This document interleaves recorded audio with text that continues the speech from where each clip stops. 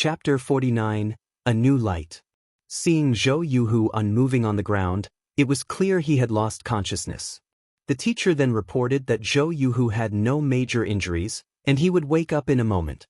However, his injuries still needed to be tended to. Also, he had to rest for more than a month. As for the city's fighting competition that would be held in 3 weeks, Zhou Yuhu could forget about joining. Everyone's sights shifted toward Shifeng. They looked at his thin and weak body, sucking in a cold breath when they recalled the explosive and terrifying strength it was capable of displaying. When they thought about the words they said to Shifeng before, cold sweat started pouring out from their backs without stop. Currently, the expression in the male students' eyes as they looked at Shifeng had completely changed. There was no longer any ridicule or contempt contained within them. Instead, there was a deep fear. The third-ranking student in the school was actually defeated in a single exchange. Who else could become Shifeng's opponent? If Shifeng wished to take care of them, the consequences they would face would be unimaginable. On the other hand, they had actually dared to gift Shifeng's recommendation to Ling Feilong. Thinking up to this point, the hearts of the hot-blooded warriors from before started to beat madly.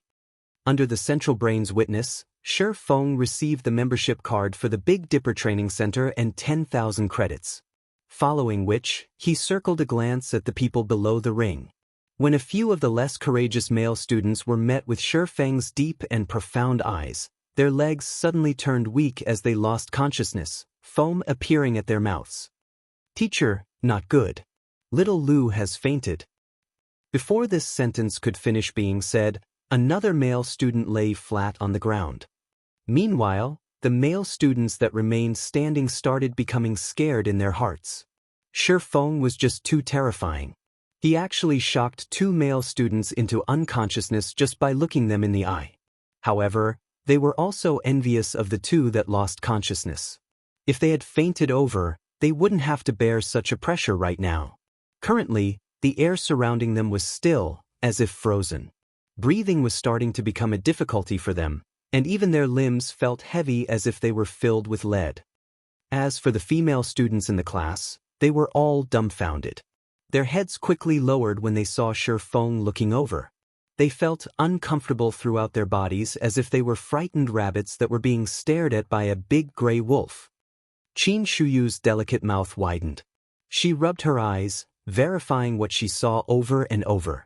Only then did she understand that Zhou Yuhu was struck unconscious by Shifeng.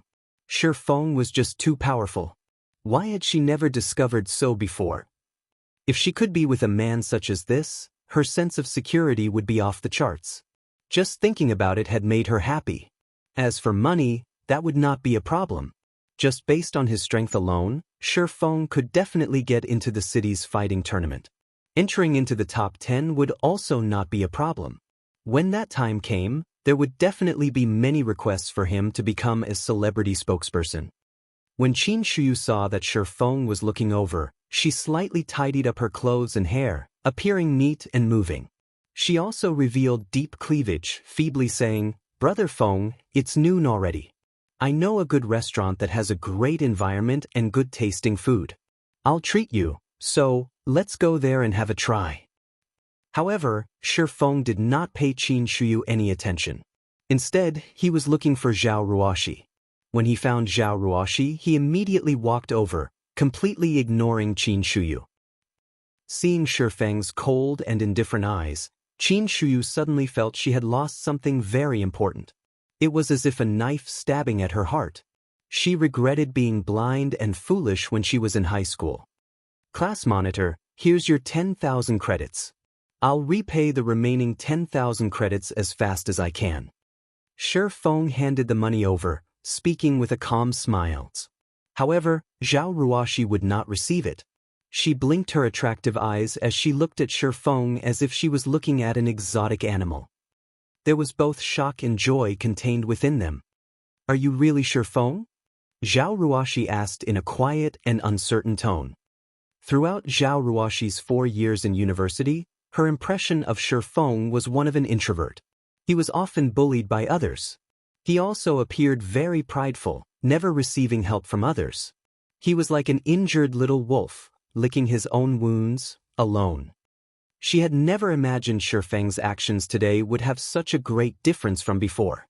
She now viewed Shifeng in a completely new light. Shifeng had turned from being a little wolf into a slumbering dragon. He was unassuming when slumbering, but amazing when he took action. Even Zhao Yuhu, the third-ranking student in the entire university, was no match for him. If he had entered the school's fighting tournament, he might have already become the champion by now. Of course I am Shifeng. Class monitor, why would you ask such a question? Could it be that I am just too handsome and different from my previous appearance? Shifeng joked. He naturally understood Zhao Ruoshi's thoughts. He had attracted too much attention today. However, even Shifeng himself did not wish for such a situation to occur. The developments up to this point were all unintentional. Please don't get cocky. You are just barely able to enter my eyes. Zhao Ruoshi immediately snatched the money from Shifeng, her fair and delicate face revealing a calm smile. As if she had thought of something, she quietly said, "The fellowship party hosted by the university is in 10 days. There will also be the upper echelons of well-known corporations in Jinhai City attending the party. Aren't you trying to find a profitable career? This is a good chance, so you should consider attending." The moment Zhao Ruoshi finished speaking, she thought of Shifeng's financial situation. He definitely did not have the money to attend the party. Hence, she quietly said, "As for the fee required to participate in the fellowship party, I can pay it for you." Shifeng gave Zhao Ruoshi's words some thought. The fellowship party hosted by Jinhai University annually was a big event, and that person might even participate in this party. Hence, Shifeng nodded his head in agreement, saying, "Thank you, class monitor. I'll go. As for the participation fee, I'll pay that myself." Zhao Ruoshi was slightly glad when she heard Shifeng agreeing to go. However, there was an indescribable sense of disappointment when she heard Shifeng saying that he would pay the participation fee on his own. The conversation between the two was also heard by everyone else. However, everyone doubted their hearing when they heard their class monitor, Zhao Ruoshi, actively invite Shifeng to the fellowship party. She was even willing to pay for his participation fee. Zhao Ruoshi was a truly beautiful woman, only, she normally made no efforts to enhance her looks with makeup. Her clothing was also very common.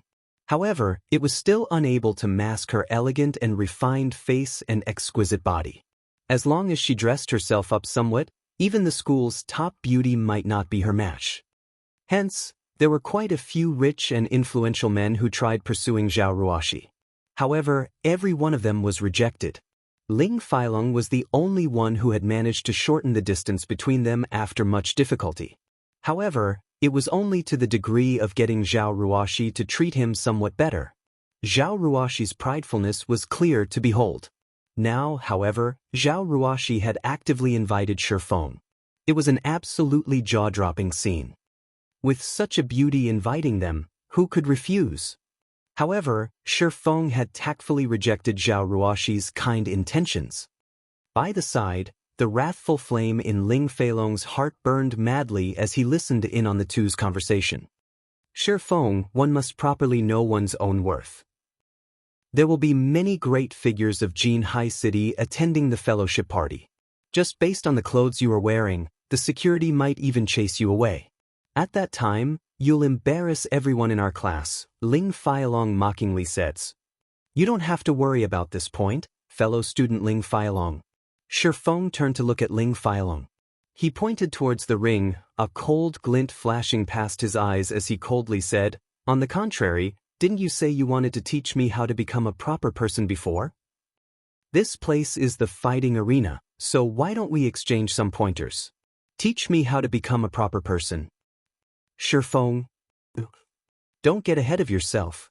I am only following the suggestion of the entire class, Ling Feilong stuttered as he looked at Shifeng with hesitant eyes. He suddenly felt chills throughout his body, inadvertently retreating a step back. Having him exchange pointers with Shifeng was just digging his own grave. For those who have never participated in a fighting competition, they would not be able to know the true meaning and horror of the exchange between Shifeng and Zhou Yuhu.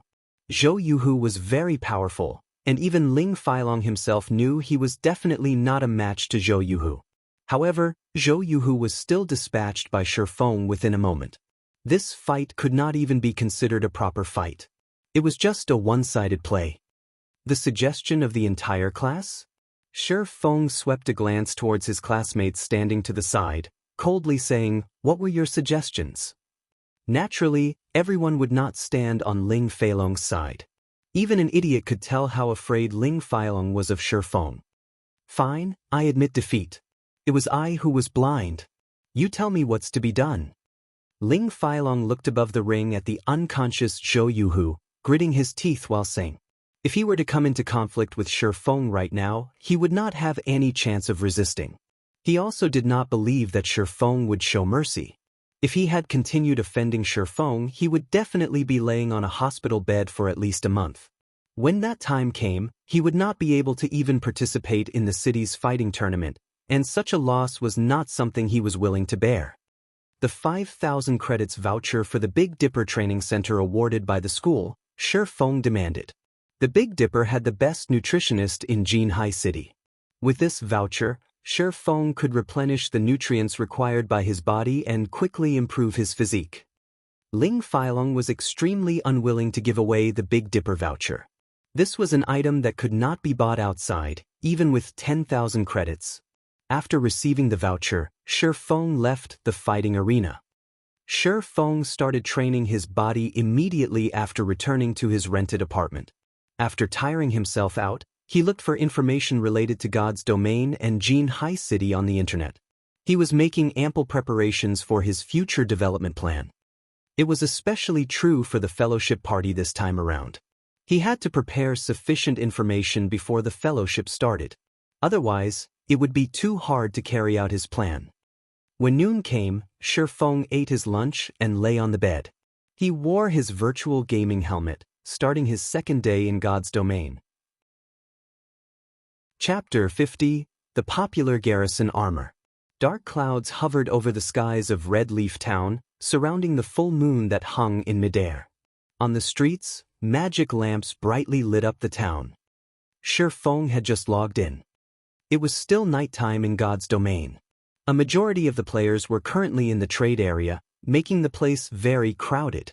There were only a scant few experts who would hunt for monsters to level up at this time of day.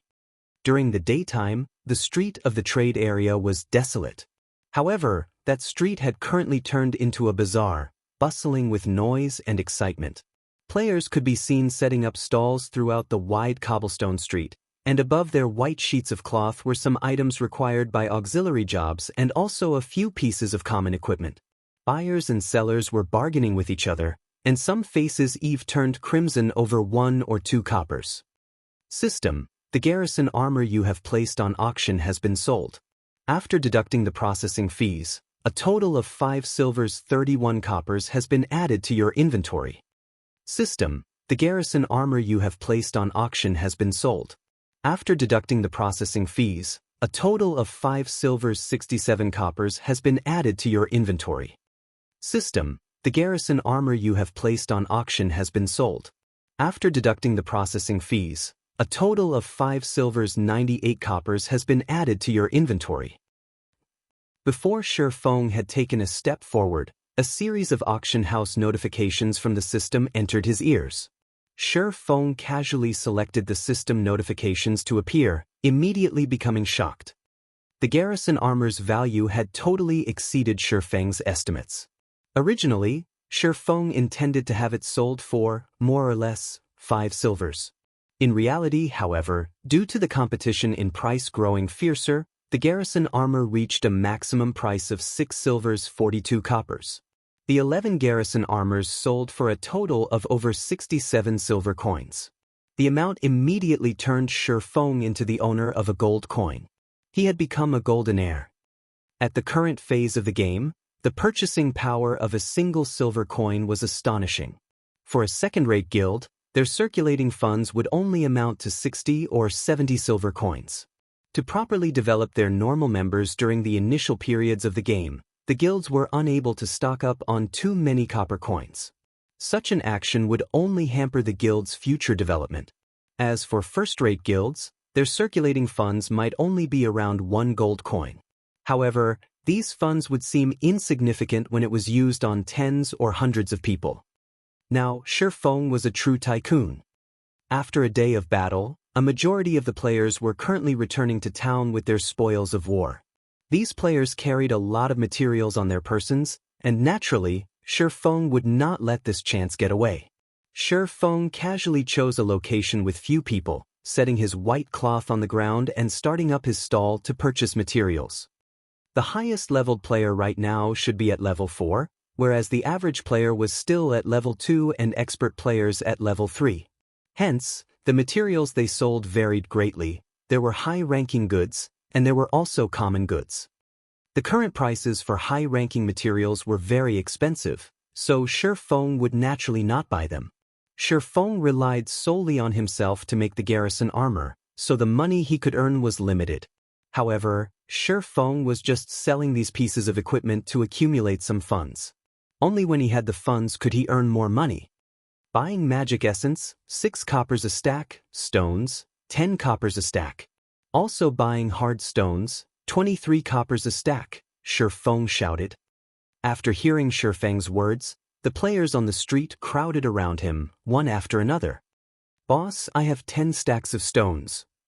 "How many stacks do you want?" "I have 6 stacks of magic essence. Do you want all of them?" "I have a stack of hard stones." After grinding in the wild for an entire day, magic essences and stones had become materials that polluted the street. Normally, players would sell these materials to NPCs or save them up for practicing their own auxiliary jobs. However, materials such as hard stones were very rare. They were usually found in level 3 areas, only being dropped by kobolds or little rock monsters. There were 20 pieces of hard stones in a stack, and they were worth 20 coppers when sold to NPCs. Hard stones were used in forging. However, it was quite luxurious to use them at this stage of the game. Guilds very rarely purchased hard stones, so their prices were not very high. However, they would have a great purpose once players reached level 7. There were many special monsters in the level 7 monster areas, and it was extremely taxing on the durability of a weapon to fight against these monsters. A weapon would break when its durability reached 0. Once a weapon was broken, the chance of successfully repairing it was only around 20%. If failed, it would turn into scrap. Meanwhile, hard stones could be used to make whetstones. When used on a weapon, it could temporarily increase its damage. More importantly, it could recover a weapon's durability by 5 to 10 points. With the whetstone, players did not have to return to town just to repair their weapons, saving them a lot of time and also increasing their monster grinding efficiency. In Shi Feng's previous life, hard stones were sold with extreme popularity. The price of whetstones increased with even greater speed, allowing many forgers to make a hefty profit. To quickly increase their levels and gain an advantage, Shadow Guild had also been butchered by those sharks. They could only grit their teeth as they bought the whetstones. In this life, it was Shi Feng's turn to make a huge profit. He was going to stock up these hard stones in advance. After purchasing materials for over an hour, Shi Feng had a total of 80 stacks of magic essence and 120 stacks of stones. As for hard stones, Shi Feng had only collected 12 stacks of them, a very small amount. Shi Feng's bag was quickly filled. He had no choice but to make a trip to the bank's warehouse to store all these items.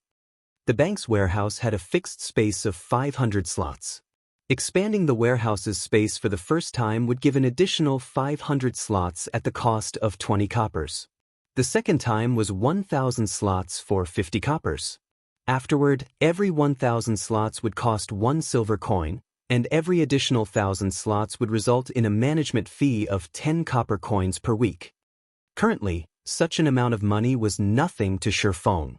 Immediately, Shi Feng expanded 3,000 slots, and in the future, he would have to pay a processing fee of 30 coppers every week. After storing all the materials, Shi Feng ran towards the auction house. The auction house linked together all the small towns under the influence of White River City. Although there were few people who sold common materials here, there would surely still be some people who sold hard stones. Only, the prices they set were slightly higher. However, players would have no choice but to buy whetstones for their weapons when they reached level 7. So, Shifeng wasn't concerned about the loss of money. After arriving at the auction house, Shifeng discovered a very peculiar situation.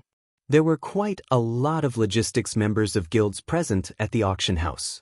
Each and every one of them were standing guard at the auction house, and it was a wonder what they were actually waiting for. Shifeng randomly chose a place to sit down, calling out the operating panel of the auction house. Just when Shifeng was searching for hard stones, he heard a few logistics members of guilds complaining to each other. How long more do we have to wait? Why is that garrison armor still not showing up? Let me buy it so I can report back. You've only waited for 3 hours. I've already been waiting here for more than 10 hours. You haven't seen the intensity of the competition for the garrison armor. I've heard, because of this garrison armor, there were quite a few guilds who were able to kill many wild special elites, reaping astonishing gains. There was even a guild that managed to obtain quite a few pieces of equipment and skill books, thanks to the garrison armor. So, everyone is here to fight over it. Unfortunately, the remaining few pieces of garrison armor have all been bought. Exactly. Our guild is currently regretting it dearly. If we had known how greatly we would fall behind to those guilds, we would have bought the garrison armor, even if we had to pay 7 silver coins for one. Now, the higher-ups have already given the order. As long as the garrison armor appears, we definitely must buy it. During the discussion held by the logistic members, Shifeng was also surprised by the speed of the garrison armor achieving his desired effect. Hence, Shifeng took out the remaining 7 garrison armor that possessed defensive power. He stealthily placed them on auction, setting the base price for each piece at 8 silver coins. 2 silver coins higher than his original estimation. However, these guilds should be able to accept such a price. As for the best garrison heavy armor, Shifeng would only sell it after a period of time has passed. He would first let these guilds slowly digest the current garrison armor. After placing the equipment on auction, Shifeng started searching for hard stones. Shifeng wondered if there were many players who had auctioned them off. Chapter 51, Competition at the Auction House. Shifeng called out the search panel, immediately entering the words, hard stone. Suddenly, rows of information appeared on the semi-transparent screen. In a single glance, Shifeng could see over 100 stacks of hard stones being sold. There were many players selling them. When Shifeng saw a stack of hard stones selling for 1 gold coin, he felt such a player must have been driven insane by poverty.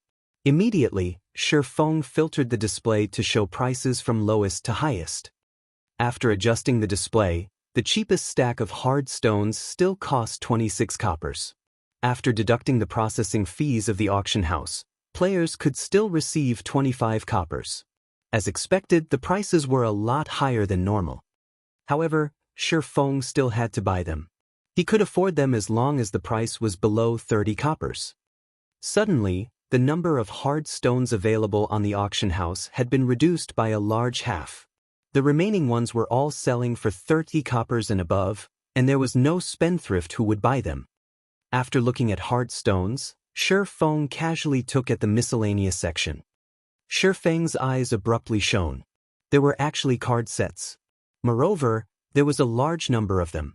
There was some chance for monsters to drop these card sets. However, the drop rate for it was extremely low. There was not even a 10,000 to 1 chance for one to drop. Monsters below level 10 were able to drop 12 card sets, and they were divided into 2 ranks, Bronze rank and Mysterious Iron rank. Warriors had Steel, Crusaders, and Insanity. Weapons specialists had Chaos, Vengeance, and Hurricane. Healers had Divine, Nature, and Noble. Mages had Element, Fool, and Demon. These 12 card sets each represented the 12 different jobs. Every set had 9 cards in them, and each card had a number behind them. As long as a player could gather a complete set, they could exchange it for a piece of set equipment for the respective job. Back in those days, a majority of the players did not know what these card sets were for. Moreover, there was no introduction for these card sets. Players, at that time, simply kept these card sets in their bags or sold them at the auction house. Only when the normal mode of the 50-man level 10 dungeon near the city was cleared, did these players discover there was actually an NPC that would trade for these card sets. Depending on the rank of the card sets, they could be traded for either bronze or mysterious iron set equipment. These set equipment were absolutely marvelous. A bronze set of equipment could rival an entire regular set of mysterious iron equipment, whereas a mysterious iron set of equipment could rival an entire regular set of secret silver equipment. So, these card sets that nobody cared about before suddenly turned ragingly popular overnight. Every card was sold at an astronomical price. Even so, many guilds were still frantic over them, constantly purchasing them. Meanwhile, there were hundreds of card sets currently displayed in front of Shifeng, yet there was actually nobody who wanted them. Each card was being sold at no more than 5 coppers, and even the maximum was 7 coppers. Shifeng bought them clean without hesitation. Shifeng did not think much of the cost. What's more, they would not increase in value even if he had left them in his bag. Using the money to grow money, now that was the way of the king. After Shifeng was finished with collecting hard stones and card sets, he was left with no more than 14 silver coins. Following which, Shifeng searched for skill books through the search panel. To determine a player's strength in God's domain, other than looking at their equipment, the number of skills they had learned was another factor. If a player possessed many skills, they could have a large variety of attack patterns to use in battle. An expert swordsman could usually utilize more than 20 skills in battle, whereas first-rate experts could use more than 40 skills in battle. As for the top-tier experts, they did not need to be mentioned. Shifeng was a first-rate expert, yet he possessed less than 10 skills. His condition was truly pathetic. However, there were very few skill books currently being sold. Under normal circumstances, players would usually use skill books on themselves or trade them for a skill they were able to use. Shifeng went through more than 10 pages in one go. As long as he saw a skill usable by swordsmen, he immediately bought them. When Shifeng arrived at the final page, his mind turned blank. Are you kidding me? Even defensive blade is being sold? Shifeng went wild with joy. The defensive blade was a swordsman's powerhouse skill. It was also a sure kill skill when dealing with mages. However, the skill also had a damnable drop rate. Even in his previous life, Shifeng only managed to get his hands on the skill after he was well over level 40. Shifeng truly did not imagine he would be able to see it now. Although the selling price was slightly high, 6 silvers was still acceptable to Shifeng. Shifeng immediately placed a bid of 7 silver coins, not wanting to waste too much time. Very quickly, Shifeng bought the skill for 7 silver coins. With the current purchasing power of 7 silver coins, Shifeng could buy 5 to 6 basic skill books. However, Shifeng spent them all on defensive blade without batting an eyelid. In addition to buying the rare skill, defensive blade, Shifeng also purchased 3 common skills: observing eyes, windwalk, and earth splitter. On another note, while Shifeng was joyous over his purchase, the situation at the auction house started turning frantic. The logistic members of the various guilds were all crimson to their ears, their rage soaring to the skies. Crap, 9 silver coins still isn't enough to get this equipment? Which rich guild is it that paid 10 silver coins? You animals, why don't you take a look at my side? Someone's already bid 10 silvers and 65 coppers. These people are absolutely insane. I've only brought 10 silver coins with me. What should I do now that I can't complete my task? Abominable. They're hiding their names and placing only these few pieces of equipment on auction. How can I even snatch one? These people were the logistics members of unrated guilds. They were on the brink of insanity when they saw the larger guilds bid, each higher than the other. The most abominable person, however, was the creator of the equipment. Every time, this person only auctioned a few pieces of equipment. Previously, the competition over the equipment was already sufficiently intense. However, the garrison armor being auctioned right now had even better attributes, and their numbers were even less. The money they brought along to bid was absolutely insufficient, So how are they going to fight for the equipment? It can't be, right? Are there that many tycoons?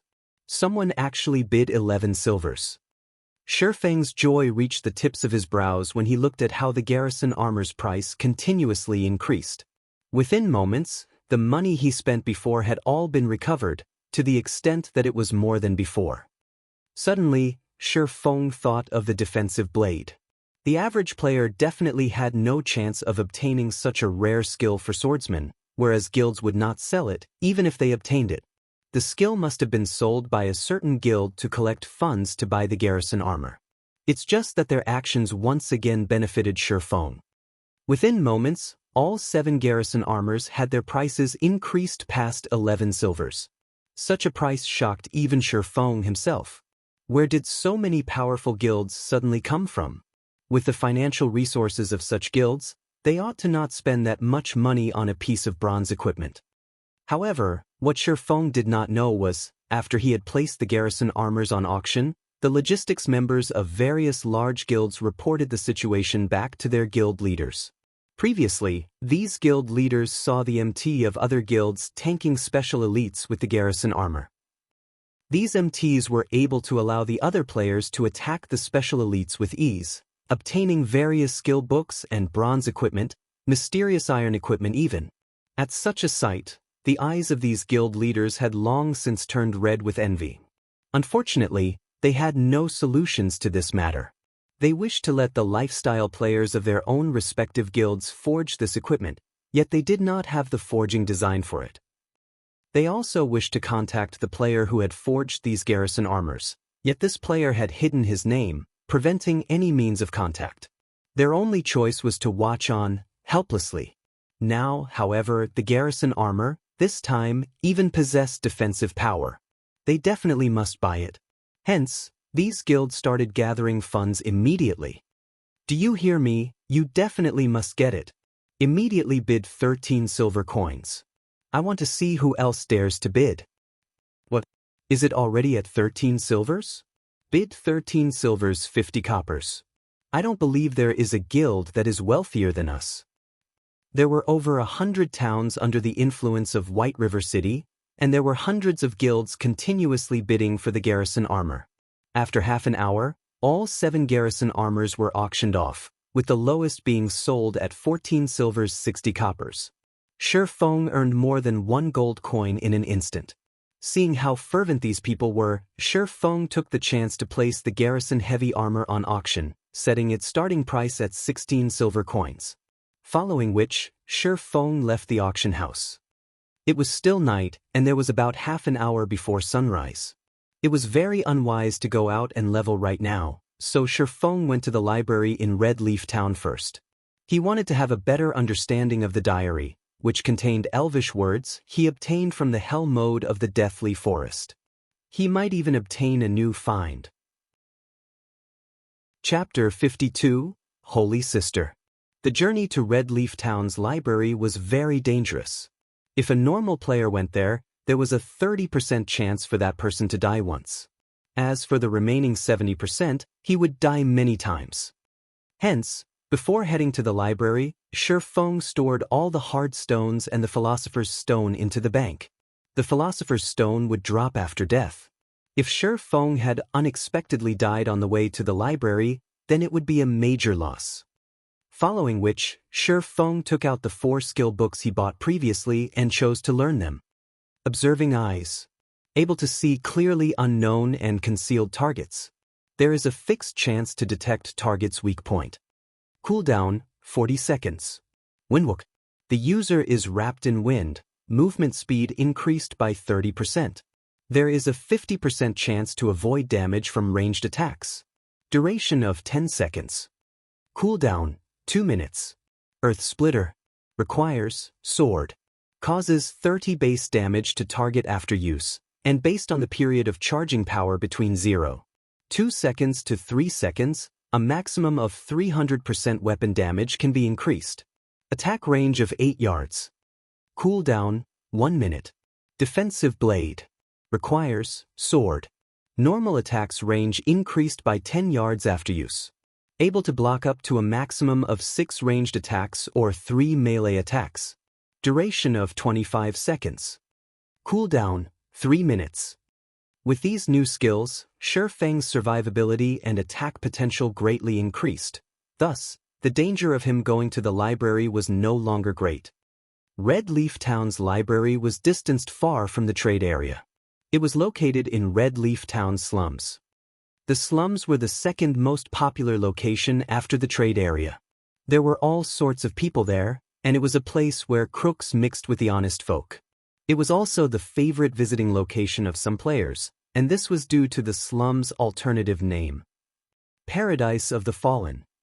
The moment Shi Feng entered the domain of this paradise, from the corners of the street, he discovered eyes filled with greed directed at him.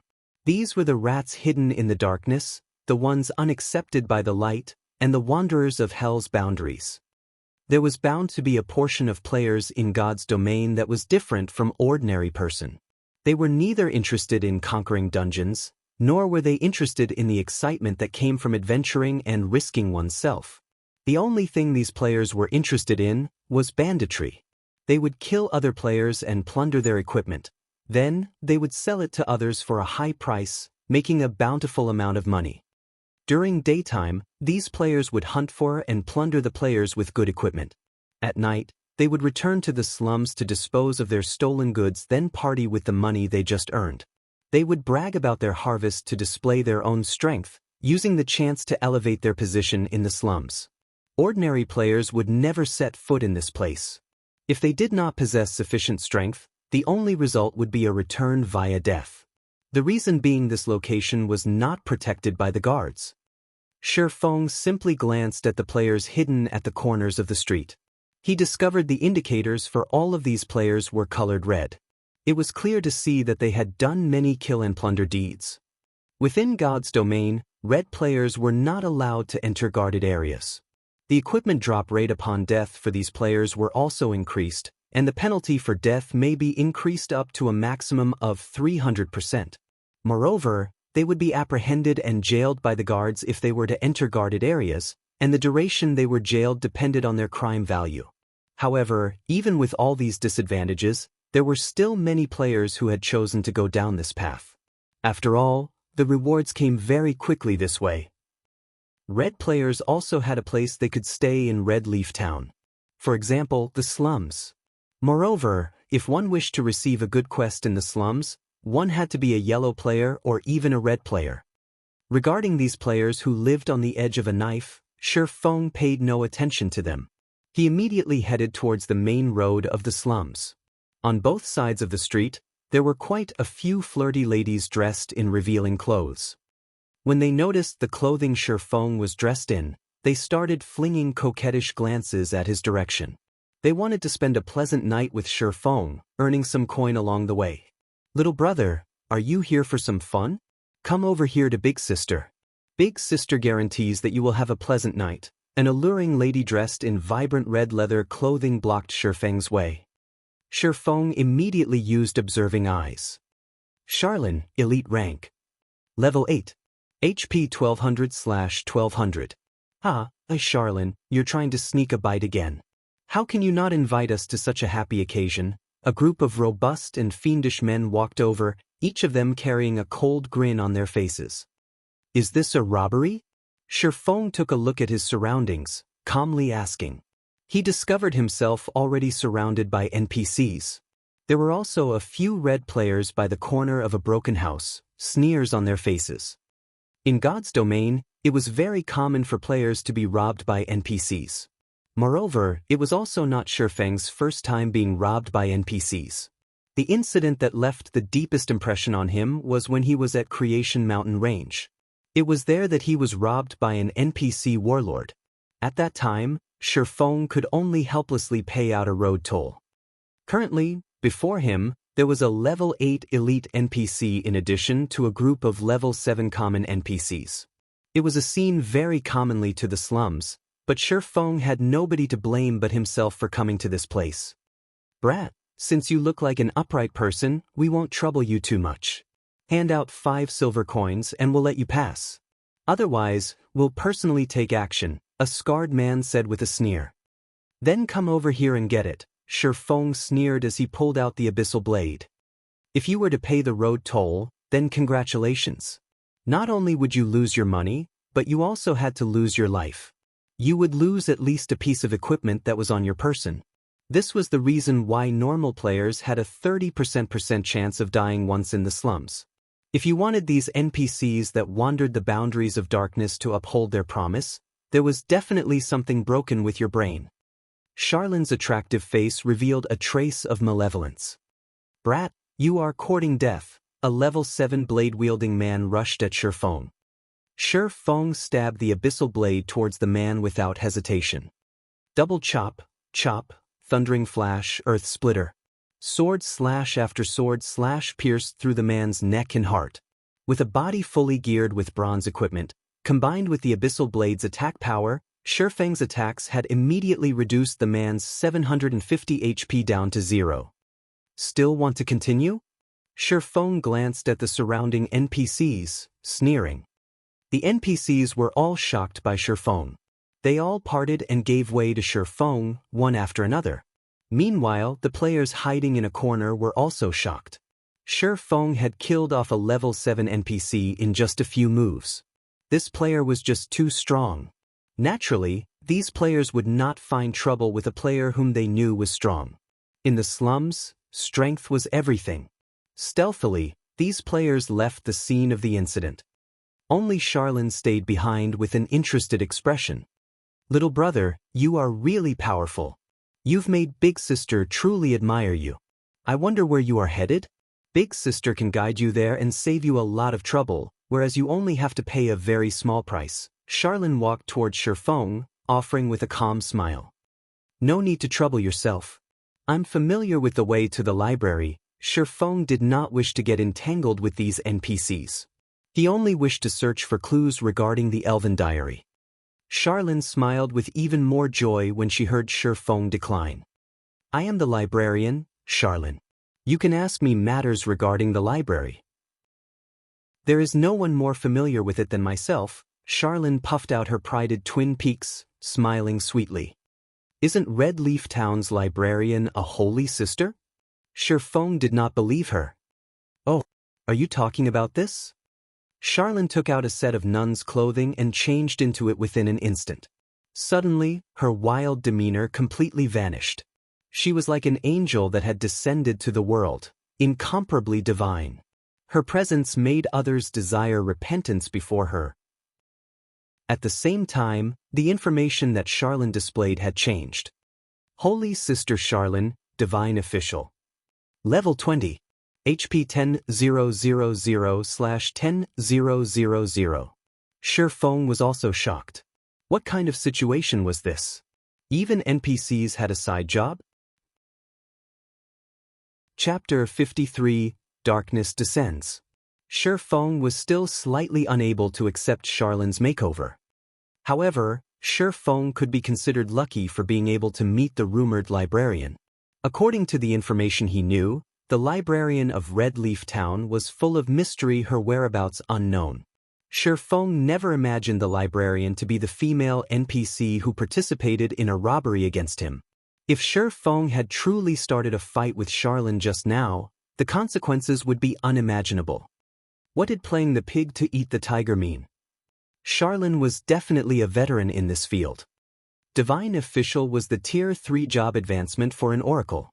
In the case of swordsman, it was called Sword King, whereas between these two was the Sword Master. Even if a Divine Official was only level 20, she could still easily dispatch a level 50 lord. Perhaps, Charlin was the most powerful NPC in all of Red Leaf Town. Hee hee, do you believe me now? Charlin giggled at Shi Feng. Her entire body radiated a golden glow as if she were the reincarnation of Mother Mary. Since you have some business with me, let's talk about it at the library. System. Player has activated the epic quest, Darkness Descends. Contents unknown. Shi Feng stumbled suddenly when he heard the system notification, nearly falling. What was the reason for him to actually trigger this epic quest? Darkness Descends was the famous epic quest of God's domain. from the information he collected from the internet and shadow, the difficulty for completing this epic quest was truly unimaginable. Of course, the rewards were also unimaginably bountiful. In Shi Feng's previous life, the person who completed this epic quest was the Spirit Emperor, Fantasy Extinguisher. He was a legendary character amongst summoners. He was globally ranked within the top 20 summoners and top 500 in the entire game during the peak of God's domain. Although he was only ranked within the top 500 within God's domain, it should not be looked down upon. The entire world had a total population of 100 billion. Although there were only 100 million players in God's domain currently, this number would increase past 10 billion in a year. In 3 years, the number of players playing God's domain would go past 30 billion. Being able to rank within the top 500, Fantasy Extinguisher was definitely an amazing expert. However, the thing that made Shi Feng feel odd was why this epic quest was found here. Fantasy Extinguisher's starting location was not in Star Moon Kingdom. Instead, it was in Black Dragon Empire, which was far from Star Moon Kingdom. Black Dragon Empire was far more powerful than Star Moon Kingdom. Its landmass was 3 times that of Star Moon Kingdom's. The competition between players and guilds there was much fiercer. Could it be a reward for getting the first clear on the hell mode of a dungeon? Shi Feng silently guessed as he followed Charlene. He felt it was a great possibility. Otherwise, why would an epic quest that should be found in Black Dragon Empire be found here in Star Moon Kingdom? At this moment, Shi Feng's system communication rang. Shi Feng took a look at the caller, learning it was Gentle Snow contacting him. "Miss Snow, do you have business with me? Seeing that you're logged on, I have something to tell you." Gentle Snow spoke in a very indifferent tone. She was like mysterious ice, unchanging even after 10,000 years and had no interest towards anything at all. "I'm in need of money to purchase something, so I might need more time to return the 15 silvers that I owe you. At the latest, I will return it to you by the end of today." "Alright. If you are really in a bind, tomorrow is fine as well," Shi Feng calmly replied. He no longer paid any heed to the 15 silver coins Gentle Snow owed him. Currently, he had more than 1 gold coin on his person, and he was troubled over how to spend it. Gentle Snow was slightly surprised by Shi Feng's indifference even toward that much money. However, since Shi Feng had already said so, naturally she would not be courteous to him. She softly thanked him, saying, "Thank you. However, aren't you afraid I won't return it, causing you to lose everything? You are the snow goddess. Why would you even try to cheat an average player of such a small amount of money?" Shi Feng said with a grin. "Average? You dare call yourself average? Even I am shocked by the map and strategy you provided. We only spent an hour to clear the normal mode of the Deathly Forest, then went on to clear hard mode as well. Unfortunately, hell mode is just too hard.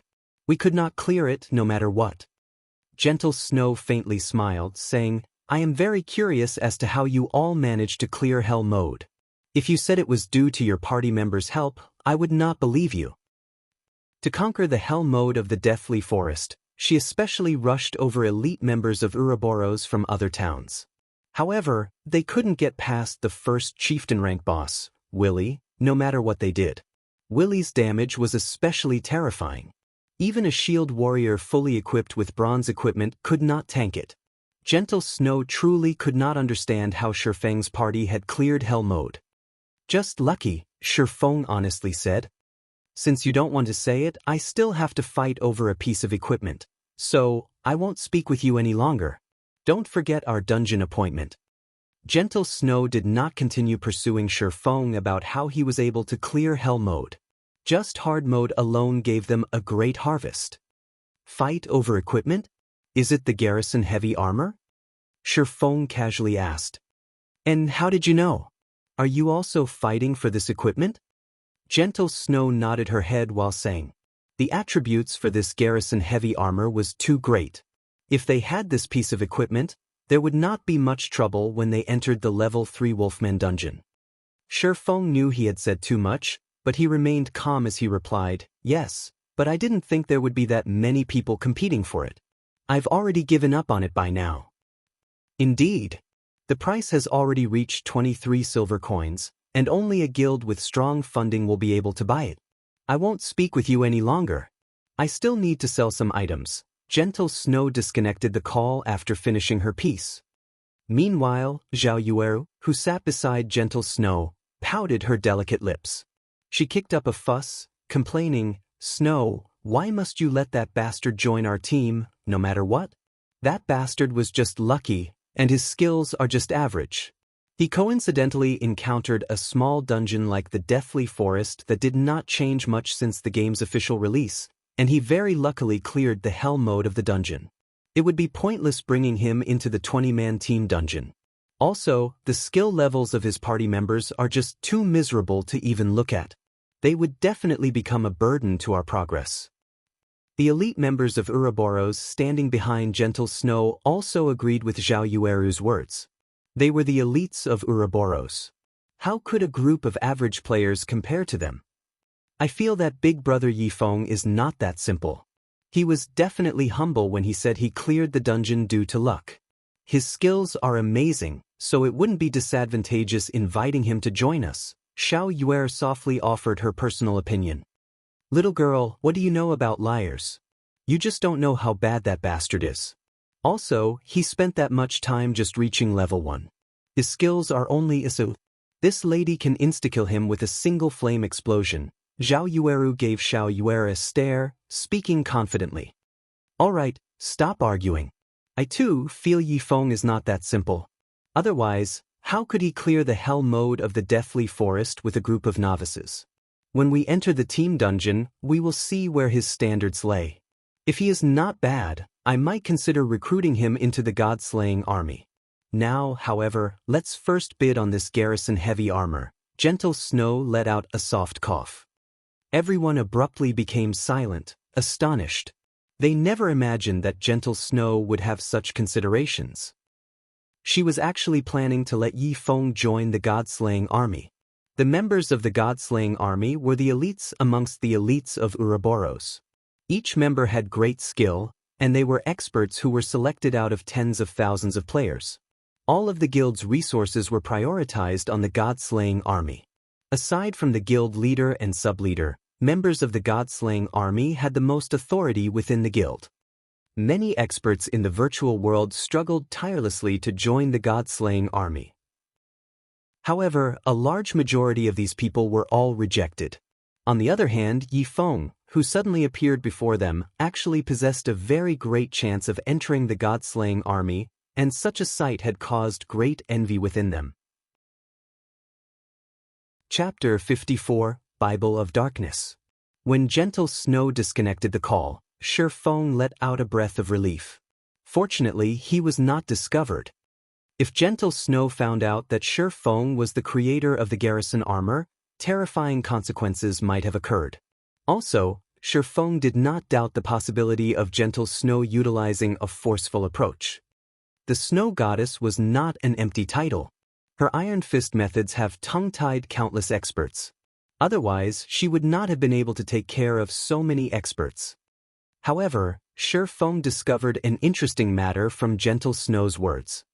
The many guilds in White River City have already started attaching great importance towards the garrison armor. This meant the reputation of the garrison armor had already spread. Currently, the garrison armor's popularity might have reached its peak. It was a great chance for Feng to sell the garrison armor in large quantities, earning a ton of money. After another period had passed, the garrison armor's worth would not be as great as it was now. Let's first take a look at the epic quest, then I'll return to making the garrison armors. Feng impatiently wanted to return to making garrison armors now that a chance for him to make a lot of money had arrived. However, the epic quest currently before him was much more important. If he gave it up partway, he would definitely regret it for the rest of his life. This epic quest played a big role in allowing Fantasy Extinguisher a legendary achievement. Naturally, Feng would not let go of this chance meeting. After spending 20 minutes maneuvering along the narrow pathways of the slum area, Feng finally arrived at the library. On his way here, Feng discovered the wonder of having a divine official walking by his side in the slums. The NPCs who intended to rob him all backed away accordingly after seeing Charlin's attire. Otherwise, Shi Feng would have needed to spend over an hour for this trip, continuously battling against these sewer rats. Moreover, these NPCs were literally dirt poor.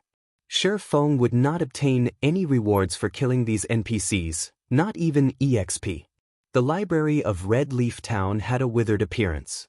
The building only had 2 floors to it, and there was nobody present to manage it as dead leaves could be seen climbing the walls. Entering the library, dust and dirt covered the entire building.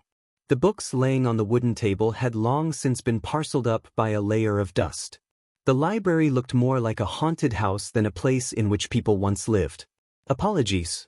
It has been a long time since anybody has visited, so I haven't been tidying up the place. Just sit wherever you want. Charlin faintly smiled as she pointed towards a dust-covered chair, not understanding that her action was very inappropriate. Revered divine official, I have come here because I wish to have this diary translated, Shi Feng said, getting straight towards the point. His eyebrows slightly wrinkled when he looked towards the finger-thick layer of dust covering the chair. He truly did not wish to dirty his clothes. However, Charlin remained minding her own business as she searched for something on the bookshelf. It was like she did not hear Shi Feng speak at all. Shi Feng was long used to such behaviors, so he chose to remain silent. There were all sorts of NPCs in God's domain. It was especially true for important NPCs. Unique and bizarre behaviors were considered small matters. There were well-known NPCs that were much more damnable. These NPCs caused many first-rate guilds to curse their mothers. After waiting for 10 whole minutes, Charlin finally came out from the pile of bookshelves. In her hands, she held a thick and tattered old book. I know why you are here. The moment you've set foot in the slums, I could sense the evil energy coming from your body, Charlin said gravely. She placed the tattered book on the table, causing all the dust in the building to abruptly soar. Let me have a look at the item. Shi Feng naturally knew the diary triggered such a scenario. He took out the tattered diary from his bag, carefully passing it to Charlin. Charlin was not in a hurry to receive the diary. Instead, she chanted out a phrase of divine words. Suddenly, streaks of golden divine words wrapped around the diary. Just when Shi Feng was wondering about Charlin's actions, a change suddenly came over the diary. Black smoke suddenly appeared on its pitch-black cover, and a sinister-looking face came into view. It looked as if it was in extreme pain. Evil be gone. Divine spear. Charlin shouted, her jade-like hand drawing out divine words in midair. At the same time, she started singing out a Tier 3 divine curse, her voice echoing throughout the entire library. A golden-colored hexagram appeared above the library, covering the entire building, and from the magic formation, 3 golden spears of judgment came flying out. The spears pierced the diary, tearing apart the sinister face. Haha, I won't give up. We will meet again. The sinister face loudly laughed as it spoke the bone-chilling words. Both of its eyes were firmly affixed toward Shi Feng as if the words it spoke were meant for him. Within a moment, the black smoke above the diary dispersed. Meanwhile, Charlin's forehead was covered in sweat. Her complexion was deathly pale, and she currently looked extremely weak. System: you have been cursed by a great demon. All attributes reduced by 50%, experience received from killing monsters reduced by 95%. System: you have been eyed by a great demon. The phantom of the great demon will come for you in 30 days. If you are killed by the phantom, your body will be taken over by the great demon. Crap. Make it more ruthless, why don't you? Regardless of how self-restrained he had been, Shi Feng could not help but curse when he saw this notification. When compared to human standards, a great demon was the equivalent of a Tier 4 job. It was on the same level as a Sword Emperor. Although it was just a phantom, it would still require Charlin, who had a Tier 3 job, to handle it. However, instead of aiming for Charlin, the great demon actually went for a bystander and a minor character like Shi Feng. With this curse around, how would he be able to level up? Not to mention the 50% reduction in attributes. It had caused his attributes to sink down to the level of an average player. It would be a problem if he wanted to kill monsters of a higher level. He also had to face the phantom of the great demon. Miss Charlene, are you all right? Although he was cursed, Shi Feng still spoke politely. Charlene shook her head slightly, speaking with a smile, nothing too bad. I never imagined that you would actually bring such a terrifying item. You've weakened me quite a bit. However, the problem has been resolved now. If you had dragged on for a few more days, your body might have been possessed by the great demon, and your body would suffer in hell for all eternity. Thank you, Miss Charlene. If it weren't for you, I might have already been dead. Although Charlene's words felt somewhat wrong, Shi Feng had still thanked her. He rejoiced at the fact that he had come to the library without delay. Otherwise, he would truly be finished. However, the problem right now had yet to be resolved. No need for thanks. This diary is not as simple as it seems. It is a key. In it records the method to unlock the curse on a gate.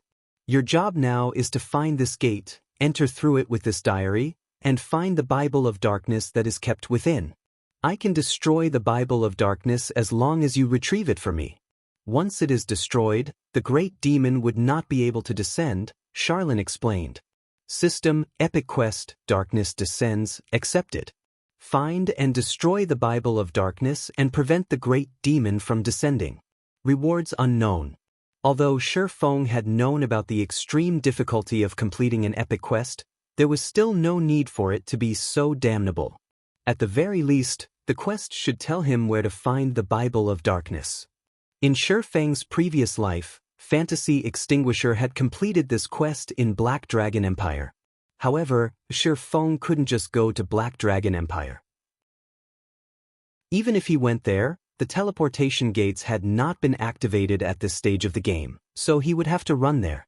However, even if he ran till his legs broke, he would still need to waste several months before he could reach the borders of Black Dragon Empire. Chapter 55, Moondrip. Shi Feng entered deep thought. He did not understand how Fantasy Extinguisher completed this epic quest in his previous life. Who the heck would know where the Bible of Darkness was stored? Moreover, in his previous life, the information Shi Feng collected regarding this quest was very incomplete, so the parts he could use as reference were extremely limited. Currently, the evil curse Shi Feng was shouldering even made leveling a problem. No matter what, he had to think of a solution to this problem. Otherwise, the problems he would face in the future would be even greater. Esteemed Miss Charlene, I am now cursed by the demon. Do you have any methods to resolve it? Shi Feng calmed his heart. He turned to look at Charlene, who was currently in a delicate state, asking, also, where can I find the Bible of Darkness? Even just a clue is helpful. Hearing Shi Feng's series of questions, a bright smile appeared on Charlene's pure countenance. You sure have a lot of questions, huh, you little bastard? It's not like I don't have a method to resolve your curse. However, you should know, to get something, you have to give something in return. There is only one way to dispel the curse, and that is to carry out a moondrip. The moondrip is a ceremony that can dispel all magic and curses in the world. However, many materials are required to carry out this ceremony. I will provide the materials required, but in return, you have to pay 3 gold coins as remuneration for my services. If you wish to obtain a clue to the Bible of Darkness, you have to pay an additional 10 gold coins as an information fee. Shi Feng felt a chill going down his spine as he looked at Charlene's expression, which became more excited the more she explained. It was especially true for Charlene's eyes. Even if she looked incomparably pure right now, her appearance was still not enough to hide the burning desire within her eyes. In the end, one word still dictated everything. Money. System, do you wish to accept the quest to dispel the curse? Esteemed Miss Charlene, I am willing to pay the remunerations. What else could he have said? However, Charlene's asking price of 3 gold coins was just too high. There was not a single player in White River City who could afford such an amount right now.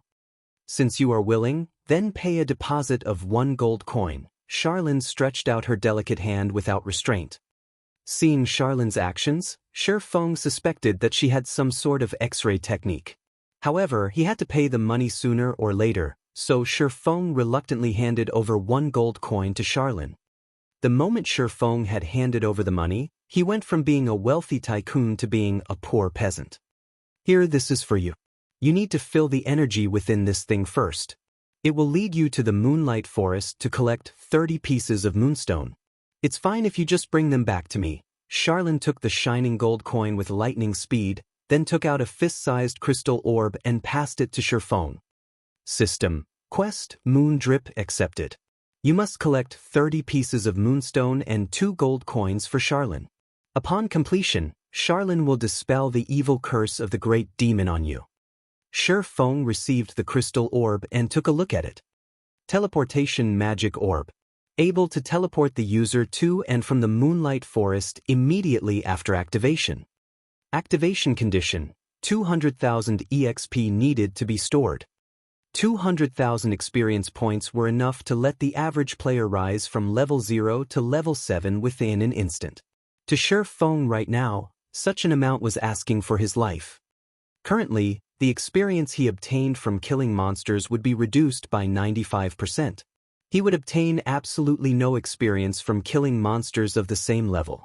As for elites, he would just be able to obtain around 10 EXP for killing one that was a level higher. That meant he would have to kill 20,000 elites that were one level higher than him to collect 200,000 EXP. How long would it take for him to kill that many? Moreover, there weren't even that many elite monsters in Red Leaf Town. It really is worthy of being called an epic quest? The difficulty is truly insane, Shi Feng bitterly laughs. In Shi Feng's previous life, Fantasy Extinguisher had the support of the first-rate guild, Fantasy Shrine. So, he was able to complete the quest after much difficulty. However, Shi Feng did not have the support of a first-rate guild. It would be extremely difficult if he wanted to complete the quest. However, as long as Shi Feng completed it, the rewards would easily outshine the troubles. The rewards for this epic quest resulted in Fantasy Extinguisher's fame. Although Shi Feng did not have a first-rate guild supporting him, he was a reincarnated person. He still had quite an advantage over the other players. At the very least, he would not lose out to the first-rate guilds regarding earning money. It looks like I can only return and forge garrison armors for now. Shi Feng kept the crystal orb and left the library. He planned to first earn enough gold coins before thinking of a way to store up 200,000 EXP. The sky outside was already bright by the time Shi Feng returned to the trade area. Many players already left to kill monsters and level up, emptying the streets by quite a bit. Shi Feng immediately went to the bank to retrieve the forging materials and the Philosopher's Stone. Just when Shi Feng was headed to the Forging Association, a notification came from the system. System, the garrison heavy armor you have placed on auction has been sold. After deducting the processing fees, a total of 31 silvers 53 coppers have been added to your bag space. Is it worth that much? Shi Feng was shocked. The level 3 garrison heavy armor was just a piece of equipment that had similar attributes to a mysterious iron equipment. At most, it was worth 20 silver coins. Now, however, it had been sold for over 30 silver coins. One could just imagine how frantic these guilds were towards the garrison heavy armor. Shi Feng's enthusiasm was further boosted with the arrival of this information.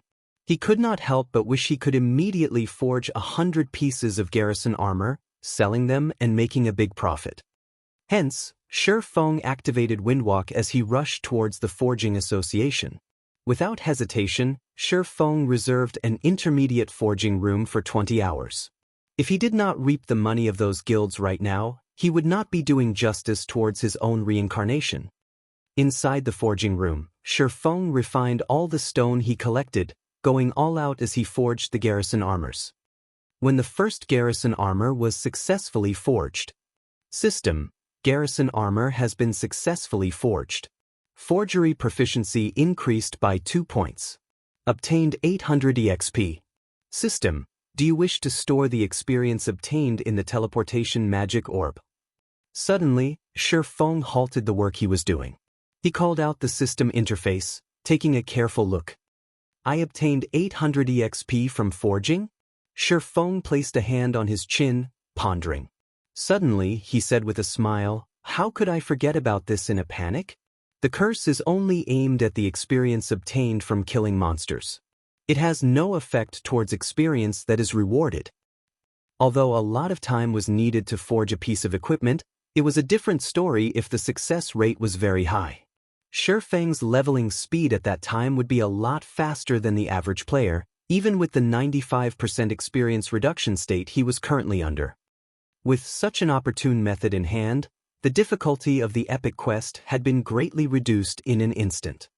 Moreover, Shifeng had the Book of Forging. It could increase the success rate of forging the garrison armor up to 60%. With it, Shifeng's leveling speed would greatly surpass even the expert players. It would not be long before he would finish collecting the 200,000 EXP. In such a way, Shifeng could earn not just money, but experience as well. It was killing two birds with one stone. It was absolutely great. Fantasy Extinguisher most likely did not imagine there was such a quick method to dispelling the curse. Thinking up to this point, Shifeng immediately adjusted for the system to distribute 100% of the experience he obtained to be stored in the teleportation magic orb. Then, he picked up an ore and started happily forging equipment. Because of his improved mood, Shifeng's hands became much more nimble. The 100 refinement hammer in his hands was like a musical instrument, rhythmically beating out a moving melody. By the time Shifeng regained his sense of self, he was suddenly dumbfounded by the garrison armor before him. Chapter 56, Glimmer Chestplate. The current garrison armor before Shifeng was largely different than the previous ones. Its design had largely changed, and even the color had become a pale gold. This was absolutely not the garrison armor. Crap, Shifeng understood he had failed. Before, he was too absorbed into his own excitement while he was forging the equipment. He smashed the hammer in whichever way he wanted, giving the garrison armor a completely different appearance. He even felt good about it. Still, the appearance of this new plate armor looked extremely cool. It would definitely look majestic while worn. Following which, Shifeng chose to identify the equipment's information. The system took a whole 10 seconds before giving a conclusion this time. Unnamed, bronze rank plate armor. Level 3. Equipment requirement, strength 12. Defense plus 23. Strength plus 3, endurance plus 3. HP plus 120. Durability 35/35. Additional ability. Healing power, healing effects received are increased by 10%. Restricted to shield warriors and guardian knights. System. Unnamed equipment has been successfully forged. Forging proficiency increased by 3 points. Obtained 1,100 EXP. System. Congratulations. You are the first player to forge an entirely new piece of bronze equipment in God's domain.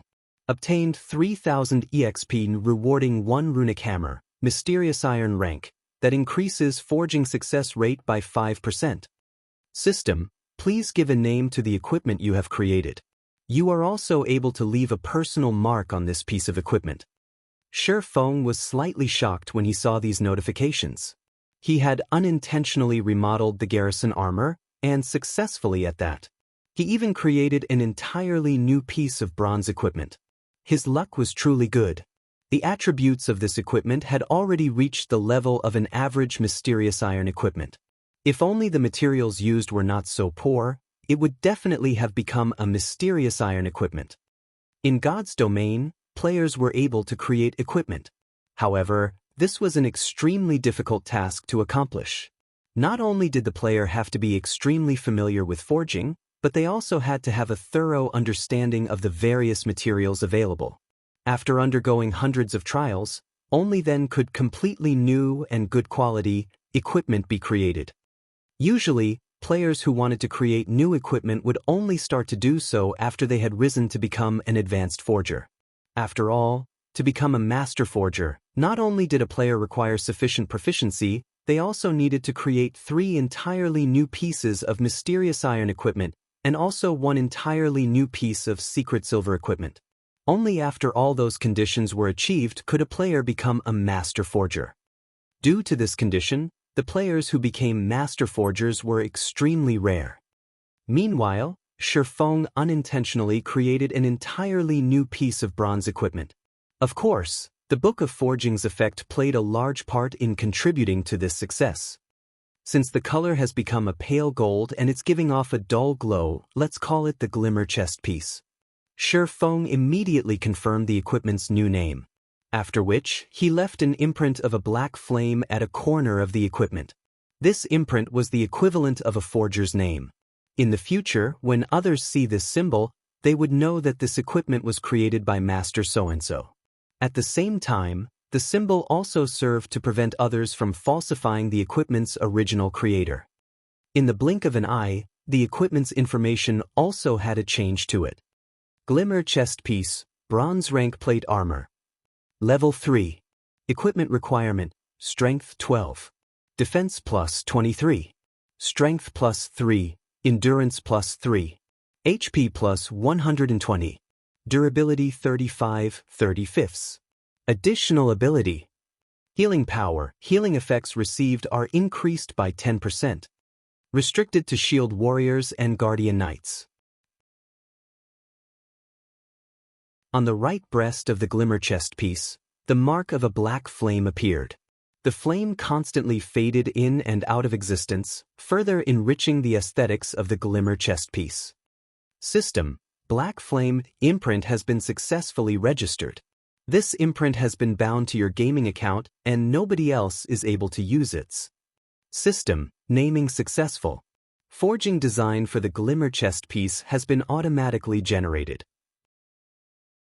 Player can now voluntarily draw the forging design for the Glimmer Chest Piece, allowing others to learn the forging design.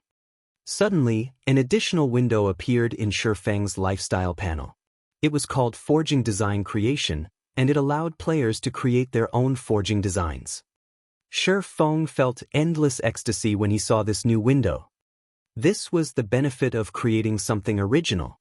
As long as Shifeng had a pen and drawing paper, he could fabricate as many forging designs for the Glimmer Chest Plate as he wanted. This was the treatment that was only available for original creations. Forging designs were much more valuable than the equipment itself. In Shifeng's previous life, countless master forgers constantly researched various materials and used all sorts of methods to develop new equipment. Other than trying to become a grandmaster forger, their main goal was to obtain an original forging design. This item was the reason why some master forgers were extremely rich. The process of fabricating a forging design was very simple, and they could easily make tens to hundreds of them anytime they wanted. Otherwise, how much money could they make even if they exhaust themselves by forging equipment every single day? With the Glimmer Chestplate forging design, earning 10 gold coins was a small matter. At that time, it was even possible for Shifeng to earn up to 30 or 40 gold coins. After all, there were a lot of players in White River City and no shortage of guilds either. Afterward, Shifeng continued forging Glimmer Chestplates, no longer forging garrison armors. Both of them required the same materials to make. However, the Glimmer Chestplate had a cooler-looking appearance and even came with an additional ability. There was another benefit for an original creation. When forging your own creation, the success rate for it was increased by 10%, and the equipment would also have a higher chance to come with an additional ability. As long as the Glimmer Chestplate's fame spread, Shifeng would have no trouble selling its forging design. Time passed bit by bit. Shifeng was completely unaware of his surroundings as he forged equipment. His heart was filled with the thoughts of money. 1 gold coin, 2 gold coins, 3 gold coins. Piece after piece of shining golden equipment piled up in the entire forging room. When 10 hours had passed since Shifeng rented the forging room, a loud notification had come from the system.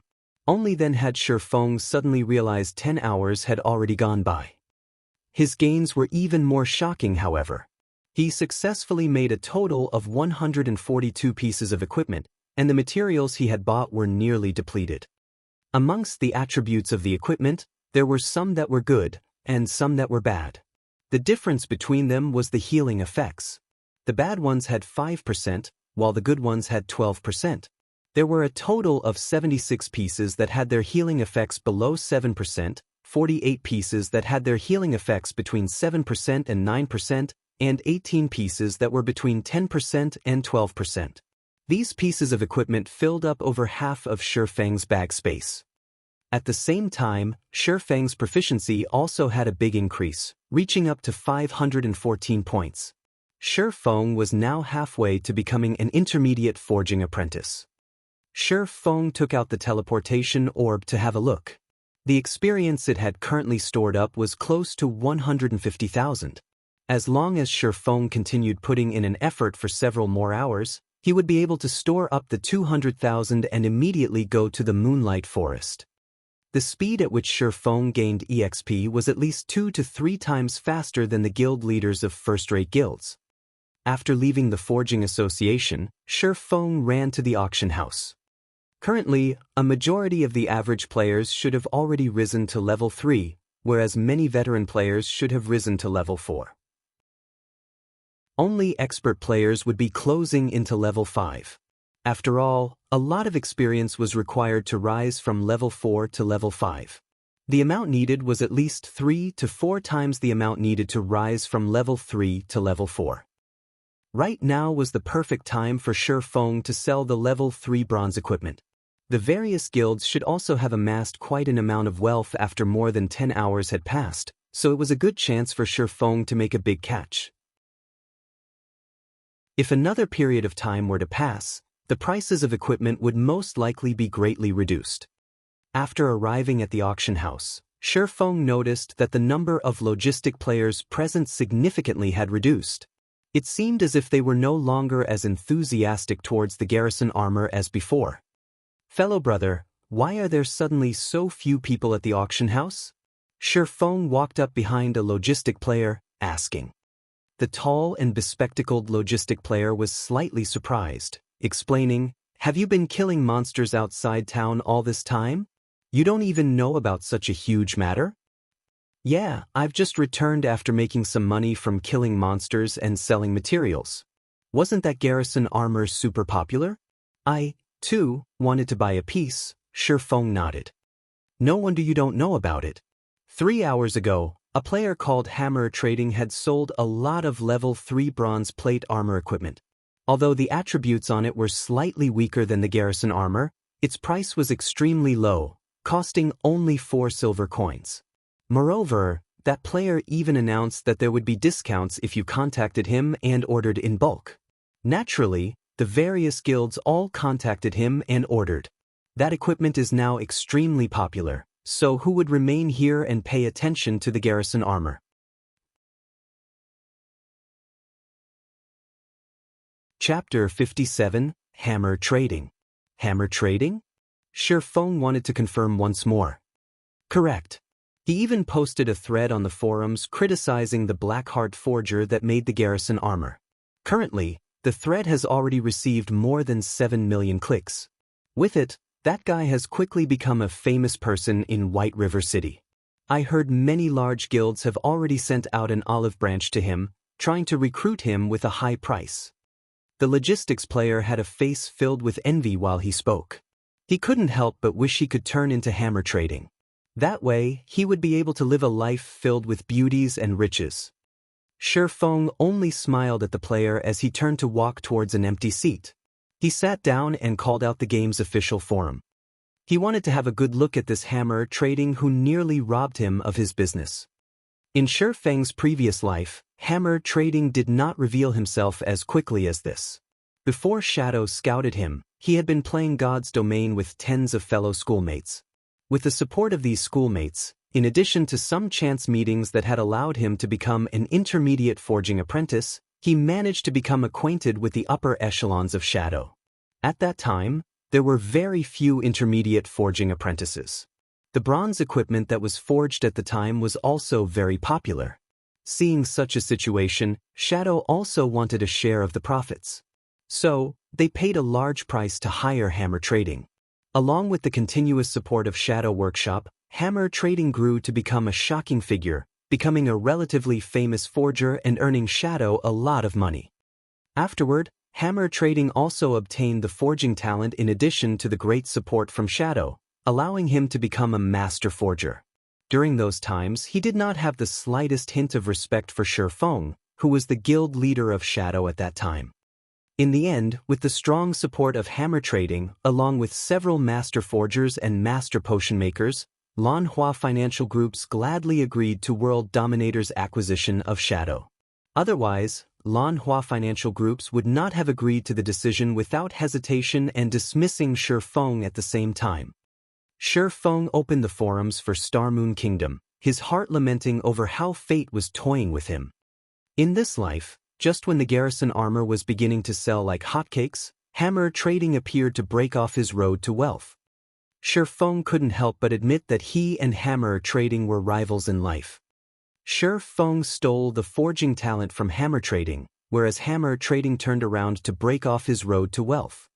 Browsing the forums of Star Moon Kingdom, Shi Feng quickly discovered a thread marked in red, positioned at the top of the forum. Upholding justice starts from us. We absolutely cannot let this black-heart forger do as he pleases. I am a forger with a kind heart. These large, bright red words caused Shi Feng's brows to furrow. What kind of trouble is he trying to cause here? The number of clicks exceeded 10 million. Out of curiosity, Shi Feng had opened the thread. Shi Feng looked at the eloquently written condemnation that had over 10,000 words. The article had justifiably mentioned that the cost of making a piece of bronze equipment did not even exceed 1 silver coin. However, the Blackheart Shi Feng sold his equipment for up to 30 silver coins. He was ripping off other players. Hence, hammer trading wanted to oppose Shi Feng. He was even willing to sell level 3 bronze equipment without limit. Only, due to the failure rates, he had no choice but to sell them at 4 silvers apiece to reclaim his cost of making. This article received the support of a lot of players. They had all declared that they would no longer purchase the garrison armor and that they would support hammer trading's actions of kindness. Shi Feng was speechless after reading the entire article. The entire article was just trying to put a smear on his reputation while heightening hammer trading's own self. At the same time, hammer trading wanted to state that he, too, could forge bronze equipment. He was clearly trying to use Shi Feng as a stepping stone to raise his own worth and fame. He wanted to let the many large guilds extend an olive branch to him, and in turn, raising his own worth. However, Shi Feng had to admit that hammer trading had succeeded.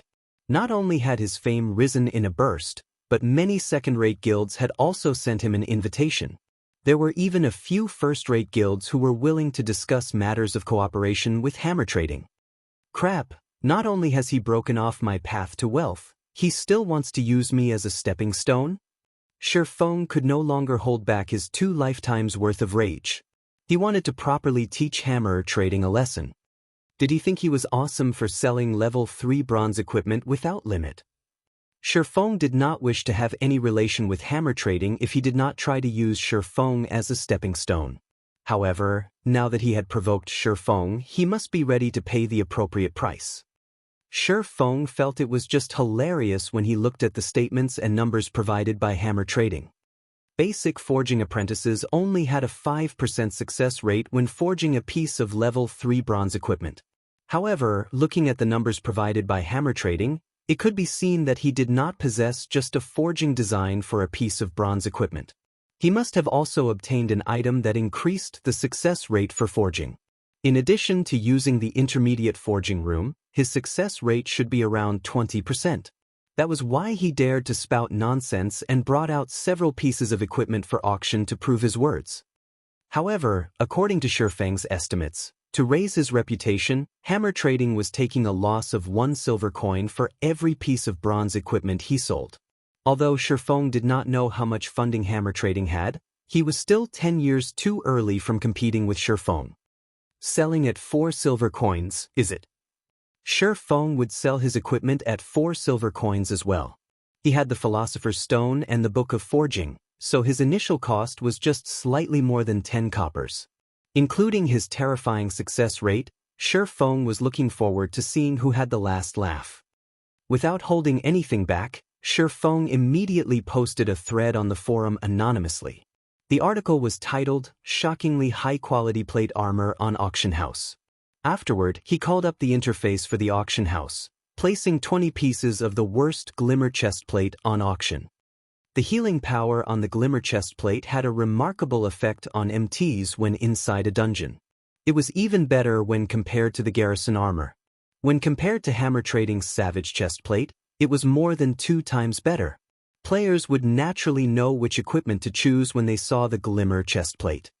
Hammer Trading, didn't you want to be famous? I'll let you become super famous. I'll turn you into a celebrity. Shifeng revealed a cold grin as he closed the interface. He turned around and left the auction house, setting up a stall outside to purchase stones and hard stones. 2 minutes after Shifeng had posted his thread, a few players noticed Shifeng's post. Average players were still very attentive towards high-quality equipment. Currently, the average player did not even possess a piece of bronze equipment, not to mention high-quality equipment. So, naturally, they wanted to get a glimpse. The moment these players arrived at the auction house, they were stupefied by what they saw. The attributes on the glimmer chestplate was just too good, especially the healing power. It was definitely the most beloved ability for an MT when inside a dungeon. After they finished looking at the attributes, the players chose to try wearing it. They looked at their own appearance when wearing the glimmer chestplate. Streamlined mold, dashing figure, and even a faint radiance coming off their bodies. There was also a flickering black flame on their left breast. They looked absolutely awesome. It was as if they had become the heroes from Legends while wearing the glimmer chestplate, valiant and powerful. Then, they looked at the selling price. It actually only required 4 silver coins. These players did not dare believe their eyes. Such high-end equipment was only selling for 4 silver coins. If they did not buy it, they would be doing a disservice to their own lives. Even if they did not have much money on their persons, they were willing to sacrifice everything they had to buy the glimmer chestplate. Within a short 15 minutes, Shifeng's post had become the topic of the forum. There were even players who posted the information and appearance of the glimmer chestplate, the equipment instantly arousing everyone's exclamation. Shield warriors and guardian knights could not help but wish they could obtain this high-end equipment right that instant. However, when they wanted to go to the auction house and buy it, there were only 4 pieces of the equipment remaining. Moreover, every one of those pieces had their prices bait up to more than 6 silver coins. One MT from an elite party had reluctantly chosen to borrow money from all over the place. In the end, he successfully won a piece for 7 silver coins. When the glimmer chestplate arrived in his hands, he no longer minded the money he owed for it. With such attributes and dashing appearance, he would not have any troubles earning money in the future. Thinking up to this point, the smile on this shield warrior spread widely. Chapter 58, Equipment Competition. Just a short 20 minutes after Shifeng placed the glimmer chestplates on auction, all 20 pieces of them had been sold off. The glimmer chestplate's popularity was far better than the garrison armor. There were even quite a few players showing off their purchases on the official forum. Previously, these players had to beg, using various methods, to join a party. Now, however, with their majestic-looking equipment, a simple shout would garner them tens of invites from elite parties for their own choosing. Following the glimmer chestplate's rise in popularity, the players that failed to buy one were all beating their own chest in anguish. They hated themselves for not borrowing money to buy the piece of equipment since, right now, it was no longer being sold. Meanwhile, the Forging Association in Golden Sand Town was packed with people. The spacious hall was entirely occupied by players. The players present were the spokespeople for various guilds. They were here for only one purpose, and that was to invite Hammer Trading to their guild. Amongst the guilds present, there were quite a few that were very famous. There was no lack of spokespeople for third-rate guilds. If it were during ordinary times, these spokespeople would act proud and arrogant. They would use a condescending attitude when dealing with lifestyle players. Even so, these lifestyle players would still treat them with great respect. They would even shed tears of emotion, pledging their loyalty to the guild as they quickly signed the contract, becoming a part of a large guild.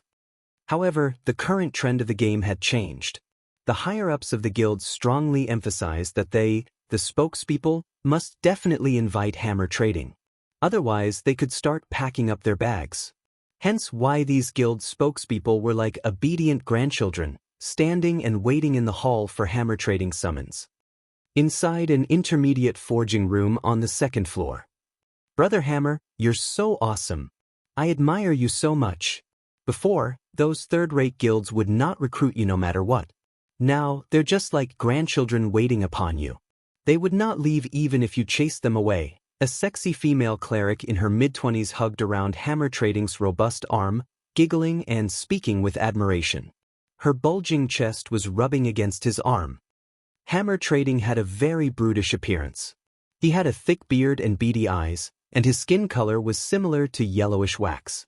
Judging from his appearance, he looked to be over 30 years of age.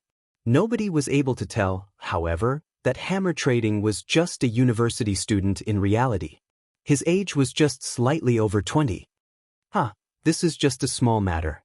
However, I truly have to thank the fool who opened the road for me and has even hidden his name. He made all the large guilds know of my importance. Hammer Trading heartily laughed. He silently praised his own intelligence and wisdom for being able to think up of a plan to utilize that anonymous forger's fame. It allowed him his current good fortune, becoming every player's idol. Wait till I've entered a first-rate guild and rise into their upper echelons. It will be truly awesome. Right now, I'm just showing a small part of my prowess. Let those third-rate guilds continue waiting outside. I can use them to raise my own value and fame. Boss, what are we going to do about all the orders we've received? An assassin asked. Hammer Trading rolled his eyes at the assassin, saying in disdain, "Who cares about them? I'm taking a loss of 2 silver coins per piece of equipment. Do they think I'm running a charity? My goal has already been met. I'm only waiting for the first-rate guilds to come. Don't bother with the other players. Just tell them that we're too busy and don't have time." To use Shifeng as a stepping stone, Hammer Trading used up all the silver coins belonging to his classmates. He also spent a lot of credits to purchase a lot of materials and silver coins. Yet he only forged over 10 savage chest plates from all those materials. So, selling each piece at a maximum of 4 silver coins caused a major loss for him. However, all his sacrifices were worth it. As long as he was recruited by a first-rate guild, he could get as many materials as he wanted, a huge salary, and even a line of female players desiring his attention. Hammer Trading felt invigorated just from thinking of all these benefits. Suddenly, a berserker entered the forging room with a panicked expression. "What happened, Hadron? Seeing as you're in such a hurry, has the upper echelon of a first-rate guild arrived?" Hammer Trading teasingly asked. "Big trouble. A lot of top-tier equipment has suddenly appeared at the auction house. All the players on the game's official forum are discussing it now, and the number of clicks on the post is madly increasing. The post has over 5 million clicks right now, and many guilds have started to notice it. Moreover, the equipment is being sold by the same anonymous forger. The equipment's price is set at a minimum of 4 silver coins. Everyone is starting to wonder about the identity of the forger responsible, and they are no longer paying any attention to you, boss. Moreover, there are already a few first-rate guilds who made a declaration on the forum. They are willing to hire that forger with a high salary and make him the chief forger of their guild. A few representatives of large guilds downstairs have also started leaving for the auction house." Hammer Trading's expression froze when hearing Hadron's words. He only managed to attract the attention of first-rate guilds after much difficulty. However, now that anonymous forger stole his wind. If he did not steal it back, those first-rate guilds would most likely forget about him. He has such nerve to steal my wind and position. Don't blame me for not being polite. Making that kind of top-tier equipment has a high cost and low success rate. If you sell it at 4 silver coins, then I'll sell at 3 silver coins. I wonder just how much you can afford to lose?" Hammer Trading abruptly stood up. He wanted to let Shifeng know he would definitely not let the position of chief forger, and his future happiness, go. He was already taking a loss of 2 silver coins for making the savage chestplate that had inferior attributes. Then, Feng would at least lose 4 to 5 silver coins for selling each piece of top-tier equipment at 4 silver coins. Maybe even more. Hammer Trading believed he could outlast Feng. But boss, we don't have many silver coins remaining. At most, we can afford to forge 10 more savage chestplates, Hedron worryingly said. What is there to be afraid of? I still have some funds. Worst comes to worst, I'll spend some more credits to buy materials and silver coins. I believe I can get rid of that little bastard. For every piece of equipment that little bastard sells, he's taking a loss of at least double or triple of ours. Why should we be afraid? Hammer Trading confidently asked. He assured himself that Feng, too, was trying to attract the attention of first-rate guilds by doing such lossful business. However, he would definitely be the final champion. An hour later, a few additional savage chestplates appeared on White River City's auction house. Their minimum selling price was 3 silver coins each. At the same time, a new post appeared on the game's official forum. For the benefit of the masses, Hammer Trading, have decided to sell the savage chestplate at 3 silver coins each. I will make a stand against this Blackheart forger to the end. Requesting support. Requesting encouragement. Suddenly, a wave of players followed the post, sending it to the top of the forum. Every one of them supported Hammer Trading's kind actions. As a result of this incident, all of White River City became lively. Everyone understood this was a competition between 2 forgers that were capable of forging bronze equipment. Every player in White River City watched on with anticipation. The ones who would profit from this exchange, in the end, would definitely be them, the players. It would not be long before they would be able to purchase bronze equipment at a low price. The various guilds also started watching by the sidelines, no longer expressing any of their intentions. They were all waiting for the final victor, while at the same time buying all of the equipment and developing their guild strength. However, Feng himself did not know of this matter. He just finished purchasing stones and hard stones. Just after entering the auction house, he discovered that the number of players there had once more increased. Only then did he find out about this incident. You wish for a fight? Feng faintly smiled, then come. He called out the auction house's control interface, placing all of his glimmer chest plates on auction. He assigned 20 pieces to be sold every hour, selling a total of 120 pieces of glimmer chest plates. Such a number was definitely enough to torment Hammer Trading. Afterward, Feng used the money earned from selling glimmer chest plates to buy hard stones and card sets. After purchasing all these items, Feng suddenly discovered that he still possessed a little more than 1 gold coin. From time to time, Feng would receive a notification from the system. It would state that another glimmer chest plate had been sold, and some amount of silver coins have been deposited into his bag. Feng felt, the more silver coins he spent, the more silver coins he had. The amount he did not seem to be decreasing in the slightest. Feng considered selling some of his silver coins at the trade center, exchanging it for some spending money in real life. It was much better than just holding on to these silver coins. Chapter 59, Violet Cloud. Although Feng was having a relaxing time selling equipment, Hammer Trading was not. To compete with Feng, Hammer Trading was constantly forging new savage chest plates. The silver coins in his hands were no different than copper as they disappeared in a flash. Hammer Trading also had to spend credits to purchase more silver coins, giving him an immense heartache. However, when he thought of Feng spending much more than him, his heart soothed by a lot. He wanted Feng to go bankrupt. Meanwhile, Feng left the lively auction house. He arrived at the bank, storing all the card sets and hard stones he had collected into his warehouse. Feng was extremely excited as he looked at over 1,000 slots of his warehouse filled. This was the benefit of being reincarnated.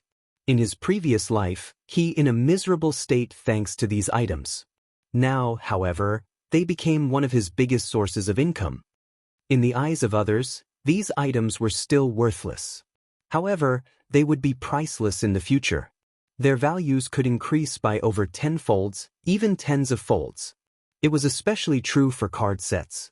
A complete set would be worth tens of times more than a single piece. Even so, the large guilds would still have a hard time obtaining them. After he was finished storing the items, Shi Feng made a trip to the grocery store. He bought 5 stacks of white paper and 1 stack of pen and ink. These 2 items could be bought at extremely low prices at the grocery store. A stack of 200 white papers only sold for 10 copper coins, whereas a stack of 20 bottles of black ink sold for 15 copper coins. The best feathered pen also only sold for 20 copper. Even so, Shi Feng's casual purchase far exceeded the daily income of an average player. An average player would definitely be unable to spend in such a way. However, to Shi Feng, these copper coins could no longer be considered money. Moreover, these items were all necessary for making forging designs. Shi Feng would still buy them, even if they cost 10 silver coins. After buying the items, Shi Feng headed for the Forging Association.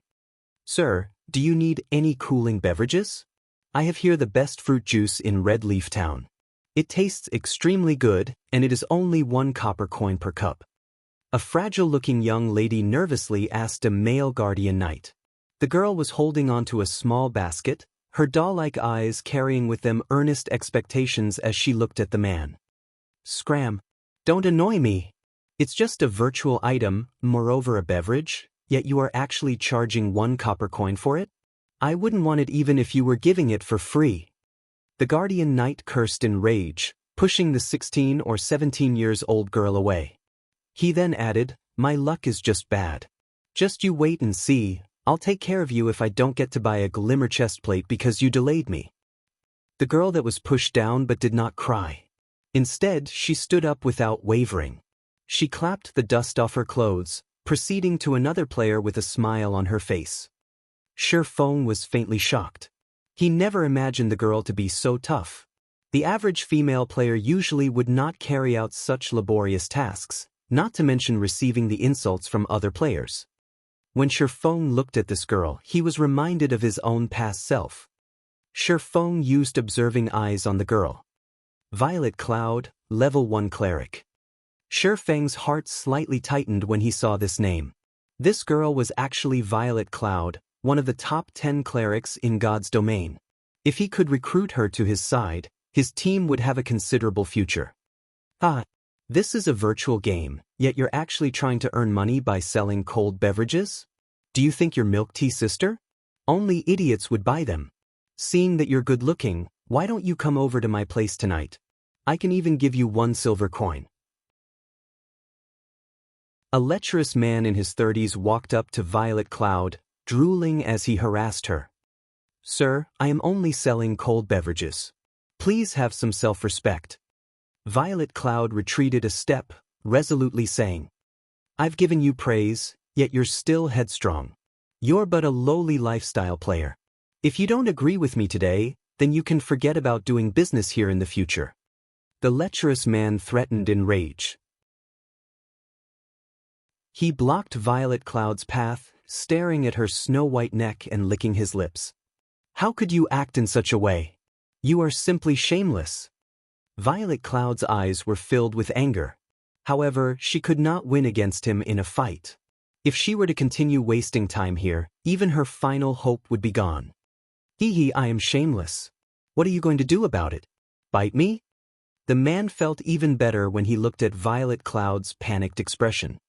Watching Violet Cloud trying to hold back from crying and the tears that were rolling about in her eyes, she became even more lovable. "Uncle, please give way. I want 1,000 cups of fruit juice." Shi Feng used observing eyes on the lecherous man. His name was displayed as Drifting Blood, and he was currently level 3. At this stage of the game, his level was considered relatively good. Drifting Blood turned toward Shi Feng, sending him a glare, saying, "Brat, this girl is mine. If you don't wish for something to happen to you, then scram. You want 1,000 cups? Then I want 10,000 cups. Do you think you're a tycoon capable of simply taking out 10 silver coins? If you continue competing with me like a fool, I'll send you back to level 0. If fighting were not prohibited within the town, he would have long since gotten rid of Shifeng. Ah, an amusing show this early in the day. Go for it. Don't hold back. Don't argue if you can fight. What a tycoon, spending 10 silver coins just like that. Unfortunately for him, he's angered Fatty Bear of Martial Union. There's going to be an amusing show to watch. Dog's fart tycoon. I bet he's just boasting to impress the girl. If he can really bring out 10 silver coins, I'll live stream myself eating shit. Quite a few busybodies stopped to watch the occurring scene. They all started a discussion about Shifeng's actions. Shifeng did not pay any attention to Drifting Blood at all. He grabbed Drifting Blood's shoulder, applying a slight force. Before Drifting Blood could react, he was already kneeling on the ground. No matter how much strength he used, even to the point where his face had turned beet red, he still could not stand back up. The surrounding onlookers were immediately dumbfounded. Shifeng was just too courageous, directly taking action within the premises of Red Leaf Town. Was he not afraid of being caught and jailed by the guards? Also, how did Shifeng possess such immense strength? He had actually suppressed a level 3 Guardian Knight with a single hand. Brat, you're dead for sure. Just you wait till the guards arrive. Drifting Blood looked toward Shifeng, smiling in disdain. However, after waiting for some time, the guards had still not shown up. Shifeng paid no attention to Drifting Blood as he firmly pressed him onto the ground, preventing him from even moving. Shifeng looked towards Violet Cloud, his other hand holding out 10 silver coins, saying, 1,000 fruit juices, thank you. The players on the street, who were previously discussing amongst themselves, suddenly turned silent, their eyes nearly popping out of their sockets. This was 10 silver coins, not 10 copper coins.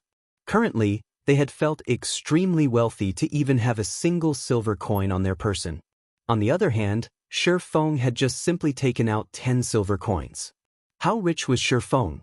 Was he really a brother tycoon? Violet Cloud rubbed her eyes.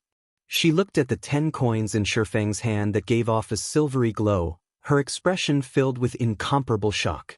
Originally, she thought Shifeng was just trying to help her by saying so. Never would she have imagined that he would truly take out 10 silver coins to buy 1,000 cups of cold beverages that nobody wanted. Drifting Blood was similarly shocked. However, that shock quickly turned into greed. He thought about snatching the 10 silver coins and using them to buy a glimmer chestplate. There would even be leftovers remaining. Brat, I'm a member of Martial Union. If you don't want to be killed back to level 0, then immediately give me 20 silvers.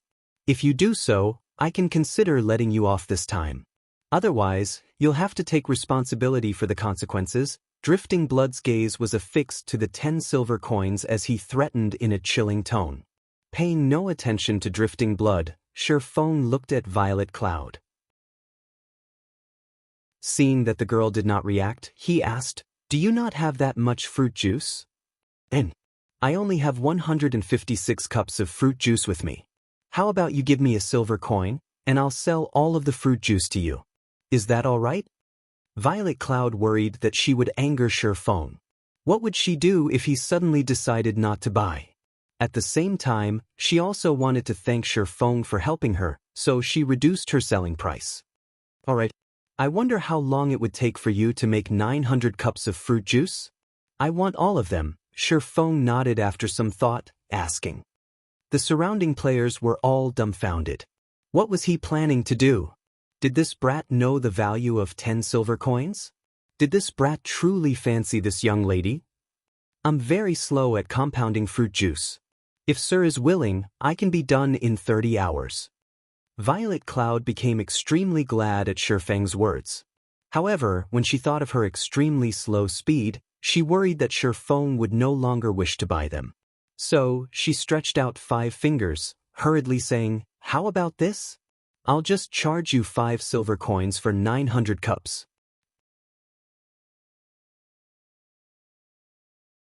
Chapter 60 NPC. Looking at Violet Cloud's panicked expression, Shifeng could not help but break into a laugh. "No need. I can still afford to pay such an amount of money. If you really sold them to me for 5 silvers only, then you wouldn't be able to earn much. Shi Feng waved his hand. Shi Feng was not in a hurry to turn Violet Cloud into one of his subordinates. However, he was absolutely not going to let her go. If Shi Feng acted too impatiently, he might cause her to grow suspicious of him. So, it was better to deepen their relationship first. Nobody could have imagined that Violet Cloud, one of the top 10 clerics in God's domain, would have such an appearance. A cleric god. That was a genuine Tier 6 job. After 10 years passed, there were only a few who reached that standard. Even Fantasy Extinguisher was just a spirit saint, at the pinnacle of Tier 5 10 years later. However, as a future cleric god, Violet Cloud was actually a lifestyle player during the initial periods of the game. It was such a waste of talent. Normally in God's domain, only players without any skills would earn money through methods other than killing monsters. However, the popular auxiliary jobs usually had very high requirements, such as a lot of funds, coupled with extremely low success rates. It was extremely hard for a player to survive in such a way without the support of a guild. Meanwhile, auxiliary jobs such as chef was much easier. The cost to support it was also extremely low, and players alone could be supported by it by themselves. If their talents were high, and they were capable of creating delicious cuisines, they could still earn quite a lot of money in God's domain. However, delicious cuisines usually required advanced cooking recipes and materials. These items were hard to obtain, so trying to earn a lot of money would not be easy. It was truly hard to imagine that a future cleric god would be such a clumsy young lady. He recalled that Violet Cloud was one of the members of Ouroboros during her first 3 years in God's domain. When the snow goddess left Ouroboros, Violet Cloud similarly left the guild. From then on, she was just a solo player. When she had become a Tier 4 great cleric, countless first-rate guilds tried recruiting her with shockingly high prices. Ouroboros also tried countless times to invite her back. Unfortunately, Violet Cloud did not pay attention to any of them. Her actions greatly angered those first-rate guilds. Since they could not obtain her, they would destroy her. Hence, they sent many experts to assassinate Violet Cloud. Unfortunately, not only did Violet Cloud not get destroyed, instead, she became even stronger. She massacred the players sent by these guilds, giving them a crushing defeat. Not long after, she advanced her job to Tier 5, becoming a brilliant cleric saint. This caused those first-rate guilds to become even more helpless. In the end, Violet Cloud became a Tier 6 cleric god. At that time, she searched for all those first-rate guilds to have her revenge. These guilds could only pay the price of blood to quell this matter. From then on, Violet Cloud became one of the top 10 cleric gods in the entire world. This incident caused the upper echelons of Ouroboros to greatly regret not asking her to stay all those years ago. As a result of this incident, everyone made fun of the inability of the upper echelons of Ouroboros. Instead of utilizing those with potential, they were only using those bootlickers whom they were fond of. In the end, they had missed the chance to become a super guild. However, Shi Feng could not find a guild insignia on Violet Cloud's person right now. In addition to Violet Cloud's current appearance, Shi Feng could guess Violet Cloud must have been discovered by the snow goddess later on, which in turn resulted in Violet Cloud feeling indebted to the snow goddess. Hence, Violet Cloud left Ouroboros when the snow goddess stopped playing God's domain. Meanwhile, Violet Cloud currently had yet to meet the snow goddess. It was the perfect chance for Shi Feng to recruit her. Even if Violet Cloud was unskilled now, she had the potential to become a cleric god. As long as she was properly nurtured, she would definitely be able to become a cleric god in the future. Violet Cloud was no idiot. When she heard Shi Feng saying so, she stared at Shi Feng in a panic, both her hands covering her poorly developed chest as she retreated a step. "Sir, aside from selling fruit juice, I won't be selling anything else. If you are regretting it now, you can take back your money." Violet Cloud handed over the silver coins she had just received. However, her eyes still carried with them a hint of unwillingness as she did. At her time of despair, a person suddenly emerged, saying that he wanted to purchase 1,000 cups of fruit juice. Moreover, he was even willing to wait for 30 hours without reducing her pay. She would not believe Shifeng had no ulterior motives, even if she were beaten to death. Forget Violet Cloud, even the surrounding players would not believe it. If Shifeng did not have any ulterior motives, why would he save her? He even spent 10 silver coins to buy those unwanted beverages. Shifeng looked at Violet Cloud's vigilant expression and actions. He then looked towards her smooth flat chest, suddenly laughing, "You're overthinking things. I really have no interest towards your flatlands. I'm only buying this many because I just happen to have a use for fruit juice. If you don't wish to sell them to me, then so be it. I'll just find someone else to buy them from." Saying so, Shifeng released Drifting Blood as he turned away and left. However, Drifting Blood was not willing to let Shifeng go. Shifeng publicly humiliated him by forcing him to kneel with just a single hand.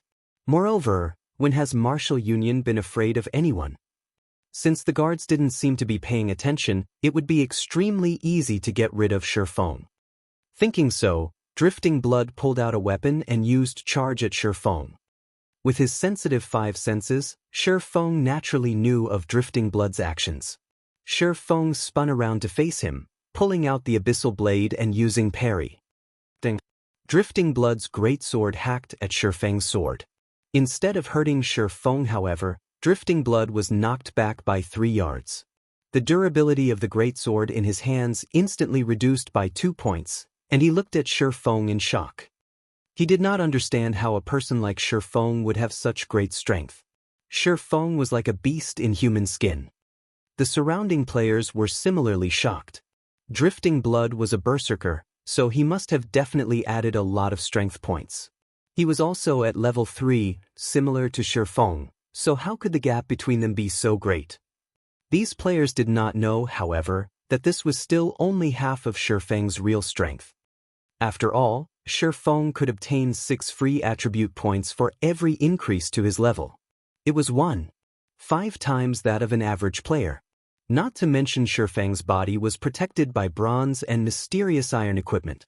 There was even the powerful magic weapon. Even with just half of these aspects, Shifeng's strength far exceeded the average player. If Shifeng's strength had not been reduced by half, just by activating the strength-hidden basic skill and the strength provided by the magic weapon, Shifeng could destroy that basic greatsword without a problem. "Brat, you're courting death. See how I'll take care of you." Drifting Blood naturally would not believe that Shifeng was his match. He immediately stood back up, lifting his great sword as he looked at Shifeng. "Idiot!" Shifeng sheathed the abyssal blade, having completely lost interest in Drifting Blood. Watching Shifeng store his weapon, Drifting Blood thought Shifeng had become afraid and wanted to beg for mercy. However, he would not forgive Shifeng. Drifting Blood further increased the power in his hands. Just as Drifting Blood was about to slash at Shifeng, he was immediately sent into a fainted state. Before Drifting Blood could turn around and curse the bastard that attacked him, he suddenly discovered 6 silvery white armored guards standing before him. Without saying anything further, the guards placed Drifting Blood in shackles. "You violated a town law. Take a trip with us. Any resistance and you'll be killed without consideration." The 2 guards grabbed Drifting Blood from both sides, turning around and dragging him away. "Crap, you've got the wrong person. I'm just an ordinary citizen. It's that bastard who attacked me first. You guys should be arresting him." Drifting Blood continuously pointed at Shifeng, yelling injustice in rage. However, the guards paid no attention to his bellowing, taking him away immediately. Everyone was also in shock. Why did the guards only appear now? Moreover, they even apprehended the wrong person. What sort of situation was this, exactly? Could Shifeng actually be an NPC, a part of the nobility? Only nobles would have such authority. To the side, Violet Cloud had a blank expression on her face, unable to make sense of the situation. Why didn't the guards arrest Shifeng? Instead, they arrested Drifting Blood. Was Shifeng really a noble NPC? Violet Cloud's eyes were filled with reluctance as she watched Shi Feng leaving. She bit her rosy lips, her delicate hands tightly gripping the hem of her shirt. Of course, she was not reacting so because of how handsome Shi Feng was, but instead she was truly in need of money. Those 10 silver counts were too important to her. Chapter 61, Poaching. Just as everyone was guessing whether or not Shi Feng was a noble NPC. As drifting blood was being dragged away, he glared at Shi Feng with eyes of a poisonous snake, bellowing, "Brat, just you wait. I'll remember you now. Our martial union will not let you off. I'll still be a good guy when I come out 12 hours later. When that time comes, there would be no place in Red Leaf Town for you." Everyone felt chills down their backs as they heard Drifting Blood's malicious threat. Was he planning to fight to the death?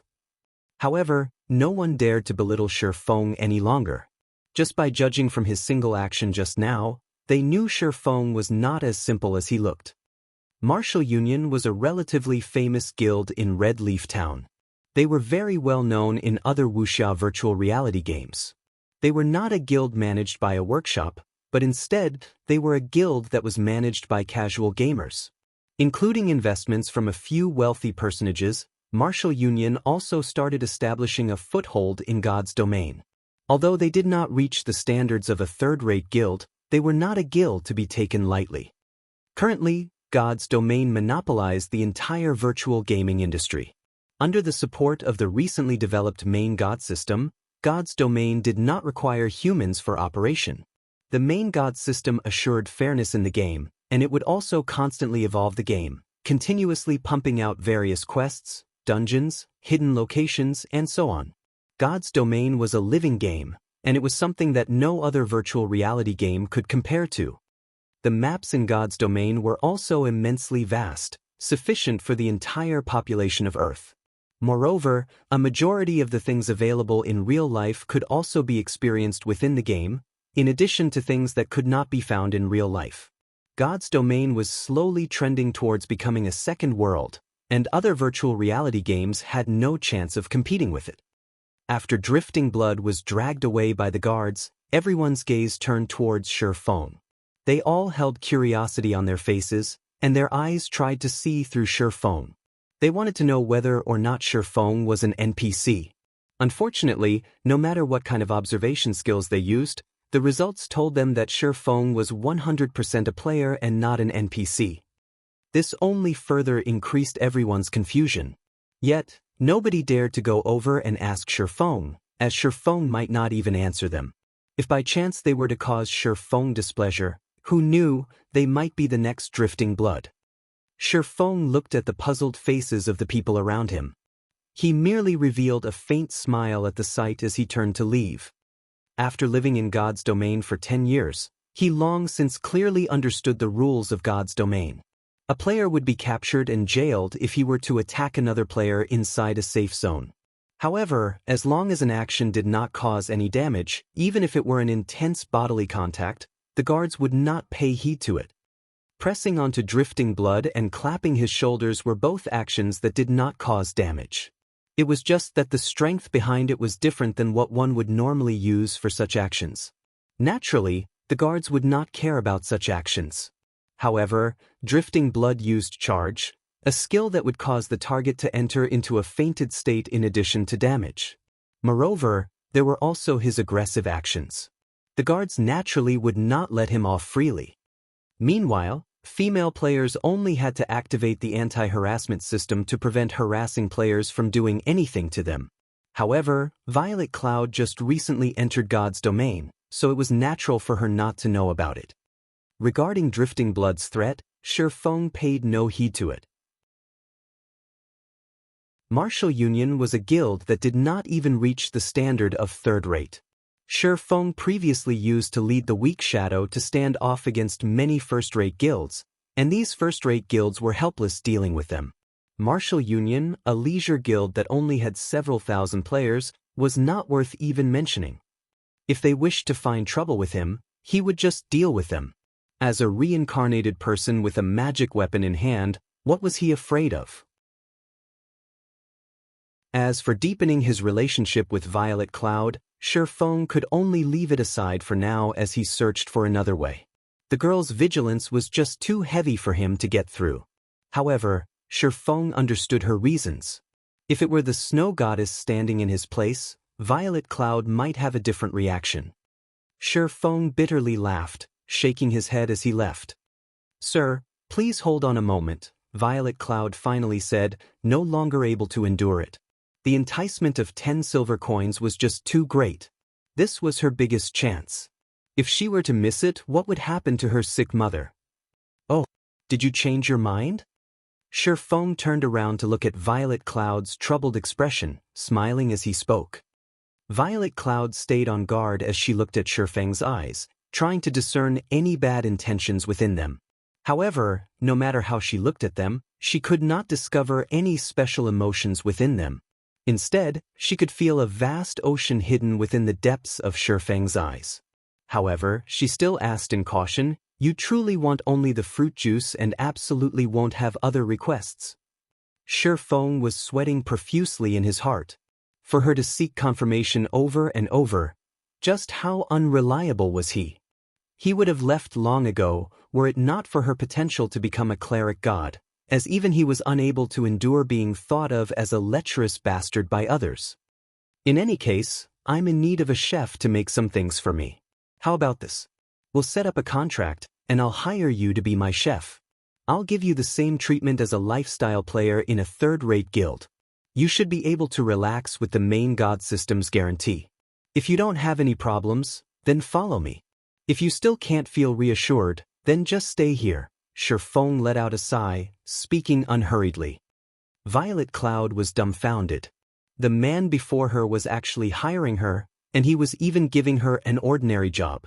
It should be known that chef was a lifestyle job that nobody thought highly of. No one ever hired chef players. She had heard before, from her best friend, the treatment of a lifestyle player in a third-rate guild. At that time, her friend even showed off that her boyfriend was a lifestyle player in a third-rate guild and how great the monthly treatment he received was. If he performed well, there would even be various kinds of benefits. The treatment was much better than many jobs that were available in real life, and this caused Violet Cloud to be extremely envious. "I'll follow you. However, I work very slowly. Is there really no problem?" Violet Cloud ground her teeth, deciding to agree with Feng. If she were to let go of this chance, what sort of future awaited her? Judging from his various performances, Feng did not seem like a bad person. Moreover, she was just a very ordinary female player. There was absolutely no need for him to conspire and trick her. This was a virtual world. If she did not reveal her address in real life, Feng would not be able to track her at all. Moreover, Feng would have to bear a great risk in doing so. "Follow me then. I still have some things I need to buy." Feng nodded his head, appearing to be very calm. However, inwardly he was in ecstasy. He had swindled a cleric god into his hands, just like that.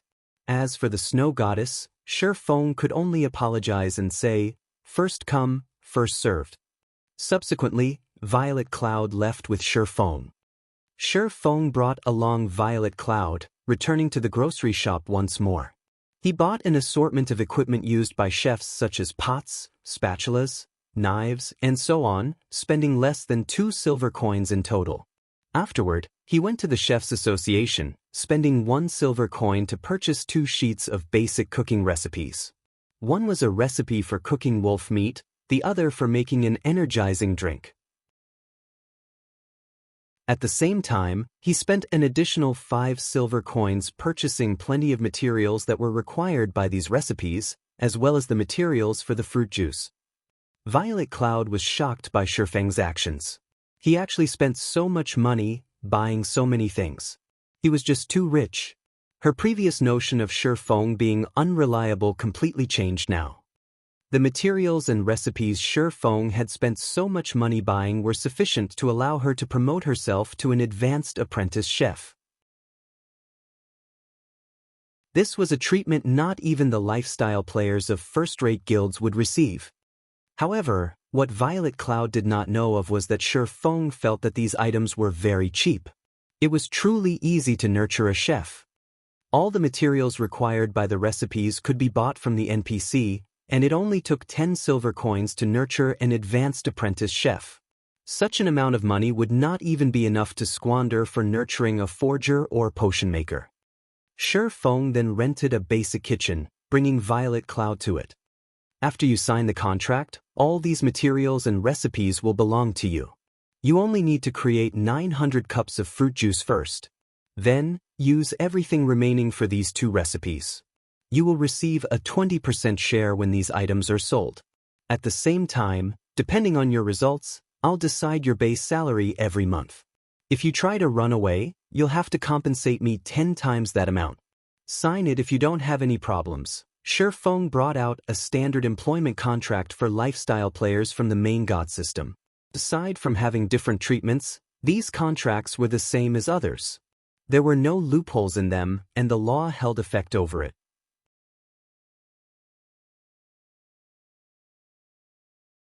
Chapter 62, Moonlight Forest. Violet Cloud was in a daze for a long time after reading the contract. She believed she was in a dream. She heard before the treatment lifestyle players received in third-rate guilds. The treatment she would be receiving was definitely better than those lifestyle players. It was especially true for the base salary. Lifestyle players of third-rate guilds definitely did not receive such treatment. Why are you being so good to me? Violet Cloud looked at Shi Feng with wide, teary eyes, asking. She wanted to know the reason. Don't misunderstand, I'm only in need of a chef. I've only hired you because I can see you're a very hardworking and earnest person. If you try to take advantage of the situation and fail to hit my requirements, then you can get lost. I'm not interested in nurturing someone useless, Shi Feng suddenly spoke in a grave tone. He wanted Violet Cloud to know that it was not easy to become his personal chef. That was because people were bound to become wasteful when they constantly received things without effort. Violet Cloud was frightened after being told so by Shi Feng. She lowered her head, no longer daring to ask any more silly questions. Judging from Shi Feng's attitude, it was clear that he was indeed looking for a chef, and that she had just been chosen by chance. Hence, Violet Cloud lifted the pen and signed the contract. This was her final chance at escaping her desperate situation. She definitely must grab a hold of it. Boss, will I be making them here? Violet Cloud immediately entered her role, appearing very respectful. She took a look at her surroundings. The environment here was very good, and it was also very peaceful. However, the rental for the basic kitchen was by no means cheap. Yeah, you'll be manufacturing the items here from now on.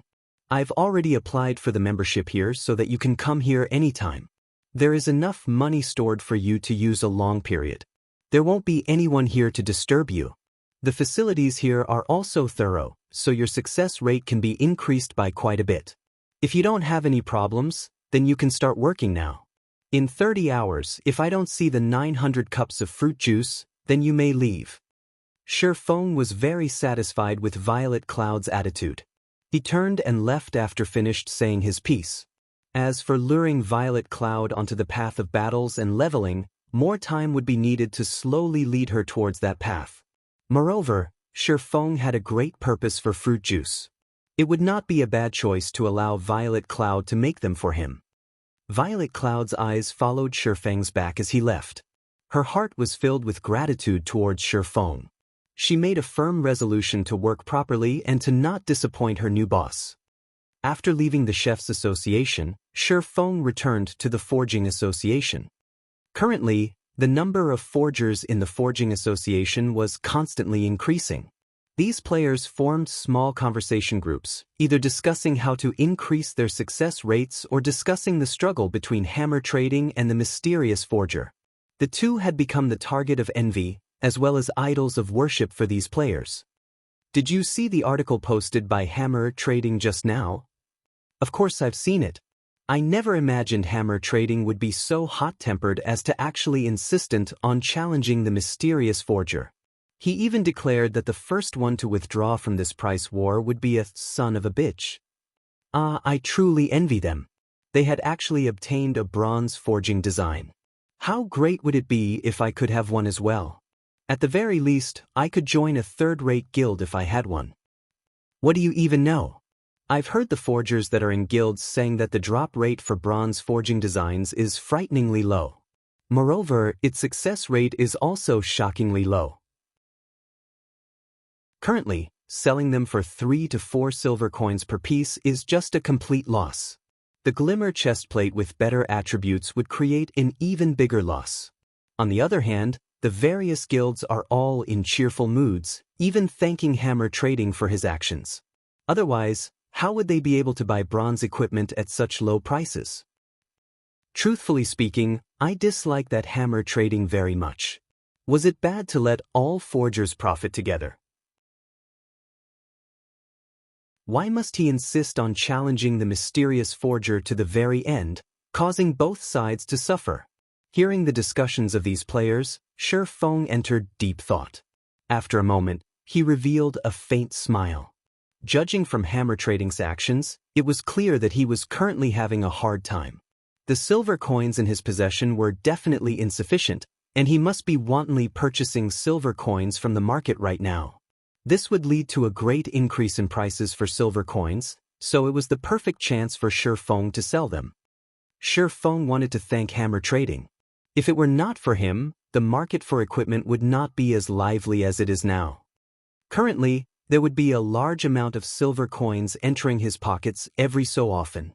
Meanwhile, although Shi Feng had spent quite a lot of it, the amount of money he possessed was still madly increasing. The money he possessed had already reached 3 gold coins. At the reception desk, Shi Feng once more rented an intermediate forging room for 5 hours, starting a new round of forging and manufacturing. However, before he started forging, Shi Feng entered the virtual center. He wanted to check the prices for God's Domain's game currency and sell some of the game currency he possessed. Just leaving it in his pockets was truly a waste. Shi Feng was in the dark when he did not check, but the moment he did, he was shocked. Although there was a large number of players in God's Domain, the number of players who were selling the game's currency did not exceed 100. More importantly, the selling prices were astonishing. A single silver coin was selling for 60 credits. The price was at least double of that during Shi Feng's previous life. However, the number of silver coins sold by these players were very small, mostly around 2 to 3 silver coins per player. Aside from the sellers, there were also players who were buying God's Domain currency in bulk. The lowest buying price was at 55 credits per silver coin, while the highest was at 58 credits per silver coin. That meant that a single silver coin in God's Domain was enough for Shi Feng to eat in luxury for 2 days. It was because of this competition that caused the prices of silver coins to be so expensive. At the current stage of the game, so long as a person had a brain, they would know not to sell any of their game currency. On the other hand, there were many guilds who were purchasing game currencies in bulk, at a reasonable price. There were only a scant few money farming groups and workshops who would sell some of their currency. However, the amount they sold was extremely low. Moreover, their prices were extremely high. Only as a last resort would the various guilds buy currency from these groups. However, these guilds knew the price competition for equipment was a great chance for them to reap some benefits. So, they would definitely purchase game currency in bulk. However, there was not that much game currency available for sale. They could only purchase the game currency sold at the virtual center. Moreover, where did the large amount of game currency flow to? A majority of it was definitely in Shi Feng's pockets, while a minority was at the material merchant's side. That meant Shi Feng was currently a big shot at selling game currency. Even a 100-man money farming group was far from being able to compare with Shi Feng. Without hesitation, Shi Feng immediately placed 3 gold coins up for sale, selling each silver coin at 60 credits. Shi Feng still needed to collect the money to buy 2 virtual gaming helmets, so how could he be polite with these tycoons? Although the price was slightly high, to obtain equipment, the many guilds in White River City will definitely buy them. When that time came, all these game currencies would eventually return to his hands.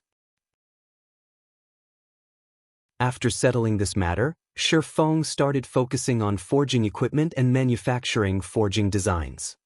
5 hours went by quickly. Shi Feng once more forged more than 80 glimmer chestplates and 50 forging designs for the glimmer chestplate. The 200,000 EXP required by the teleportation orb had been filled, and his own experience had also increased by quite a lot. He was just 22% away from level 4 now, and he was just short of slightly more than 200 proficiency points before becoming an intermediate forging apprentice. In this forging session, the forging designs made were the most valuable when compared to the equipment made. Looking at the current popularity of the glimmer chestplate, the various guilds were definitely in a rush to obtain their own bronze equipment forging design. They wanted to nurture their own forgers and create their own bronze equipment.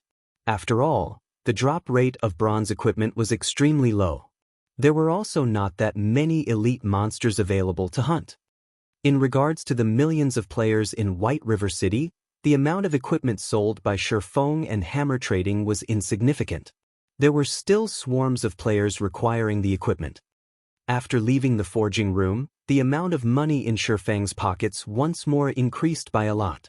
Hence, Shi Feng made a trip to the trade area, once more purchasing stones and hard stones. He then cleared out the card sets and hard stones that were sold at the auction house, and in turn, placing the over 80 glimmer chestplates on auction. However, the selling price for the equipment this time was slightly different. The minimum price was no longer at 4 silver coins but 3 silver coins. Hammer trading was quickly nearing insanity from the competition. When hammer trading saw Shi Feng had once again lowered his selling price, hammer trading even spat out blood. Now that Shi Feng reduced his selling price, naturally, hammer trading had to reduce his as well. Did Shi Feng want him to sell a kidney? Must he be so merciless? The person himself, however, did not put much consideration into such matters. Shi Feng only wanted to advertise the glimmer chestplate. After leaving the auction house, Shi Feng stored the philosopher's stone and materials in the bank. Afterward, Shi Feng went to the pharmacy to purchase 2 stacks of basic regeneration potions. He then went to the magic shop, purchasing over 10 types of magic scrolls. He bought 5 pieces of each kind, and each piece cost around 20 to 40 coppers. Now that the experience required by the teleportation magic orb has been fully collected, Shi Feng could go to the Moonlight Forest. However, the Moonlight Forest was not an easy and relaxing place to stay. On the contrary, crises came one after another there, making the place extremely dangerous. Players dubbed the map as the Land of Eternal Rest. Without proper preparations, players would definitely die 10 out of 10 times there. The scrolls Shi Feng bought were all necessary tools for him to survive in the wilderness. Before, he did not have that much money, so he did not bother with purchasing the magic scrolls. Now that he did, he naturally would not be courteous. At the very least, these scrolls could improve his survival chances there, rather dying 9 out of 10 times. Following which, Shi Feng searched for a deserted location and activated the teleportation magic orb. Shi Feng then transformed into a streak of white light, vanishing from Red Leaf Town.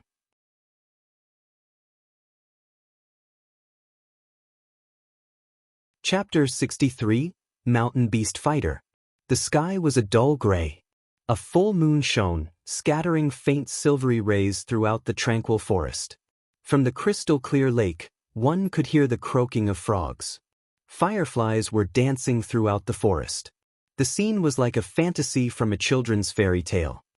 This place was the Moonlight Forest, also known as the Land of Eternal Rest by players. The moment Shi Feng arrived at this place, the first thing he did was take out an isolation scroll. Immediately, he activated the magic contained within the scroll. The dazzling magical runes written on the scroll came rushing out, and Shi Feng's body suddenly became blurry. If looking from a far distance, it was very hard to notice Shi Feng's existence. Each isolation scroll cost 40 copper coins. It was practically the entire fortune of an average player. Although the price was high, its effects were remarkable. The isolation scroll could greatly decrease a player's sense of presence, making it hard for surrounding enemies to discover them. The scroll had a duration of half an hour, and it was a must-have tool when exploring dangerous areas. Although it was not as effective as an assassin stealth, It was better than nothing for jobs that did not possess stealth. When the isolation scroll was used, within a 30-yard radius, players would not be easily discovered by common monsters below level 15. Unless, of course, said player was courting death and attacked the monster. Following which, Shi Feng infiltrated the forest. He headed towards the central region of the Moonlight Forest in search of moonstones, wanting to remove the hateful curse even a little faster. The Moonlight Forest was a level 9 monster area. Its location was not in Star Moon Kingdom, but an isolated space. Every city had a teleportation gate directed towards the Moonlight Forest. In Shi Feng's previous life, over 90% of the level 9 players in God's domain would grind for treasure here. However, even if a player were already level 10, the place would still massacre them. That was because the monsters here usually stayed in groups of 3 to 5, and they possessed powerful skills. A single misstep could cause a party wipe. Even so, players would still persevere, rushing to their deaths over and over as if they were possessed. As a result of the constant deaths, the Moonlight Forest was referred to by others as the Land of Eternal Rest. Meanwhile, the reason these players would persevere to such a degree was mainly that the monsters here dropped gemstones. Moreover, the drop rate was relatively high. The number of treasure chests here was also high. As long as one found a treasure chest, there was an 80% chance to obtain gemstones. Gemstones were very valuable in God's domain. The reason being, they were able to increase the attributes of a piece of equipment. Depending on the color of the gemstones, the attributes they increased were also different. Red increased strength, yellow increased agility, blue increased endurance, purple increased intelligence, and green increased vitality. A Tier 1 gemstone could increase an attribute by 2 points. However, such an amount must not be belittled. A piece of bronze equipment could have 1 gemstone embed into it, whereas a piece of mysterious iron equipment could have 2 gemstones into it. If every piece of equipment worn by a player were outfitted with gemstones, a number of accumulated attributes would be very terrifying. That was why the demand for gemstones was extremely great. The prices of gemstones would always remain high, causing many players to take the great risk of farming gemstones at the Moonlight Forest. Moreover, there were various resources such as ore, herbs, rare food materials, and so on in the Moonlight Forest. However, the most well-known part about the Moonlight Forest was still the 50-man dungeon, the sleeping fortress, that resided there. The dungeon was also the location to exchange card sets. However, only after the dungeon had been cleared by a team would players of the same area be allowed to enter the dungeon to exchange their card sets. However, Shi Feng's current goal was not the card sets, but the moonstones. The moonstones could only be found in the core area of the Moonlight Forest. Only, Shi Feng could not help but be careful when taking action. Not mentioning the extreme dangers found in the Moonlight Forest, Shi Feng was just level 3 right now, and he was entering a level 9 monster area. If he were to die an accidental death, then the 200,000 EXP he collected would be for naught, and he would have to start collecting it all over again. He had yet to reach level 10, so he could not activate the teleportation gate found in cities. If he were to die, his only choice was to return to Red Leaf Town. If he wished to return to this place, his only choice was to collect the required experience. Currently, Shi Feng was far behind the leading experts regarding level. It would be an absolute nightmare if Shi Feng were to die once and have to collect another 200,000 EXP. Just after entering the forest, Shi Feng could see level 9 shadow leopards hiding either up in the trees or in the bushes, each of them prepared to ambush their foe. If it were not for the isolation scroll, Shi Feng would have long since been discovered. Shi Feng naturally wasn't an opponent for a level 9 monster, so he could only avoid them. Besides, his goal here was not to kill monsters, and even more so, there was no need for him to pick a fight with the shadow leopards. Shi Feng carefully circled the shadow leopards, one after another. After spending more than an hour doing so, he arrived at a wide and towering forest made of stone. In this stone forest existed a group of battle maniacs called mountain beast fighters. They were a group of tenacious warriors that did not fear suffering. The thing they loved most was battling, and the fiercer, the better. At the same time, they were also guarding a large pile of treasure, and amongst the treasure was the rarely seen moonstone. However, the entire stone forest was filled with these armored, gigantic creatures. Wielding a spiked club the height of 2 people, these creatures patrolled the stone forest, preventing anyone from entering. If Shi Feng were to set foot in the stone forest, there was a 100% chance for him to be discovered. At that time, a group of those mountain beast fighters would come rushing over, and a swing from each of those spiked clubs would easily turn Shi Feng into meat paste. Mountain Beast Fighter, Common Rank. Level 9. HP 1100/1100. Looks like I can only clear the way slowly. After searching for half a day, Shi Feng still could not find any safe way to penetrate the heart of the forest. His only choice was to kill his way there. Shi Feng could not help but admit that the difficulty of an epic quest was indeed very hard.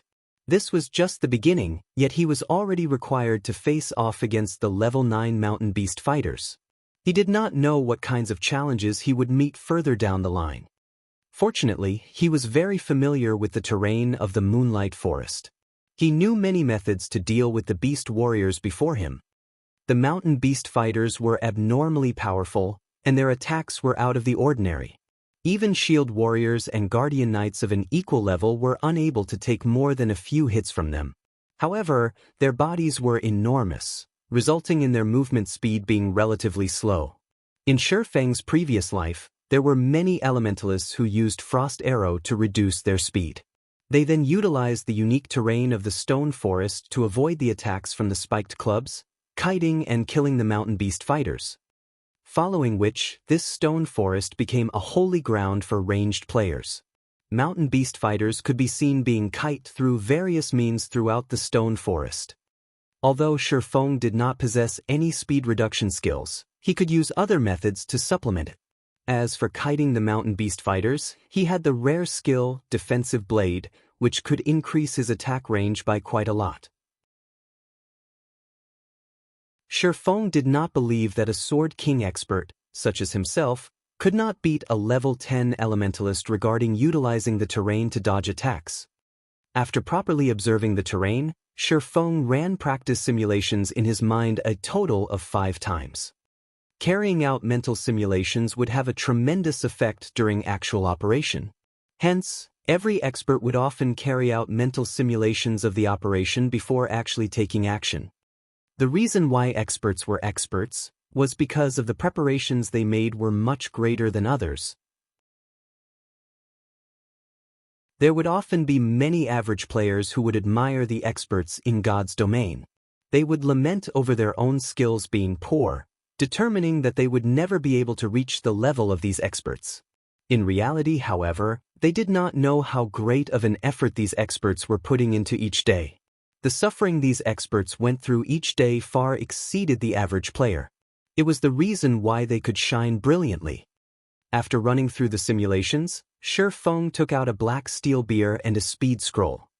The black steel beer could reduce a monster's level by 2. In addition to the attributes of the Abyssal Blade, Shi Feng would not be suppressed due to the level difference, even when facing a level 9 monster. He would be able to deal damage normally. As for the speed scroll, each one of them cost 25 copper coins.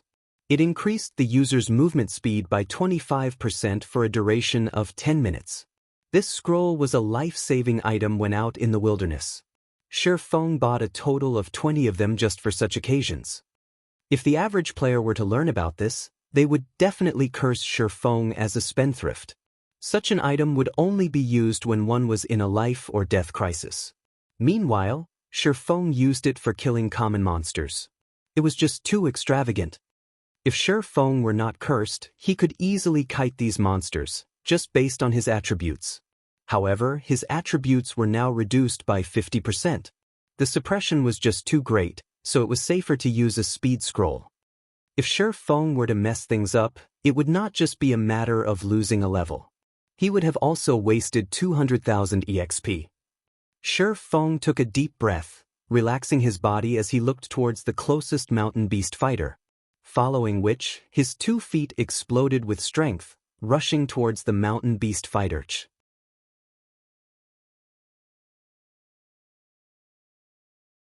Chapter 64, Silver Moon Set Equipment. When the distance between Shi Feng and the mountain beast fighter was less than 30 yards, the monster discovered Shi Feng speeding towards it. It widened its mouth and let out an ear-piercing battle cry. It raised its gigantic spiked club, using a charge and rushing towards Shi Feng. Shi Feng immediately pulled out the abyssal blade. The blade slashed horizontally as Shi Feng used parry. Shi Feng was knocked back by 5 yards, pulling some distance away from the mountain beast fighter without taking any damage. After he landed, he immediately spun around and ran towards the stone forest. If players were hit by the mountain beast fighter's charge, the monster would immediately follow up with a break to reduce the player's speed, preventing them from escaping. In Shi Feng's previous life, the elementalists who were struck by the beast fighter's charge would immediately use Frozen Nova to freeze the monster for 8 seconds. They would take the chance to gain some distance, then continue by kiting the monster. The mountain beast fighters would only use charge on the first meeting, using suppressing skills afterward. As long as the elementalists did not let the monsters catch up to them, there would be no danger whatsoever. Also, nearby there were numerous large rocks that could be used to toy with the mountain beast fighters, making the process of killing them a lot easier. After using the speed scroll, Shi Feng's speed was faster than the mountain beast fighter just by a thread. It was not very obvious, but it was this small difference that prevented the mountain beast fighter from catching up to him. After entering the densely packed stone forest, Shi Feng turned around and used Thundering Flash. From a distance of 15 yards, 3 sword rays immediately pierced through the beast fighter's armor, causing 3 damages of -15, -19, -13.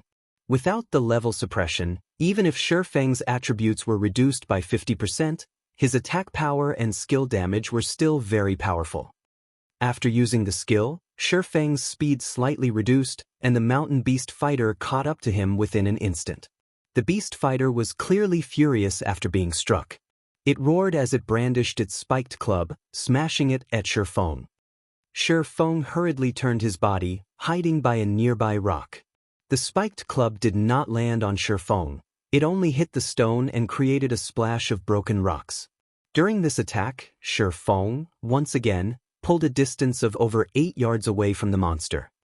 After using Thundering Flash, Shi Feng activated Defensive Blade. His attack range suddenly increased to 15 yards. As long as he maintained a 5-yard distance between the mountain beast fighter, the monster would not be able to land a hit on him. Shi Feng brandished his sword as he paid attention to the distance between him and the monster, pulling back to avoid the club whenever he was too close. In such a way, streak after streak of sword light landed on the mountain beast fighter's body. The beast fighter could only bellow in helplessness as its HP continuously fell. It never imagined that a human could actually be so agile and cunning. Every time its attack was about to land, the human would dodge towards a nearby rock.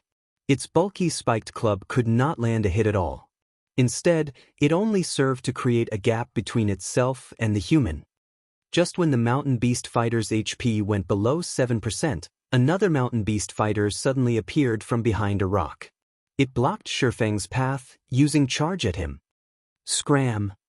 Faced with the sudden appearance of another monster, Shi Feng immediately used Abyssal Bind on it, preventing the monster from moving. At the same time, the Abyssal Bind also cancelled the life-threatening charge. Since the mountain beast fighter had been locked up, Shi Feng naturally would not let the skill go to waste. He immediately used Wind Blade, instantly shaking off the low HP mountain beast fighter, and his blade landed on the bound mountain beast fighter's neck. Shi Feng continued by using Double Chop, causing a bleeding effect on the monster. He then used another chop on the monster. Just within 3 seconds, Shi Feng had taken away 16% of this mountain beast fighter's HP. Seeing as the low HP mountain beast fighter was about to catch up, Shi Feng dodged and arrived at behind the restricted beast fighter. He raised the pitch-black abyssal blade high, abruptly slashing down. Thundering Flash. Above the heads of both mountain beast fighters, 3 consecutive damages of -16, -19, -23 appeared. The low HP Beast Warrior fell to the ground with a bang. System: Mountain Beast Fighter killed. Level difference of 6. EXP obtained increased by 600%. Obtained 36 EXP. Such an amount of experience could be considered negligible to Shi Feng, who was currently level 3. On the other hand, the proficiency points for using skills were gained much faster. Every use would definitely increase the skill's proficiency by 3 points. This allowed Chop to quickly rise to level 3. In addition to the Abyssal Blade's attributes, Shi Feng's Chop was now level 5, its might greatly increasing. Double Chop had also risen to level 2, and if the skill were used through the Abyssal Blade, it would be a level 4 Double Chop. The damage caused by the bleeding effect also increased significantly. The restricted Mountain Beast Fighter bellowed. It finally broke free from the chains, and it wanted to annihilate Shi Feng. However, Shi Feng gave it no chance. He immediately distanced himself 5 yards away from the monster and continued kiting it. Although the defensive blade had a long cooldown and a short duration, by using Thundering Flash, Double Chop, and Parry in concert, Shi Feng could still slowly grind the Mountain Beast Fighter down. Not a minute later, another Mountain Beast Fighter fell. However, the Mountain Beast Fighters did not reward Shi Feng with anything special. There were only 3 pieces of hard stone and 2 copper coins. On the other hand, killing these Mountain Beast Fighters was a good way to grind skill proficiency points. Subsequently, Shi Feng advanced forward while killing Mountain Beast Fighters. These monsters had a short respawn time, so from time to time, Shi Feng would attract 2 to 3 of these Mountain Beast Fighters. Fortunately, the stone forest had narrow spaces. This resulted in the beast fighters blocking each other's path, their numbers causing their speed to reduce instead. Seeing this, Shi Feng had sudden inspiration. He started luring more and more Mountain Beast Fighters, and within a short moment he had lured over 20 of these monsters. The monsters chased after Shi Feng as a group, but the narrow pathways of the stone forest prevented them from even stretching their bodies. Just a slight movement and they would run into the other Mountain Beast Fighters. Such a situation allowed Shi Feng to become much more relaxed. Shi Feng constantly used Thundering Flash and various other skills to burn off the HP of the Mountain Beast Fighters behind him. Shi Feng kept luring new Mountain Beast Fighters as he attacked the ones behind him. In such a way, Shi Feng's skill proficiency points increased without stop. After 3 hours, Thundering Flash had risen to level 3, Chop had risen to level 5, Double Chop to level 4, Wind Blade to level 3, Defensive Blade to level 2, and Windwalk to level 2. This increase allowed Shi Feng to kill monsters with greater ease. With the increase from the Abyssal Blade, the damage from a single Thundering Flash could take away over 90 HP from each Mountain Beast Fighter. A Chop could also cause more than 60 points of damage.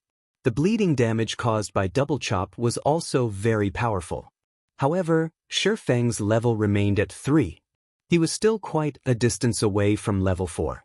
If it were not for the curse, he would have long since risen in level. Looking at the ground littered with Mountain Beast Fighter corpses, Shi Feng decided to take a rest and pick up the loot. Otherwise, all these corpses would become too much of a hindrance. In God's domain, if a player did not pick up the loot, the monster's corpse would require 24 hours before it was removed by the system. The loot from hundreds of Mountain Beast Fighters was extremely shocking. Just from the money dropped, there was already more than 4 silver coins. There was also a lot of materials. As for the moonstones, 7 pieces were dropped. It was still quite a distance away from 30 pieces. Moreover, a few pieces of level 7 to level 10 common equipment also dropped. Isn't this a piece of the Silver Moon set equipment?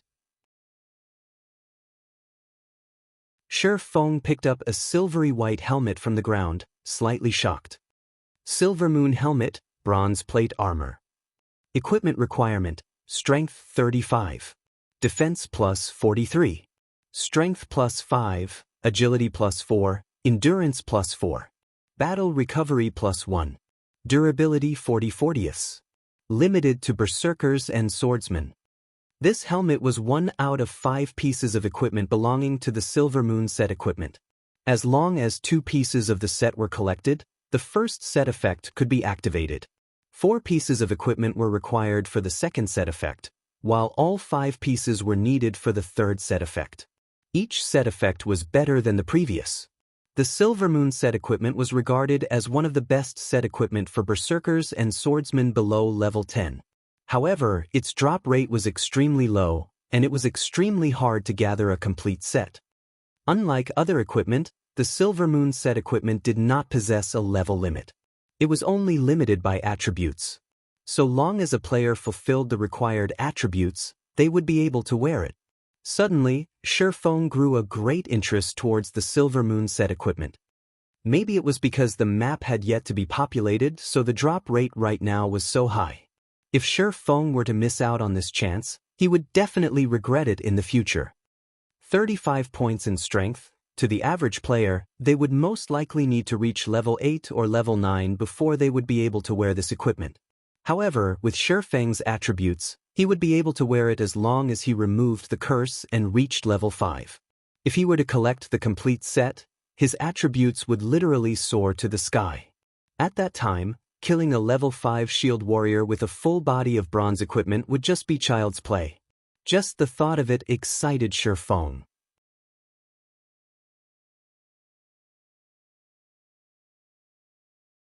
Chapter 65, Mysterious Iron Treasure Chest. Shifeng stored the Silver Moon helmet and continued moving deeper into the stone forest, searching for even more mountain beast fighters. Before, Shifeng's attention was solely focused on moonstones and the horror of the Moonlight Forest. He had completely forgotten that the Moonlight Forest was an unexplored map. The treasures here were bountiful beyond comparison. It was just that, in Shifeng's previous life, when he arrived at the Moonlight Forest, the place had long since been ransacked by those experts of first-rate and second-rate guilds, leaving only scraps behind.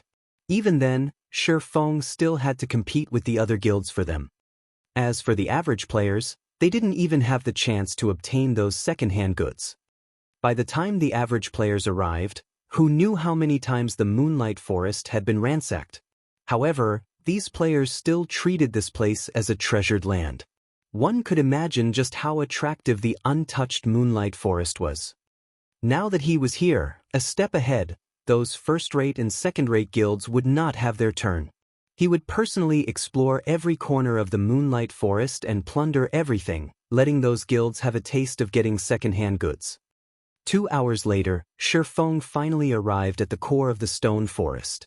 On his way here, Shifeng continuously killed mountain beast fighters, obtaining 3 more pieces of moonstone and a lot of money and materials. By chance, Shifeng had discovered a camp made by the mountain beast fighters. The camp was guarded by mountain beast fighters on all sides, and just a rough calculation told Shifeng that there were over 40 of these monsters. Moreover, there were several squads of mountain beast fighters patrolling near the camp. All in all, their numbers totaled past 100. The mountain beast fighters' camp was where they stored their treasures.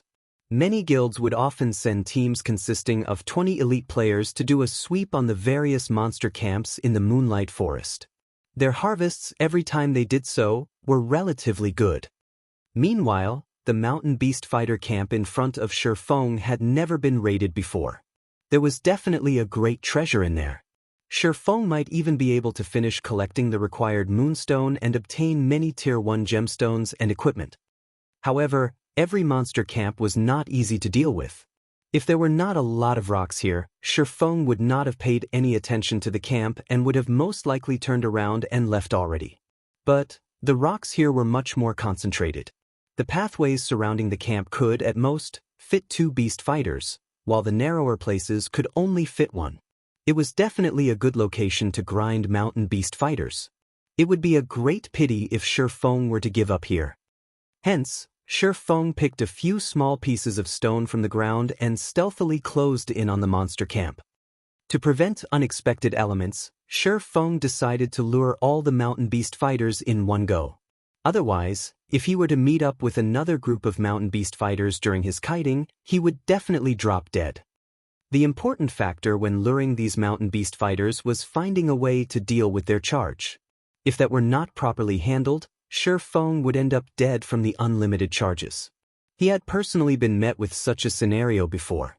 His strength at that time had clearly exceeded the monsters by a large leap, yet the monsters charged at him one after another, placing him in a fainted state until he died. Although each mountain beast fighter only used charge once, hundreds of those monsters still meant hundreds of charges. Trying to get them to charge all at the same time was extremely difficult.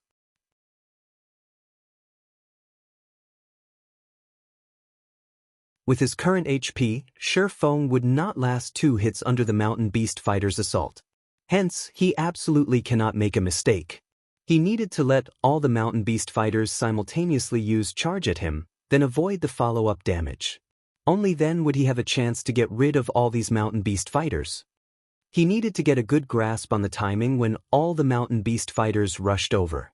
Otherwise, instead of grinding monsters, he would be the one beaten to a pulp.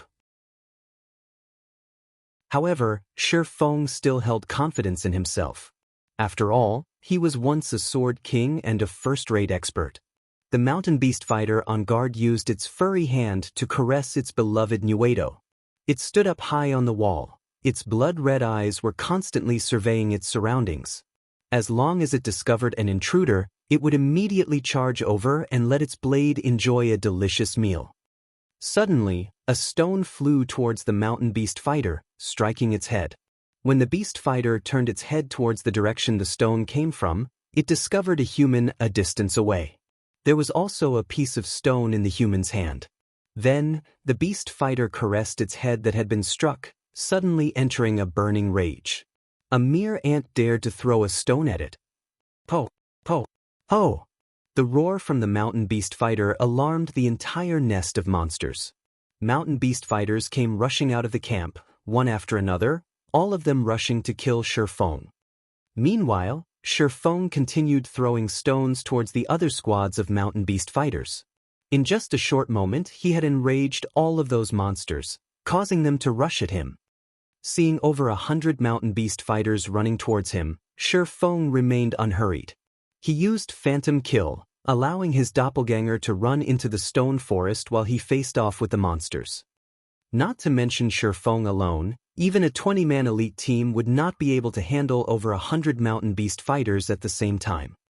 As the distance between Shi Feng and the mountain beast fighters shortened, Shi Feng's heart madly beat. His actions this time were insane. If there were even the tiniest mistake, only death awaited him. It had been a very long time since he had done something so exciting. His blood boiled and his 5 senses grew even more sensitive. When the mountain beast fighters were no more than 30 yards from Shi Feng, a majority of the beasts were within the range to use charge. After a wrathful roar, a large majority of the mountain beast fighters simultaneously activated charge, with a few using it a moment later. Shi Feng immediately activated Defensive Blade. The skill could block 3 melee attacks. At the same time, Shi Feng gripped the Abyssal Blade and prepared to use parry. When the first wave of monsters arrived, although Shi Feng used parry, his body was still sent flying back. Following which, the second wave of monsters arrived, knocking Shi Feng into a fainted state, preventing him from moving. Seeing many mountain beast fighters raise their Nuedo, ready to strike, Shi Feng persevered and did not use any skills. Even when the blades slashed at him, Shi Feng still did not use the position-swapping function of Phantom Kill. The defensive blade's damage immunity to 3 melee attacks instantly vanished. Afterward, Shi Feng was struck by the large blade. His HP instantly fell by half. Another strike was all it would take to finish him off now. At this time, the third wave of monsters had finally arrived. Shi Feng once more entered a fainted state, the blade of the second Nuedo just before his eyes. Substitute, Shi Feng shouted in his mind. Within an instant, Shi Feng and the doppelganger in the stone forest swapped places. After the blade slashed the doppelganger, the charge of the fourth and final wave of monsters arrived. The doppelganger was simply beaten to death. Meanwhile, Shi Feng, who was hiding in the stone forest, immediately took out a bottle of basic regeneration potion. He gulped it down in one go, a sweet and sour taste permeating throughout his mouth. Shi Feng's HP immediately recovered by 180 points, allowing him to barely be able to receive another attack. After the doppelganger died, the hatred of the mountain beast fighters was directed towards Shi Feng, who was currently in the stone forest. Immediately, they swarmed into the forest. Inside the forest was naturally Shi Feng's realm. He activated a speed scroll, facing off against the crazed mountain beast fighters who were crowding through the narrow path. Shi Feng used Thundering Flash. 3 streaks of lightning passed through the monsters, instantly taking over 100 HP from each of them. Within 10 minutes, all the lured mountain beast fighters were dead. At the same time, the remaining thread of experience Shi Feng needed to reach level 4 had been filled up. He finally reached level 4, catching up to the second-tier players. Shi Feng placed all 6 attribute points into strength. Currently, damage was his priority. After cleaning up the loot, Shi Feng actually obtained another piece of the Silver Moon set equipment, a Silver Moon leg guard. He had also obtained 7 pieces of Moonstone, 2 Tier 1 gemstones, and all sorts of materials and common equipment. His harvest was relatively good. However, the most bountiful treasure was not these items. The main focus remained within the camp storehouse. After all, mountain beast fighters loved to place their collected treasures in the camp storehouse. After cleaning up the drops, Shi Feng quickly ran into the camp. He wanted to see just what sort of treasure was awaiting him inside the storehouse. As expected for the first time, there really is a lot of treasure. From afar, Shi Feng could already see a few large treasure chests placed inside the storehouse. Amongst them, there was even a pitch-black mysterious iron treasure chest. Filled with excitement, Shi Feng was just about to enter the storehouse and take a look at the items within the treasure chests when he heard a loud roar. Ayo! Ayo! A mountain beast fighter, who was 3 sizes larger than its peers, rushed out from within the storehouse. The monster was covered in silver armor, and both its hands wielded a gigantic axe. Both its blood-red eyes stared tenaciously at Shi Feng.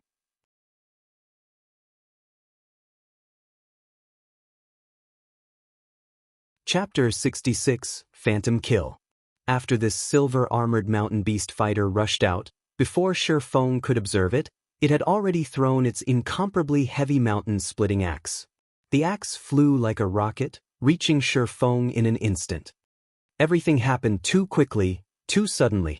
If it were an average player in this situation, their head would have parted with their body before they could even react. However, Shi Feng was not an average player. He pulled out the abyssal blade with great speed, and the moment before the axe could hack at his neck, he parried this flying death axe. The collision between the giant axe and the long sword did not produce any sparks, only the sound of an explosion. Shi Feng's entire person was sent flying back over 10 yards. Following which, the giant axe landed on the ground, deeply penetrating the earth. Its landing caused the earth to start shaking. It could be seen just how heavy this giant axe was. Moreover, the silver-armored mountain beast fighter who could simply throw this giant axe was even more terrifying. Such strength did not exceed the normal mountain beast fighters by just a level. After landing, Shi Feng immediately used Observing Eyes on the new monster. Mountain Beast Warrior, Special Elite. Level 10. HP 3500/3500. Shi Feng immediately understood the Mountain Beast Warrior's strength after taking a look at these numbers. Without saying anything further, he turned tail and ran. What a joke! Directly battling against a level 10 Special Elite was literally suicide. When meeting a Special Elite in the Moonlight Forest, players didn't have to consider whether or not they could kill it, rather whether or not they could run away. The Mountain Beast Warrior was stronger than the Mountain Beast Fighter by more than a notch. Not only regarding strength, but its speed and flexibility were also greatly increased. It would not be easily toyed with like the Mountain Beast Fighters. If Shi Feng did not use parry to defend against the axe, then, even if he had blocked the attack with the Abyssal Blade, he would still end up dead. The gap between their strength was just too huge. Although Shi Feng wished to escape, the mountain beast warrior had no plans let this intruder go.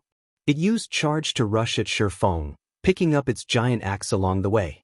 The way it picked up the weapon was as if it were picking up a leaf, effortless. Seeing that the mountain beast warrior had used charge, Shifeng knew he could not shake it off. He turned his body around in mid-air, pointing his sword at the mountain beast warrior. Abyssal Bind. Within an instant, the mountain beast warrior who was swiftly rushing at Shifeng was restricted by pitch-black chains. It could not move even a muscle, only helplessly stare at Shifeng. Shifeng did not dare stay any longer. He activated Windwalk, leaving the campsite at high speed and fleeing into the stone forest. With the added speed from Windwalk, the mountain beast warrior had no chance of catching up to him. About 20 seconds later, finally broke away from it. Shifeng turned his head around to take a look, discovering the mountain beast warrior already turning around and heading back to its camp. Thereupon, Shifeng let out a breath of relief. If it had continued chasing, Shifeng's Windwalk would have timed out. His luck was truly rotten. There was actually a special elite inside the campsite. In his previous life, there were no monster camps that were guarded by a special elite. There would only be the occasional normal elite monster. Shifeng felt unfortunate for losing the mysterious iron treasure chest. Currently, Blackie's communication arrived. Brother Feng, all of our members have reached level 4. Moreover, we obtained a lot of equipment and skill books. Everyone has learned quite a few skills, and our strength has greatly increased. Unfortunately, our leveling speed from grinding gnomes has greatly decreased. When will you be coming over to carry us through the hell mode of the deathly forest? Our fighting spirits are all sky high right now, and we're just waiting for your command, Blackie laughingly said. All of you are level 4? Shifeng entered a deep thought, trying to think of the next task for Blackie and the others to do. After some thought, Shifeng thought of a good location. Blackie, you guys should stop grinding gnomes and return to town to tidy up your bags. Go to the level 5 area, the Red Leaf Forest. Follow this marker and grind forest wolves. The wolf meat and wolf skins are good stuff. The more you grind, the better, as all the drops can be sold, fattening your wallets. With Blackie and the others' current potential, it would be very easy to grind forest wolves. This was especially true with Blackie's equipment. The monster's 400 HP would be gone with just 3 dark arrows. Moreover, the location Shifeng gave to Blackie was a large wolf denver. The respawn rate there was very quick, and there was also higher ground for Blackie and the others to occupy. As long as Cola and Lonely Snow firmly block the pathway up the slope, preventing even a single wolf from moving past them, the ranged members could easily deal damage. Moreover, beasts were afraid of fire, taking additional damage from it. A single hell flame could wipe out the entire pack of wolves. Their leveling speed would increase by at least 60% to 70%. Great! We're bored out of our minds from constantly grinding gnomes. We'll go immediately after we tidy up our bags, Blackie excitedly confirmed. More and more players started going to their location to grind gnomes now. In addition to them being level 4, their leveling efficiency was constantly decreasing. They were naturally excited to have a new location to grind. Brothers, pack up. We won't have to compete with them anymore. Let's go play in a new location, Blackie said to the others after cutting off the call. Everyone stopped fighting over monsters with the other players when they heard Blackie say so. They cheerfully left this place with Blackie. When the elite parties saw Blackie and the others leaving, their faces revealed expressions of joy. There would be fewer people competing over this precious leveling ground now. They inwardly sneered at the foolishness of Blackie's party. Currently, players filled the entirety of Dark Moon Valley. How could the leveling speed at the other locations be faster than here? Elsewhere, just when Shifeng was ready to look for other mountain beast fighters, he noticed a problem from the conversation with Blackie. It was definitely not possible for him to kill the mountain beast warrior by himself, but he could still escape. However, it was not necessary for him to kill the mountain beast warrior to obtain the mysterious iron treasure chest. As long as one person lured the mountain beast warrior, another person could go and open the treasure chest. Thinking up to this point, Shi Feng looked at the abyssal blade with a faint smile. As expected, Phantom Kill was a very powerful skill. Following which, Shi Feng once more returned to the mountain beast camp. He activated Phantom Kill, his doppelganger appearing before him. The doppelganger possessed all of Shi Feng's skills. It was sufficient to hold off the mountain beast warrior for more than 20 seconds. With these 20 seconds, Shi Feng could activate the treasure chest and take away all the items. Shi Feng took out a speed scroll and polymorph scroll, giving them to the doppelganger. The polymorph scroll could polymorph monsters below level 15 into a sheep for 4 seconds. However, the effective duration on a special elite would be greatly decreased. Although, it was enough as long as it could disrupt the mountain beast warrior's charge. After activating the speed scroll, the doppelganger immediately went to the storehouse to lure the mountain beast warrior. As expected, the scene from before replayed itself, and the doppelganger used parry to block the flying death axe. It subsequently used charge at the doppelganger. The doppelganger immediately used the polymorph scroll, instantly turning the mountain beast warrior into a little white sheep. The mountain beast warrior reverted to its original form in less than a second. It then chased after the doppelganger, entering deep into the stone forest. The mountain beast warrior's speed was slightly faster than the doppelganger, but the doppelganger activated Windwalk, its speed and the distance between them increasing once more.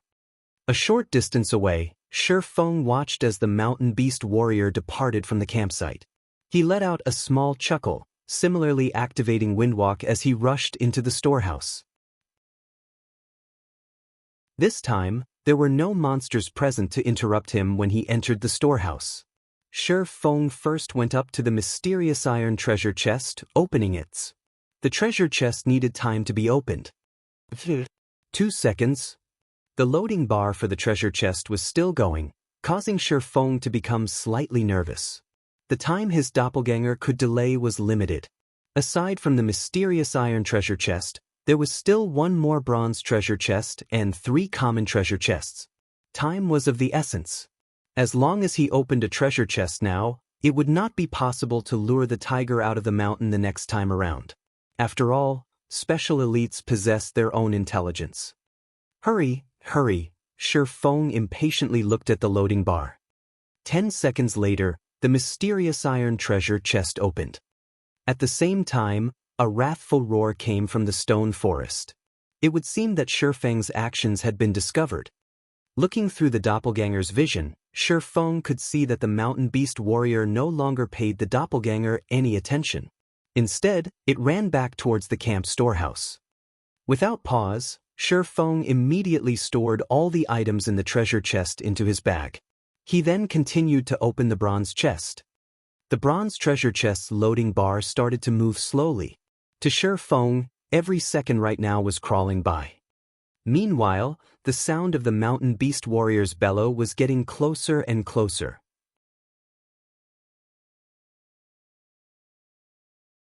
Chapter 67, Ring of Nothingness.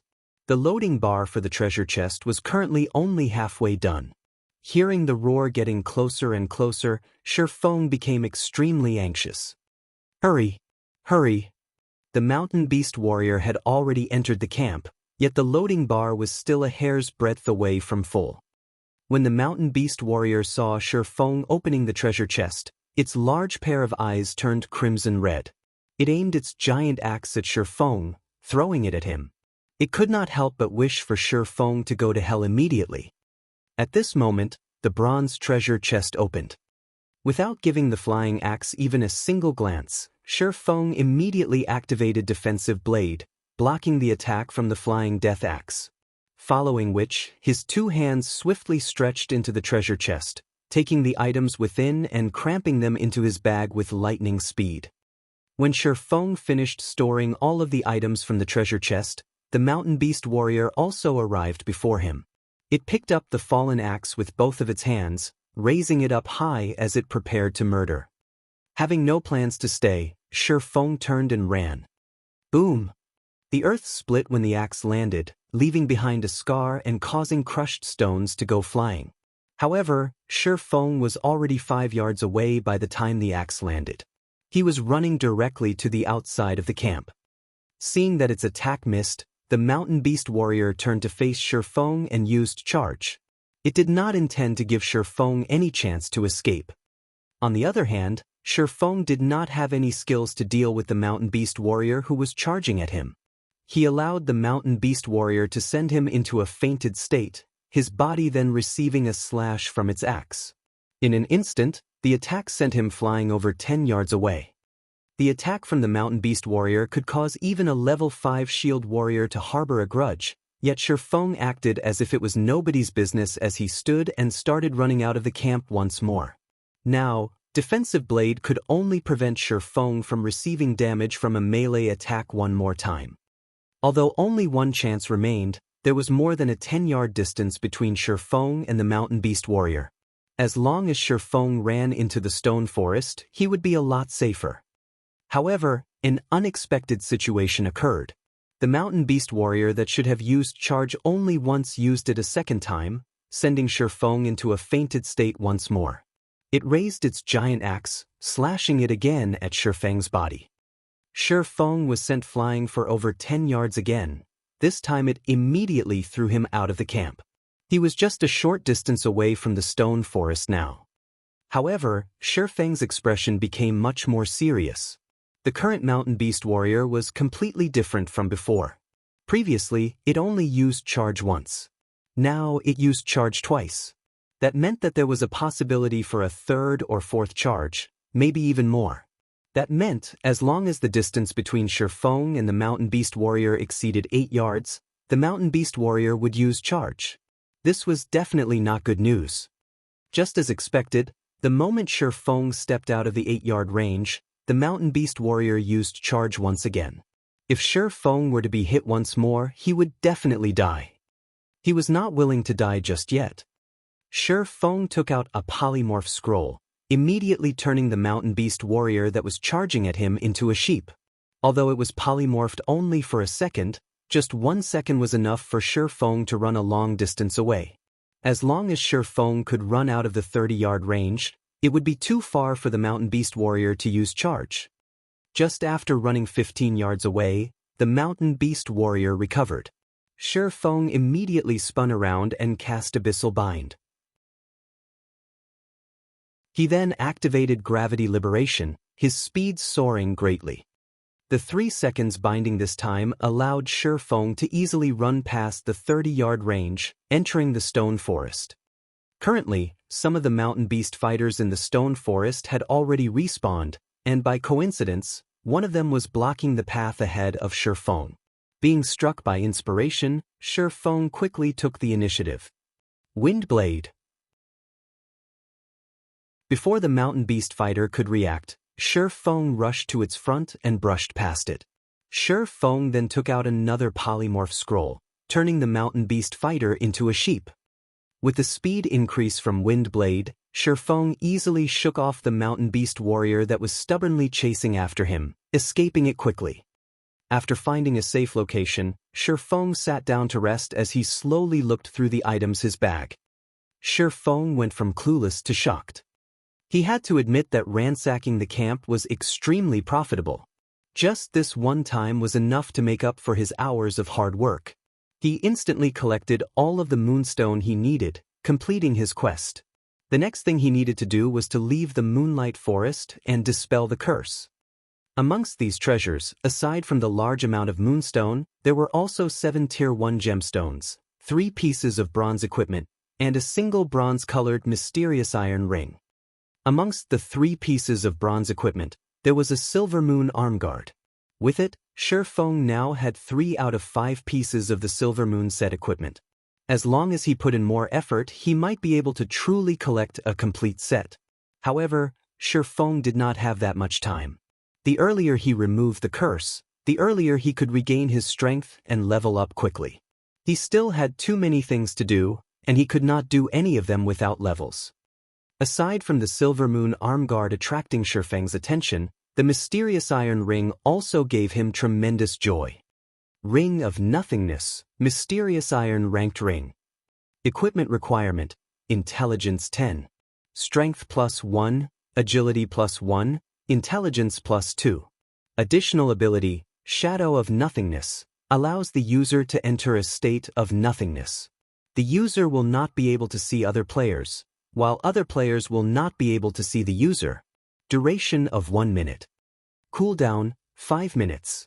Only usable in a non-combative state. Rings such as this, which possessed an additional ability, were extremely rare. It was as rare as the Ring of Gravity, possessing many uses. In his previous life, Shi Feng had done a lot of research on the Moonlight Forest. Including the information found on the internet, he knew the spawn locations of many treasure chests.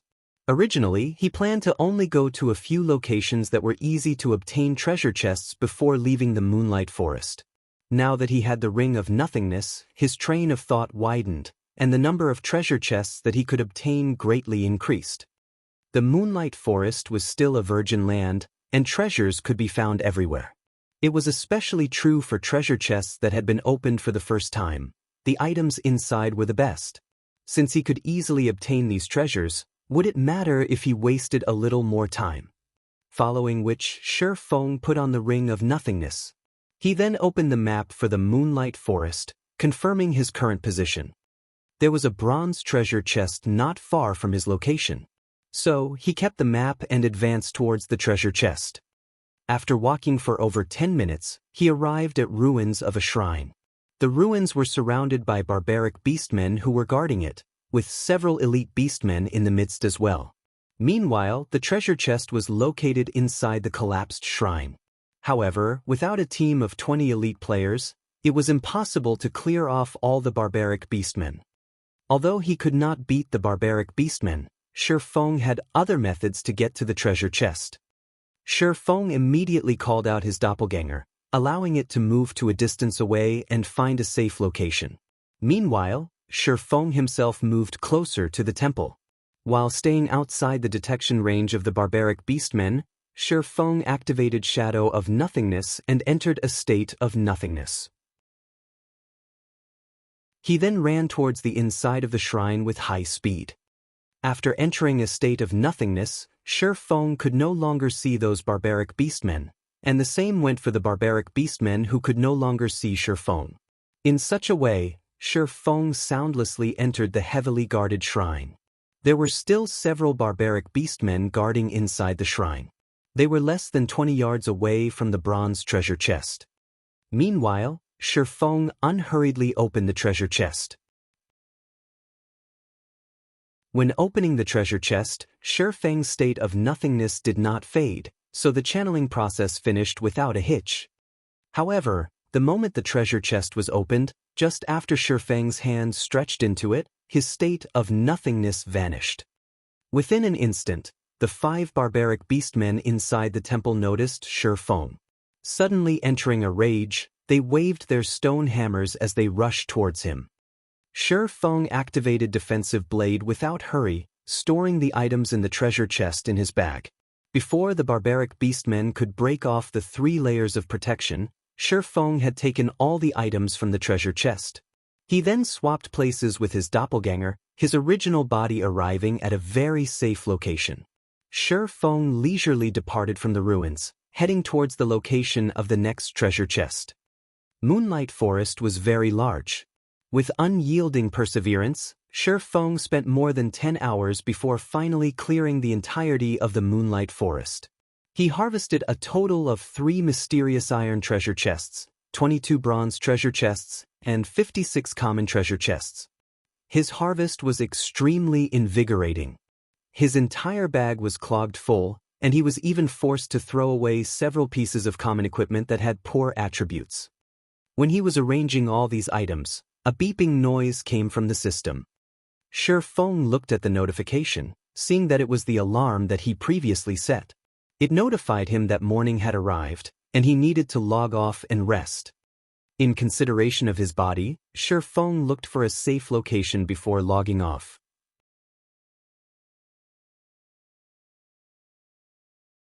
Chapter 68, Big Harvest.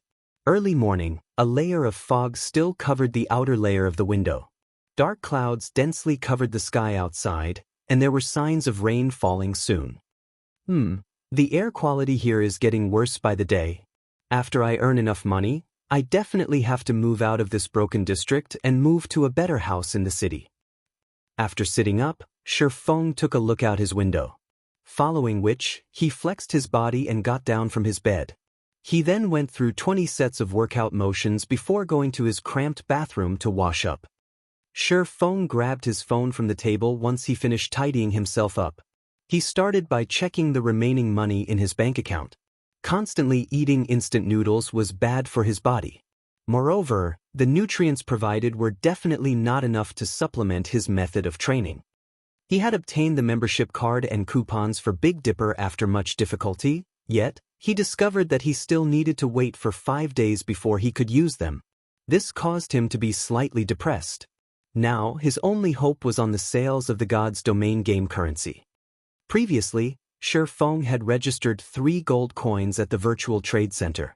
If there were someone who bought them, then the credits earned would automatically be sent to his bank account. However, the trade center had a 3-hour transaction delay. Moreover, Feng did not turn on the notifications for his trade account. So, even if the transaction had already been done, he did not know how much had been transferred to his account. He could only use his old-modeled phone to check his bank account. Feng currently did not possess the money to purchase the latest quantum watch. Otherwise, a lot of matters could be easily resolved using the quantum watch. Even credit card payments could be done through the quantum watch. Moreover, all shops that sold items supported payment using the quantum watch, as it was both safe and fast. In a short moment, Feng logged into his bank account using his handphone, checking the amount of money he had remaining. If there were enough credits, he would go and have a good meal. The last time he remembered having meat was when he was still in his 3rd year of university. Now, he was in his 4th year and would be graduating soon. Previously, he had retrieved all of his money from his bank account to buy instant noodles. His current balance should not be more than 1 credit. After selling for an entire night, there should be some people who would purchase some of his game currency. It was especially true for the guilds in White River City. Feng did not believe those guilds could amass funds that quickly. Even if they were to sign a contract with money farming teams or have their money farming teams, it was absolutely impossible for them to purchase that much equipment in such a short period. More or less, they should have purchased some game currency. They actually bought quite a lot. I guess I won't have to fuss over food for a few days. Feng smiled slightly when he saw that there were over 1,700 credits in his bank account. However, the trade tax was truly high. He sold a total of 30 silver coins which were worth 1,800 credits, but 100 of those credits went to taxes. The amount was truly sinister. In any case, Feng now had some money, and it was double the amount of living expenses he would have each month. It was enough for him to eat properly for quite some time. If all 3 gold coins sold, then that would amount to 18,000 credits. Feng would then have the money to buy 2 virtual gaming helmets. The only worry he had right now was whether or not all 3 gold coins would sell.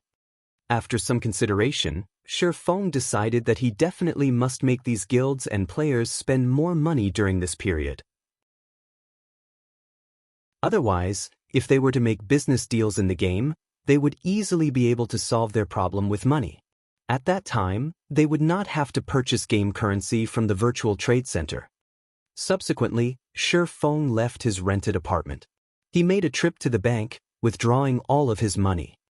Now that he had some money, Feng went to the nutrition center and bought 3 bottles of C-rank nutrient fluids. They were enough to last him for up to 9 days. When the beautiful saleswoman saw that Feng had bought 3 bottles without even blinking, she could not help but have delightful thoughts. Taking the initiative, she asked, "Are you free this afternoon, handsome? How about we go to Yulan Square to have a drink? My treat." Yulan Square was a nearby well-known romantic location, and many youths, both males and females, loved going there.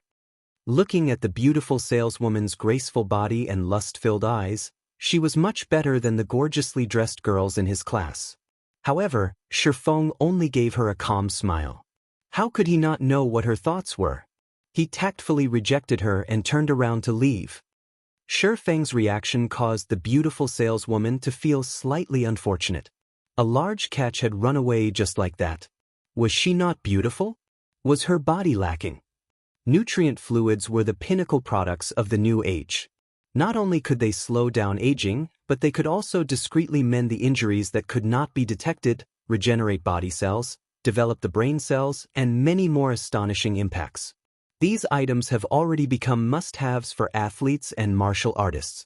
However, they were very expensive, so the common folk could only occasionally buy a bottle to drink. After all, a month's salary was only so much. It was impossible for them to afford a bottle every 3 days. Only the wealthy were able to treat these nutrient fluids as drinks, constantly transforming their bodies.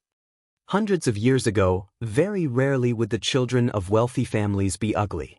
Females would normally be beauties, while males would normally be handsome men. However, with the nutrient fluids in this current age, beautiful women and handsome men could be commonly seen throughout the streets.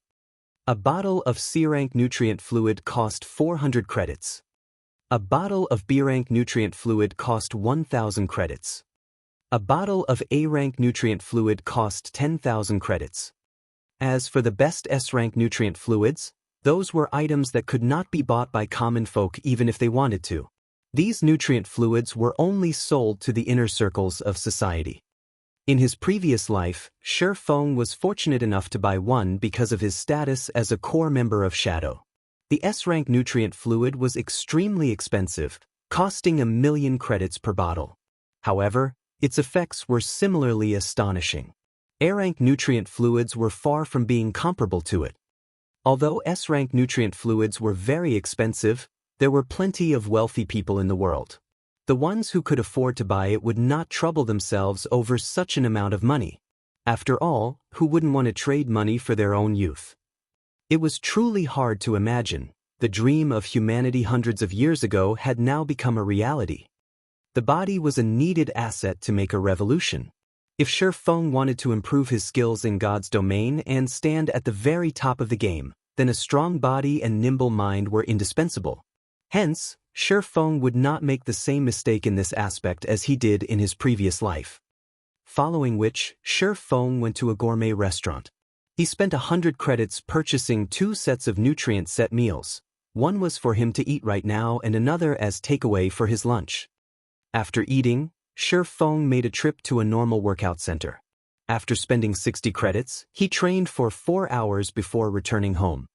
In the evening, around 7 p.m., Shi Feng drank a bottle of nutrient fluid and laid on the bed. He activated the gaming helmet and connected to God's domain. After logging in, Shi Feng started arranging the items he obtained.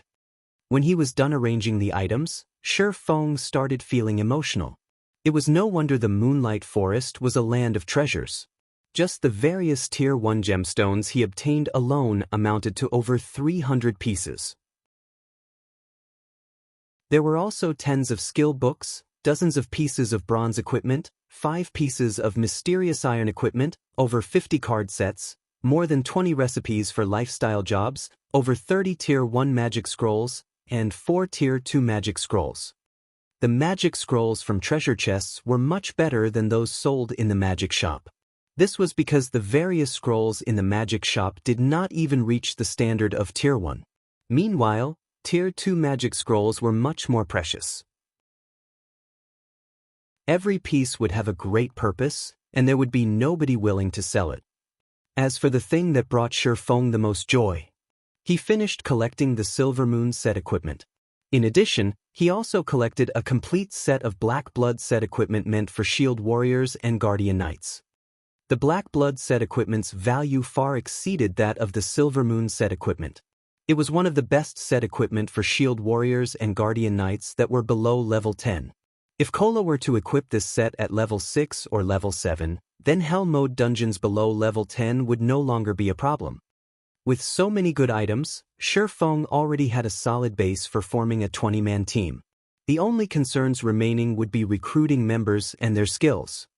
After finished arranging his bag and confirming that there were no more profits to be gained from the Moonlight Forest, Shi Feng activated the teleportation magic orb, leaving the Moonlight Forests. Chapter 69, Lunatic. In the real world, the sky slowly darkened as the sun went under the mountain. On the other hand, players in God's domain were welcoming the rise of the morning sun.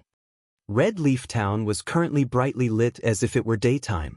In the trade area, players could be found everywhere as they pushed their way through the streets.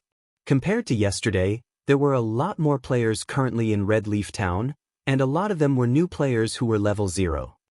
After being officially active for 2 days, many people started to notice the difference between God's domain and other virtual reality games. The battling alone was extremely attractive, not to mention other sources of entertainment. The monsters in God's domain improved with the increase in levels, making the battles seem increasingly real. It was no longer the usual simple bouts where players and monsters would take turns fighting each other. The battles in God's domain were more similar to the fighting competitions in real life. This was the age where the world's entire population would exercise. In the real world, people had already reached a level of obsession in regards to fighting competitions, making such competitions extremely popular. Everyone wished for a battle in which they could fight to their heart's content, and even more so when exchanging blows with an expert. They wanted to chase after the intense feeling of excitement that made one's blood boil. It was an addicting feeling that was impossible to give up. Meanwhile, God's domain had all of this, and there were no dangers to a person's life.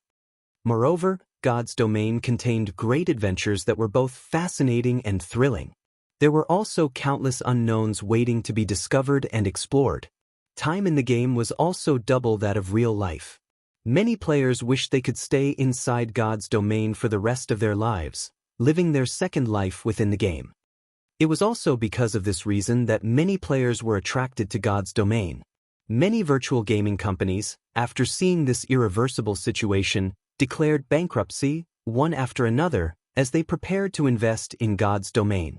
Such a situation also caused some unwilling veteran gamers to enter God's domain, greatly increasing the number of players. Just after returning to Red Leaf Town, Shifeng received a bunch of system notifications. Almost all of them were sales notifications from the auction house. Within an instant, the money Shifeng possessed increased to over 500 silver coins or 5 gold coins. Shifeng still remembered having recently registering 3 gold coins at the virtual trade center. After less than a day's worth of effort, he now possessed an additional 5 gold coins. Those guilds obtained all this money after much difficulty, yet they all contributed to him in the end. Currently, there might not be another player in White River City who was wealthier than he was. The guild leaders of first-rate guilds were no exception. However, this was only the tip of the iceberg. The real money-making moment was just starting. Shifeng first stored all the items that were in his bag into his warehouse. He was not planning on selling them but instead kept them for future use. After all, items such as gemstones and skill books were hard currencies. Their prices would never depreciate. On the contrary, it was equipment that would depreciate along with the increase in player levels. Soon afterward, Shifeng started doing his old business again. Nighttime was the best period for doing business. Seeing that the sun was soon to rise, Shifeng set aside his quest for now and set up a street stall, purchasing stones, magic essences, hard stones, and card sets. Due to previous similar occurrences, many players would deliberately stay here and await Shifeng's arrival. Now, just a casual shout from Shifeng was enough to cause a crowd of players to come running towards him. In such a way, Shifeng bought materials while listening to the conversations of players nearby. The Assassin's Alliance has obtained great glory this time. They completed the insurrection of the Little Fishmen quest and earned a lot of guild reputation. It won't be long before the Assassin's Alliance will become a level 2 guild. What's the big deal? I've heard that a major event occurred in the capital city. The guild leader of a first-rate guild, Star River Federation, completed a major quest and has already become a first-class citizen. Just a little more and he will become part of the nobility. When he obtains the status of a noble, what would a little guild reputation matter? After becoming a noble, he could go to the army camp and city hall to ask for guild quests. Star River Federation could catch up and surpass the Assassins' Alliance at any time. Including the various privileges available to nobles, their accumulated advantage is huge. Just the current Star River Federation was enough to suppress Ouroboros. When the fight for the capital city begins, the city would most likely fall into the hands of the Star River Federation. Those are just small matters. Now, the most popular matter would have to be the showdown between that Black Flame Forger and Hammer Trading. Who doesn't know about that? Right now, there is most likely not a single person in the White River City area that doesn't know of it. However, I never truly imagined that the victor would be so quickly determined. Even further, I never thought that the final winner would be Hammer Trading. Thankfully I was quick-witted and borrowed some money to buy a glimmer chestplate. Many people are currently buying them at high prices. I could easily earn 3 silver coins as long as I resell the one I have. Exactly. Regardless of attributes or design, the glimmer chestplate is way better, so its cost must be extremely high. It only sold for such a low price because of the competition with Hammer Trading. Black Flame must have lost that battle after constantly losing money. Unfortunately, he is not selling even a single piece of the equipment right now. Otherwise, I would definitely borrow money to buy one. Right now, Hammer Trading's fame has exploded. On the forums, he had even started proudly scolding the mysterious forger as incompetent, calling the mysterious forger a son of a bitch for not daring to compete with him. To increase their fame and influence, those first-rate guilds will certainly invite him. Hammer Trading must already be discussing contract terms with them right now. The chief forger of a first-rate guild, people would drool just thinking about such a position.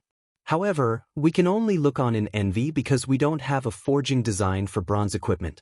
If I had such an item, even if I were to go bankrupt, I would definitely compete with Hammer Trading to the end. When I get the chief position of a first-rate guild, my future will be filled with fame and fortune. When Shifeng heard their conversation, his brows slightly wrinkled. He then called up the official forum. Sure enough, Hammer Trading was ridiculing him with all sorts of insults. Son of a bitch, weren't you so awesome? Why have you turned into a coward? Let's continue competing if you have the ability. See how I'll flatten a black-heart forger like you. Looking at Hammer Trading's inferior shenanigans, Shifeng smiled calmly. He could not help but admire Hammer Trading. To become famous, he turned into a lunatic that was willing to use any means. Just like in Shifeng's previous life, to join world dominators and become their chief forger, Hammer Trading was willing to sell out their entire guild. After he finished purchasing the materials, Shifeng headed towards the auction house. After all the clamor Hammer Trading made, the glimmer chestplate had thoroughly become famous. Shifeng could now start his next money-making operation.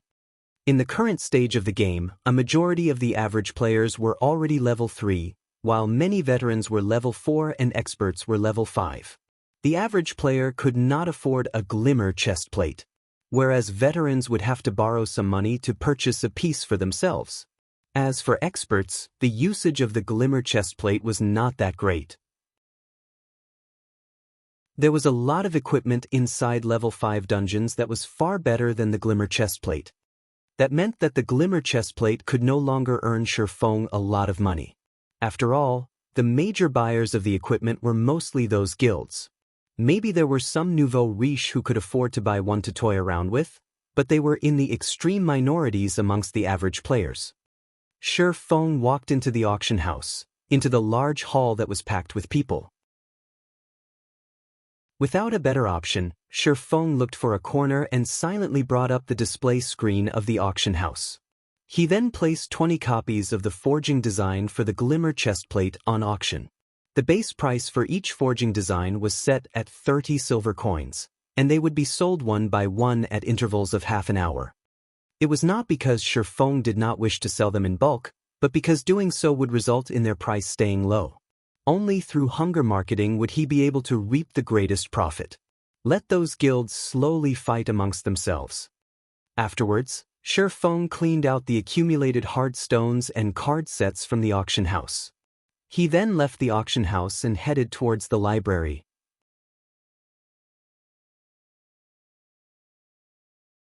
Chapter 70. Success or failure boils down to the same person. Kuruk Fields. This was the playground for the level 6 grassland lion cubs. At this stage of the game, there were very few players who would come here to grind and level up. That was because the level here was slightly higher. Moreover, the monsters were numerous and concentrated, making them hard to kill. These grassland lion cubs hunted in groups of 3 to 5. Sometimes, they would even be followed by a fully grown elite grassland lion, making them very hard to deal with. However, there was currently a 6-man party on these fields, fighting a group of lions. A girl dressed in water blue armor brandished her great sword, directly confronting an elite grassland lion. Not only did she easily evade the grassland lion's sharp claws, she even took the chance to attack and deal damage. Her valiant appearance could captivate even women. This girl was the snow goddess, Gentle Snow. She had already reached level 5, and she wore the level 4 bronze set equipment, Azure Scar. In her hands, she held the mysterious iron-ranked Conqueror's sword. Compared to before, her current strength had greatly increased. Also, there was also a shield warrior who was not any weaker, tanking 4 grassland lion cubs at once. The party's healer, Xiao Yuer, chanted a prayer, her delicate hands tracing divine texts in midair. Xiao Yuer took care of the shield warrior while also healing Gentle Snow, allowing both their HPs to remain above the safety line. The Flame Witch, Xiao Yueru, was also wearing the level 4 fantasy flame set equipment. Large fireballs constantly shot out from her hand, causing a frightening amount of damage to appear above the grassland lion's head. Within moments, they massacred the group of elite-led lions. Gentle Snow picked up the loot from the grassland lion, discovering that it was a skill book. No equipment dropped. She then looked towards Xiao Yuer, saying, "Xiao Yuer, it's your sacred light shield, learn it quickly. After some rest, we will continue looking for another grassland lion. We absolutely must get the revival skill." Great! With this skill, healing won't be so intense anymore, Xiao Yuer happily said as she received the skill. Currently resting, Xiao Yueru suddenly asked in a curious tone, "Snow, that hammer trading has already garnered a huge amount of fame. We should at least send a person to recruit him. We can still increase our guild's fame if we're successful. Moreover, his forging skills are not bad. It would be unfortunate if we were to let some other guild snatch him away." No need. It won't be long before level 3 bronze equipment is of little value. He only knows how to forge level 3 bronze equipment and doesn't possess any forging designs for higher level equipment. Why should we spend a large sum of money fighting over him? We would just lose out on earning a little money. Moreover, we don't even know when our guild would be able to obtain a forging design for high-leveled bronze equipment. What would we need him for? Gentle Snow shook her head. She held no particular interests towards a person like hammer trading. Instead, she said, "On the contrary, I'm more interested in the Black Flame Forger, especially the forger's actions. I cannot see through his intentions. If he wanted to attract the attention of first-rate guilds and stand out, then he has no reason to hide his name. There would be plenty of large guilds contacting him. However, he has hidden his name, preventing anybody from contacting him. That means that he does not wish for others to know of his identity. Yet, he still competed with hammer trading, lowering the price for his equipment and letting everyone know of him once more. Now that he has entered our eyes, at the most heated moment, he suddenly withdraws from the competition and fades out of our sight once more. He has continuously brought us 3 different kinds of forged equipment. Being able to obtain that many forging designs for bronze equipment shows that he has great strength. Yet, why would he suddenly withdraw? What is this Black Flame Forger's goal? Or did he withdraw because he already achieved his goal? Until now, I still don't know what that Black Flame Forger is trying to do. He is filled with mystery in all aspects. Snow, how about I have someone research this forger? Hearing you say so, even I want to see what kind of person he is. After hearing Gentle Snow's analysis, realization struck Xiao Yueru. She suddenly grew an interest towards this Black Flame Forger. She also felt this person was not simple. Her interest towards the Black Flame Forger's identity overflowed. Just the thought of being able to expose this person's identity made her feel slightly excited. Meanwhile, inside an intermediate forging room on the second floor of the Forging Association. "Everyone, how goes your consideration?" Hammer Trading sat cross-legged, casually asking as he looked at the representatives of the first-rate guilds with narrowed eyes. However, the conditions set out by Hammer Trading caused these first-rate guilds to go silent. Hammer Trading's conditions were too harsh. Just the villa he wanted in the city he lived in and the annual salary of 5 million credits would cause these guilds to take a step back, not to mention that he wanted all resources to be prioritized to him. Such treatment was most likely only enjoyed by the guild leader and the vice leader. Meanwhile, Hammer Trading wanted the same treatment as them. Then, didn't that mean he would be on equal footings with the guild leader and vice leader? You guys have to think through this clearly. It isn't easy for me to earn such a great reputation. As long as I join your guild, your popularity will immediately soar and surpass the other guilds. You won't have a shortage of bronze equipment and will be able to earn a large sum of money because of my forging techniques. The price I've given shouldn't be considered much, Hammer Trading said with a smile. His face held an expression that said, "If you don't recruit me, there will be others who will. Don't regret it when that time comes."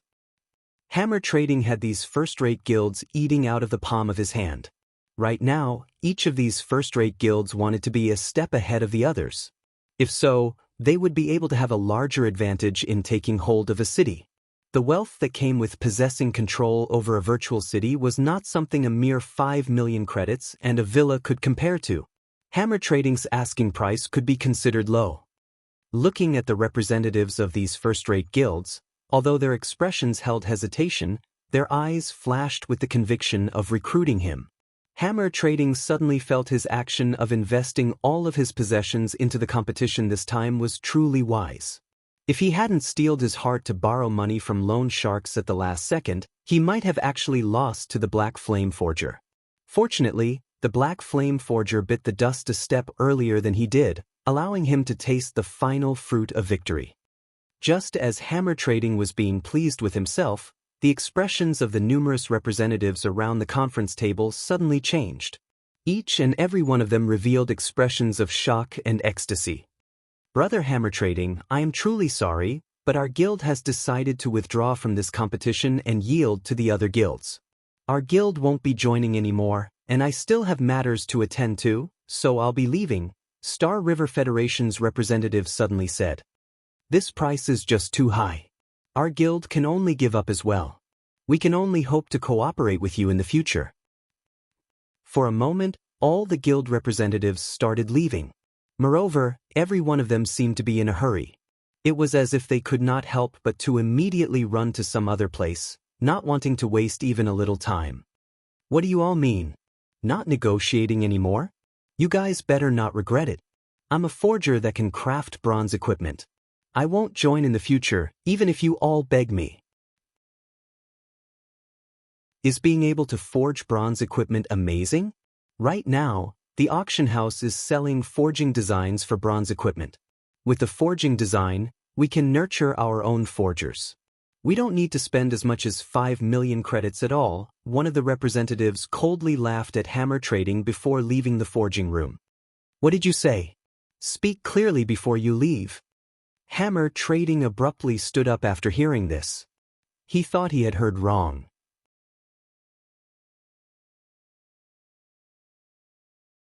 Chapter 71. Focus of the Auction House. Seeing as everyone had left, Hammer Trading sat in his chair, paralyzed. Both his eyes had a lifeless look in them. There was actually someone who was selling forging design for bronze equipment at the auction house? How was this possible? Hammer Trading had no way of understanding such behavior. It was as foolish as literally handing the keys to a treasury filled with gold to someone else. Only a brain-dead person would do such an idiotic action. "No, they must be trying to trick me." Hammer Trading abruptly stood up, calling out the official forum. He wanted to make these people regret. He wanted to rip them off for daring to look down on him. However, when Hammer Trading looked at a few pinned discussion threads, he became instantly dumbfounded. There really was an idiot who was selling a forging design. Bronze equipment forging design appearing in the auction house. Pictures as evidence available. Clicking on the thread to take a look, Hammer Trading's mind went thoroughly blank. The forging design was actually for the Glimmer chest plate. It was the equipment previously sold by the Black Flame Forger. Everyone was very aware of how good the attributes on this item were. It was an absolutely top-tier item. If a first-rate guild were to get a hold of this forging design, they would not need him. This was because fame served little purpose to a first-rate guild. Previously, he dared to act presumptuously because he learned the forging design for the Savage chestplate. Now that others had a better forging design, who would pay him any heed? In the discussion, many first-rate guilds declared the forging design to be theirs, and they would fight whoever dared competed with them over it. Hence, everyone had started paying attention to the problem of the ownership of this forging design. There was no longer anybody who paid attention to Hammer Trading. Instead, each and every one of them was joyful over his misfortune, making fun of his end. This incident led everyone to admire the mysterious player who was selling the forging design. This mysterious player's means were extremely great, and people could not help but praise him. There was practically no blood seen when he killed. He only used a piece of paper to cause Hammer Trading, the rising star that received the envy and admiration of tens of thousands, to fall from his heavenly altar, tumbling down into the bottomless abyss and never being able to climb back up. Hammer Trading already bore a bitter hatred towards this player who sold the forging design. Just when his life of luxury was within his reach, it was all destroyed. Moreover, it was destroyed by a person who was brain dead. Fear not a godlike rival, but fear a pig-like ally. Now, that saying needed an additional verse, and fear more a foolish passerby. Hammer Trading's eyes had currently turned crimson, his face extremely ashen. His expression alone was enough to devour a person. Not good. I definitely must buy it no matter the price. As long as I buy it, I can get back all the advantages. At that time, not only will I have the Savage chestplate, but I will also have the Glimmer chestplate. When that time comes, those first-rate guilds will have to prostrate and beg before me. Hammer Trading's current expression was just like a gambler who lost badly. He placed all of his hopes on buying out the Glimmer chestplate forging design. Thinking up to this point, Hammer Trading was no longer able to hold himself back as he swiftly rushed towards the auction house. However, it was not just Hammer Trading who was rushing towards the auction house. There were also the upper echelons of various guilds of various towns under the influence of White River City. All of them wanted to purchase the forging design. After all, everyone knew how powerful the Glimmer chestplate was. Owning the forging design was the equivalent of owning a mountain of gold. This incident caused an uproar at the auction houses of the various towns in White River City. The auction houses became unusually lively as players pushed against one another inside the building. The auction houses were filled to the entrances, making it hard for players even to enter. Meanwhile, the competition for the Glimmer chestplate forging design entered into full swing. Every one of the guilds had bid high prices. Within 10 short minutes, the price for the item had reached 1 gold coin. That's right, it was 1 gold coin. That was practically a large guild's entire fluid funds. In such a way, the price of the forging design constantly rose without any signs of stopping. Guild leader, I don't have enough money anymore. What do we do now? Crap, how can that be?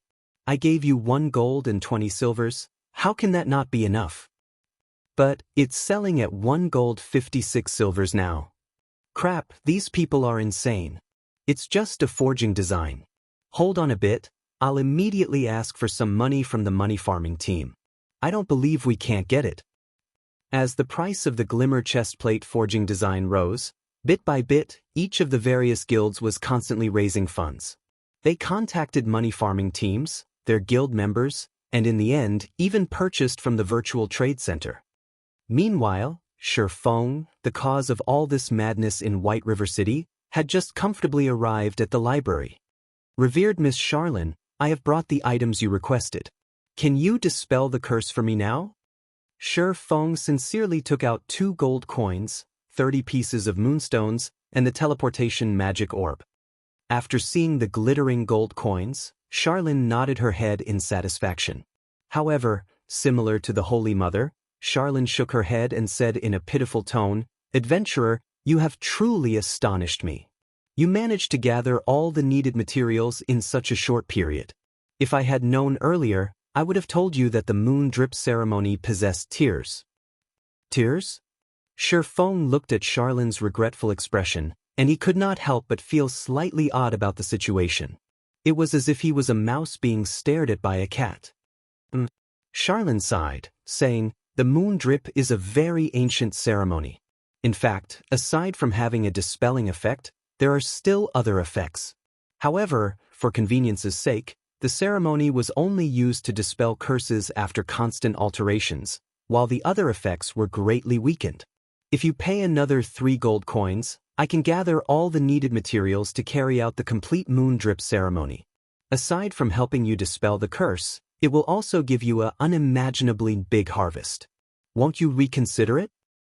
Big harvest. When Charlene uttered these 2 words, her voice sounded exceptionally loud, making it sound as if this big harvest was something amazing. However, Feng knew that the Charlene before him had some kind of see-through skill. Otherwise, how could she have guessed that there were still 3 gold coins inside his bag? He already wasted 3 gold coins to dispel the curse, and he did not wish to become a sucker. As if having seen through Feng's thoughts, Charlene added, "Adventurer, do you know of the legend about the demon-slaying sword saint, Celsius? Legends has it that Celsius was cursed by the great demon king, undergoing torment for a long period. However, after experiencing untold hardships, he finally discovered a method to dispel the curse, which was the moon drip. After undergoing the moon drip ceremony, he obtained a new life.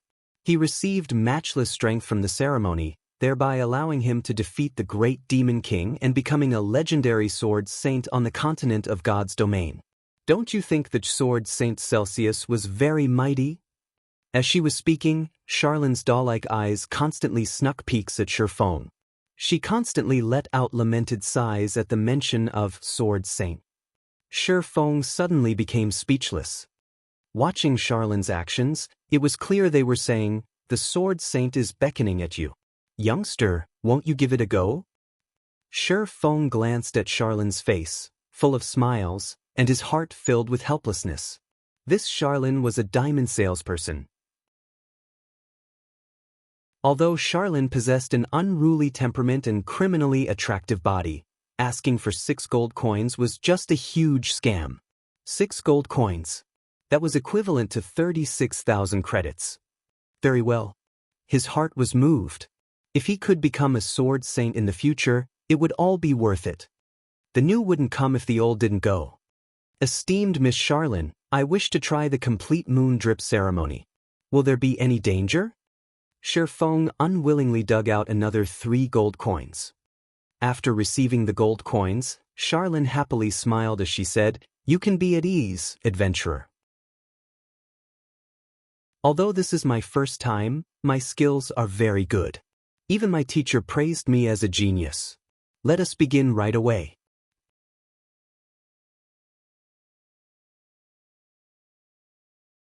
Chapter 72, Demon Hunter. The sky was still dark as the moon lay unhidden, high up in the air. Inside the library located in the slums of Red Leaf Town. "Adventurer, if you do not have any problems, then walk to the center of the magic circle. There will be a slight pain after the ceremony starts, so just endure it, and it will be over." Charlene pointed towards the center of the altar made of black stone. Her eyes carried a hint of excitement as she could finally start this experiment. Feng was completely unaware of Charlene's thoughts. He nodded his head as he walked into the magic circle.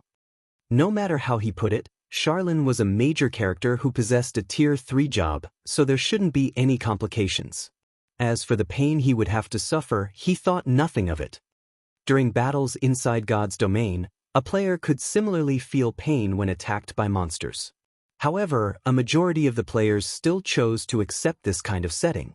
Their goal was to increase the sense of realism, so they did not adjust the pain transmission to 0%. More importantly, They wanted to increase their skills in battle. There was an old saying of, "Spare the rod and spoil the child."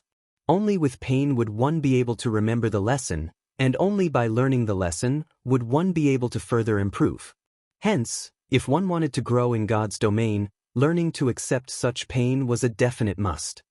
However, considering each player's tolerances, God's domain set the pain transmission at 20% by default. However, some experts would adjust the transmission to 60%, allowing them to be more alert. Meanwhile, Shifeng himself had adjusted it to 50%.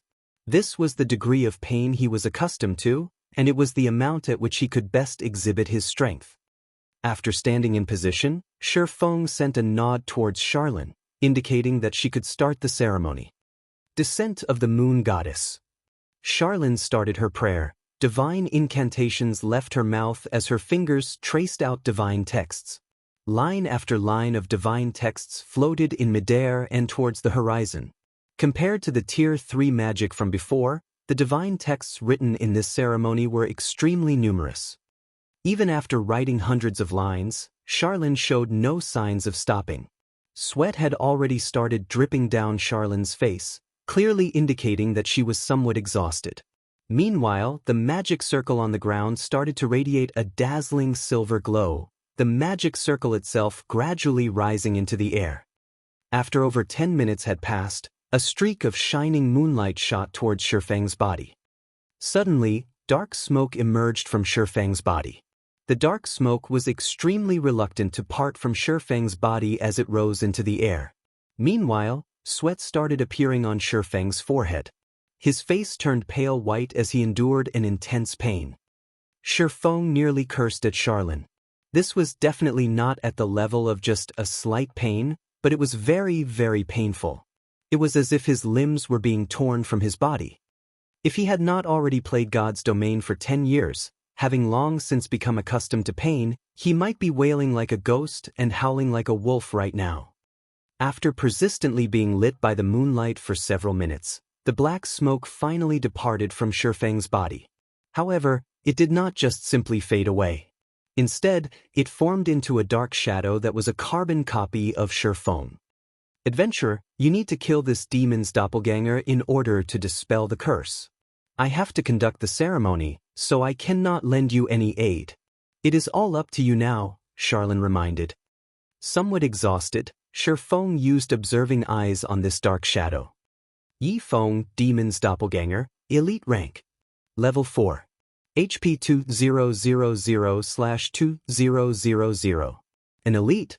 Shifeng's complexion turned serious. The demon's doppelganger did not have a lot of HP, and its level was similar to his. If this doppelganger did not possess any powerful skills, then dealing with it would not be a huge problem. However, that probability was slim. Wretched moon drip. Despicable human. Did you think that by using the complete moon drip to weaken my strength, you would be able to defeat me? I'll let you know the reason why lowly humans like you will never win against us powerful demons. The demon's doppelganger had an enraged expression as it pulled out a black longsword, slashing it at Shifeng. In the blink of an eye, the doppelganger arrived before Shifeng. A faint black ray followed as it waved its longsword. Within an instant, that single black ray turned into 4 streaks, all of them threatening to dice Shifeng into blocks of meat. Extraordinary condition. Shifeng was greatly shocked when seeing such an action. This speed far exceeded that of a normal elite. Immediately, Shifeng used parry. Dang, dang, dang. Shifeng retreated several steps before he stabilized his body. If not for the complete moon drip, this demon's doppelganger might not have been just an elite, but a special elite. Die. Despite having the upper hand, the demon's doppelganger did not give Shifeng any chances. It used Shifeng's chop. Its sword pierced toward Shifeng's heart. Shifeng immediately activated Windwalk, his body abruptly dodging to a side as he distanced himself from the demon's doppelganger. After missing its attack, the doppelganger turned its head, using Windwalk as well to chase after Shifeng. Regarding strength, speed, and HP, the demon's doppelganger held most of the advantage. Moreover, the doppelganger also possessed the same skills as Shifeng. It was an extremely unfavorable situation for Shifeng. Seeing that it was about to catch up to Shifeng, the demon's doppelganger revealed a ruthless smile, saying, "I know whatever you know. Moreover, my strength is greater than yours. You have no chance to defeat me, so be good and wait for death. This is your fate." "Then, do you know this move?" Shifeng revealed a faint smile. 9 sword phantoms appeared beside him, and with a crashing sound, all 9 of them shot towards the demon's doppelganger. Although the doppelganger could block a majority of the attacks, a few phantoms of the abyssal blades still managed to pierce its body. Every attack from the phantoms dealt over -30 damage to the doppelganger. "Despicable human, you are just relying on your weapon's strength. I'll let you know that all your efforts will be in vain." Saying so, the doppelganger rushed to Shifeng's front and used Thundering Flash. The moment the sword lights came, Shifeng calmly smiled as he took out 2 scrolls from his bag. One of them was a speed scroll, while the other was a polymorph scroll. Within an instant, Shifeng's speed abruptly increased, dodging to a side and avoiding the strikes from Thundering Flash. At the same time, he turned the demon's doppelganger into a sheep. After turning it into a sheep, Shifeng immediately slashed at it with his sword. Thundering Flash. Unable to dodge, the demon's doppelganger received all 3 sword lights. As a result, Shifeng's level 5 Thundering Strike caused 3 terrifying damages of -112, -135, -163. The demon's doppelganger was greatly enraged as it activated Defensive Blade. With its attack range greatly increased, it immediately slashed its sword down at Shifeng. This human was just too despicable. He actually used an unsightly method such as turning it into a sheep. Hee, and here I wondered how strong a demon would be. You clearly have a body that's stronger than mine, yet you are still using the same skills as I do. I guess your standards are just at this level, Shifeng mocked as he dodged the incoming attack. You are courting death. A single sentence from Shifeng nearly caused the demon's doppelganger to faint from anger. It sent a double chop at Shifeng's neck. Shifeng pointed the abyssal blade at the demon's doppelganger, and within an instant, 9 pitch-black chains appeared and bound it, restricting it for 3 seconds. Phantom kill. Simultaneously, both the original and doppelganger activated Defensive Blade, and both started an onslaught on the demon's doppelganger. Thundering Flash, Chop, Earth Splitter, Double Chop, and many more skills struck the demon's doppelganger. In addition to the continuous attacks from the 9 dragons slash, the demon's doppelganger's HP madly decreased, dropping down to 10% within a moment. So what if you have a strong physique? So what if you know all of my skills? So what if you are a demon? Shifeng demanded he pierced the chest of the demon's doppelganger. Meanwhile, the demon's doppelganger could only grit its teeth, grimacing in pain. Its fury burned within it. The moment the bindings restricting it were released, it would be able to properly deal with Shifeng. Just as it was about to bring out its special ability, however, the demon's doppelganger saw the scroll within Shifeng's hand. Suddenly, the demon's doppelganger thoroughly despaired. Bye-bye.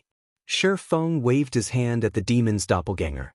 He knew that the demon's doppelganger was about to show its hand, so he had activated the Tier 1 magic scroll within his hand. Thunder Bombardment.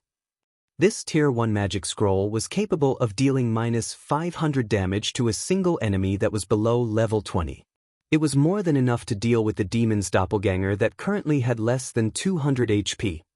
Suddenly, a green thunder struck down from the sky above. It caused -500 damage to the demon's doppelganger, instantly transforming it into dark smoke, and it vanished. It also left behind a piece of dark gray-colored equipment. System. Quest, Moon Drip completed. Rewarding 10,000 EXP, and Demon Hunter's title. Reputation in Star Moon Kingdom +5, Reputation in White River City +20, Reputation in Red Leaf Town +100. System. Reputation in Red Leaf Town has reached 50 points. Upgrading to Red Leaf Town First Class Citizen. System. Reputation in Red Leaf Town has reached 100 points. Upgrading to Red Leaf Town 3rd Class Noble.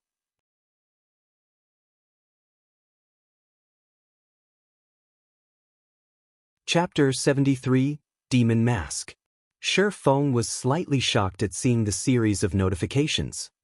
10,000 EXP was not considered much to a level 4 player like himself.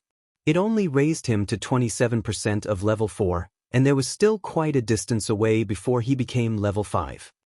On the contrary, it was the other rewards that caused his eyes to shine. Just by killing an extremely foolish elite demon, he was able to obtain an ample amount of reputation as payback. Shi Feng truly did not dare imagine it was real. Reputation was extremely precious within God's domain. There were very few quests that could raise a player's reputation, and even those quests would only increase a minuscule amount. As long as a player's reputation was sufficiently high, they would be able to receive high-level quests that were normally unavailable. Players would also be able to purchase items that were not normally for sale, such as bronze equipment, special potions, and so on. At the same time, there would be discounts when purchasing items, and NPCs would have a favorable impression of you. All in all, there were many benefits brought about by reputation. After a player's reputation reached a certain degree, they could also become a noble. In God's domain, nobles were considered amongst the privileged class, and they enjoyed plenty of benefits. Being a noble was also a symbol of status. If a commoner were to anger a noble, the consequences would be severe. A light offense would result in imprisonment, while a heavy offense would result in execution. Hence, players did not dare offend nobles. So much so, that even if a noble were to beat up a commoner inside a safe zone, the guards would pay no heed to the commotion. This was the gap between statuses. This was also the reason Shi Feng was so shocked. Now that he possessed the title of noble in Red Leaf Town, he would be able to do things with much more convenience in the future. Shi Feng then thought of several high-level quests that only nobles could accept. What function does this Demon Hunter title have? Shi Feng called out the system interface, taking a look at the information about the Demon Hunter title. Demon Hunter. A brave warrior and an exorcist of demons who is revered by others. Wherever you go, you will possess a status equal to a noble. You are the Grim Reaper who is feared by all beings affiliated with darkness. In a 100-yard radius, monsters affiliated with darkness will have their attributes reduced by 10%. At the same time, attacks you deal towards monsters affiliated with darkness will have a 10% increase in damage. Crap, this title is just too awesome. Shi Feng became slightly excited after reading the introduction to the Demon Hunter title. If a person did not have a considerable understanding of God's domain, they would have no understanding of the significance of this title. It was similar to how a dog would not know the value of a gemstone. Shi Feng only became a noble in Red Leaf Town after his reputation there had reached 100 points. However, this title was only limited to Red Leaf Town.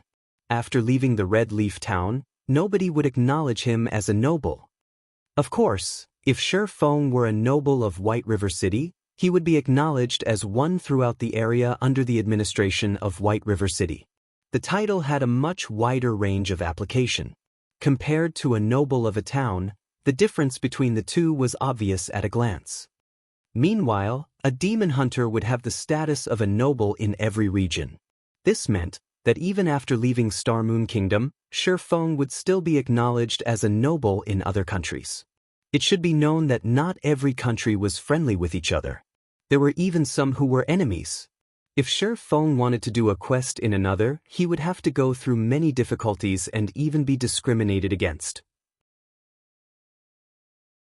However, with this title, he would no longer be discriminated against by NPCs. This was the true value of the Demon Hunter title. Compared to it, being a noble in Red Leaf Town was no longer worth mentioning. Shi Feng picked up the equipment dropped by the demon's doppelganger.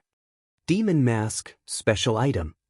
Upon wearing it, the user can disguise himself as another person.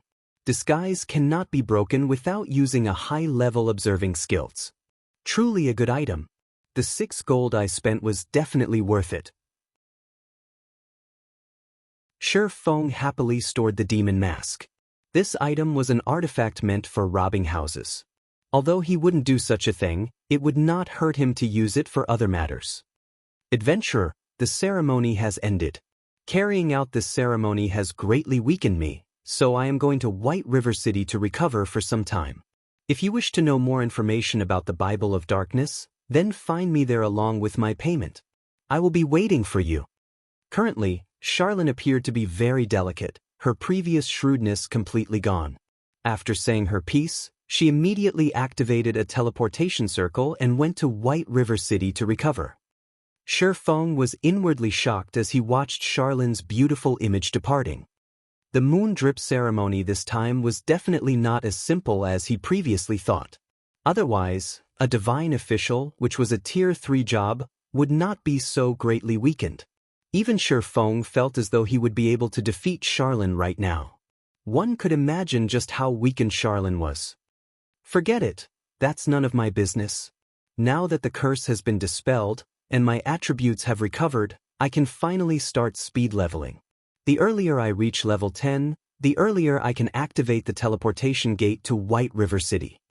Shi Feng shrugged his shoulders, no longer minding the matters of great characters. A small character like him still had many matters to take care of. To build up from nothing, many things needed to be done. Forget competing with those guilds, just being paid attention to by a great demon had caused him enough headaches. He was not so leisurely as to pay attention to other matters. Following which, Shi Feng departed from the library. He headed to the Chefs' Association to take a look at Violet Cloud's current progress. Red Leaf Town, Trade Area. Just after setting foot in the trade area, Shi Feng discovered something fishy. Now that the sun had risen, logic dictated that players should have gone out to level up. Yet, the streets were currently filled with players who were holding discussions with each other. In short, it was extremely lively. It was as if a festival of celebration was being held. From time to time, Shi Feng could also see some of the upper echelons of large guilds running about the streets, shouting. They were urgently shouting, purchasing game currency, the greater the amount, the more we'll pay. If it were any other time, Shi Feng would not think much of it. However, the street was currently filled with various players purchasing game currency. Now, that was something abnormal. What happened? The big shots from guilds were actually loosely buying game currency from average players. According to reason, these guilds would have their own money farming teams or a signed contract with money farming specialists. In such a way, they would be able to obtain a lot of game currency. However, their current actions meant the game currency supplied by the money farming teams was insufficient. Originally, Shi Feng was still fretting over the problem of how he would get these guilds to spend their money. Now, however, it would seem that he had done something unnecessary. With a wave of his finger, Shi Feng called out the virtual trade center. He wanted to investigate the current trade conditions. Hell, what sort of situation is this? All of it is sold out already. Shi Feng discovered that the remaining 2 gold 70 silver he registered had all sold out. Now, over 15,000 credits were being transferred to his bank account. Consequently, Shi Feng then took a look at the sales condition of other gods' domain game currency. Currently, the highest price for 1 silver coin had reached 72 credits, while a majority of the people were buying them at 68 credits. The current price had increased by no small margin. Just as Shi Feng was rejoicing over having sold all of his gold coins, a cursing voice came from behind him, breaking his good mood. "Boss, this bastard's the one. The day before yesterday, I saw him casually taking out 10 silver coins. He must definitely be rich. Now that our guild is in such a need of money, if we don't make this brat bleed a little, there will be no justice for me being locked up for so long," Drifting Blood said with a cold smile as he pointed towards Shi Feng, a group of players following behind him. "Brat, you were the one who had attacked my brother." Looking towards Shi Feng, the person referred to as boss snorted as he asked. Shi Feng turned around, his brows wrinkling after taking a look. The person referred to as boss was comparable in size to Cola. He had a fierce-looking face, and he seemed to be around 30 years of age.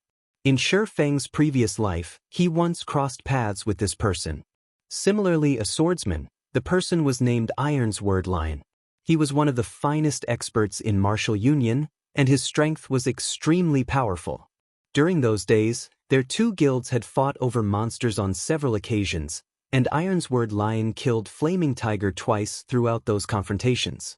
Ironsword Lion caused Shi Feng's party major losses, and they had no choice but to flee in dejection. Even Stabbing Heart of Assassins Alliance suffered defeat at the hands of Ironsword Lion. From then on, Ironsword Lion's name was widely spread, allowing martial union to rise to a third-rate guild. Shi Feng intended to say something, but he was interrupted by Ironsword Lion. Ironsword Lion looked at Shi Feng's scrawny body. Although the equipment on Shi Feng was of good quality, Shi Feng himself did not possess the air of an expert, and furthermore, he did not possess a guild emblem. Ironsword Lion determined that Shi Feng was just a leisure player and that he must have bought some equipment just to show off. Immediately, Ironsword Lion proudly said, "Little brother, since you've beat my underling, pay up 20 silver coins, and this matter will be over. Otherwise, don't blame my sword for being merciless." You're tuning in to the Passion Pages YouTube channel. We're so grateful for your support, and don't forget to subscribe to join us on this incredible journey through captivating stories. Your generosity through donations truly makes a world of difference, as it's the primary source of revenue that allows me to expand and enhance this channel for you. Thank you from the bottom of my heart for being a part of this adventure.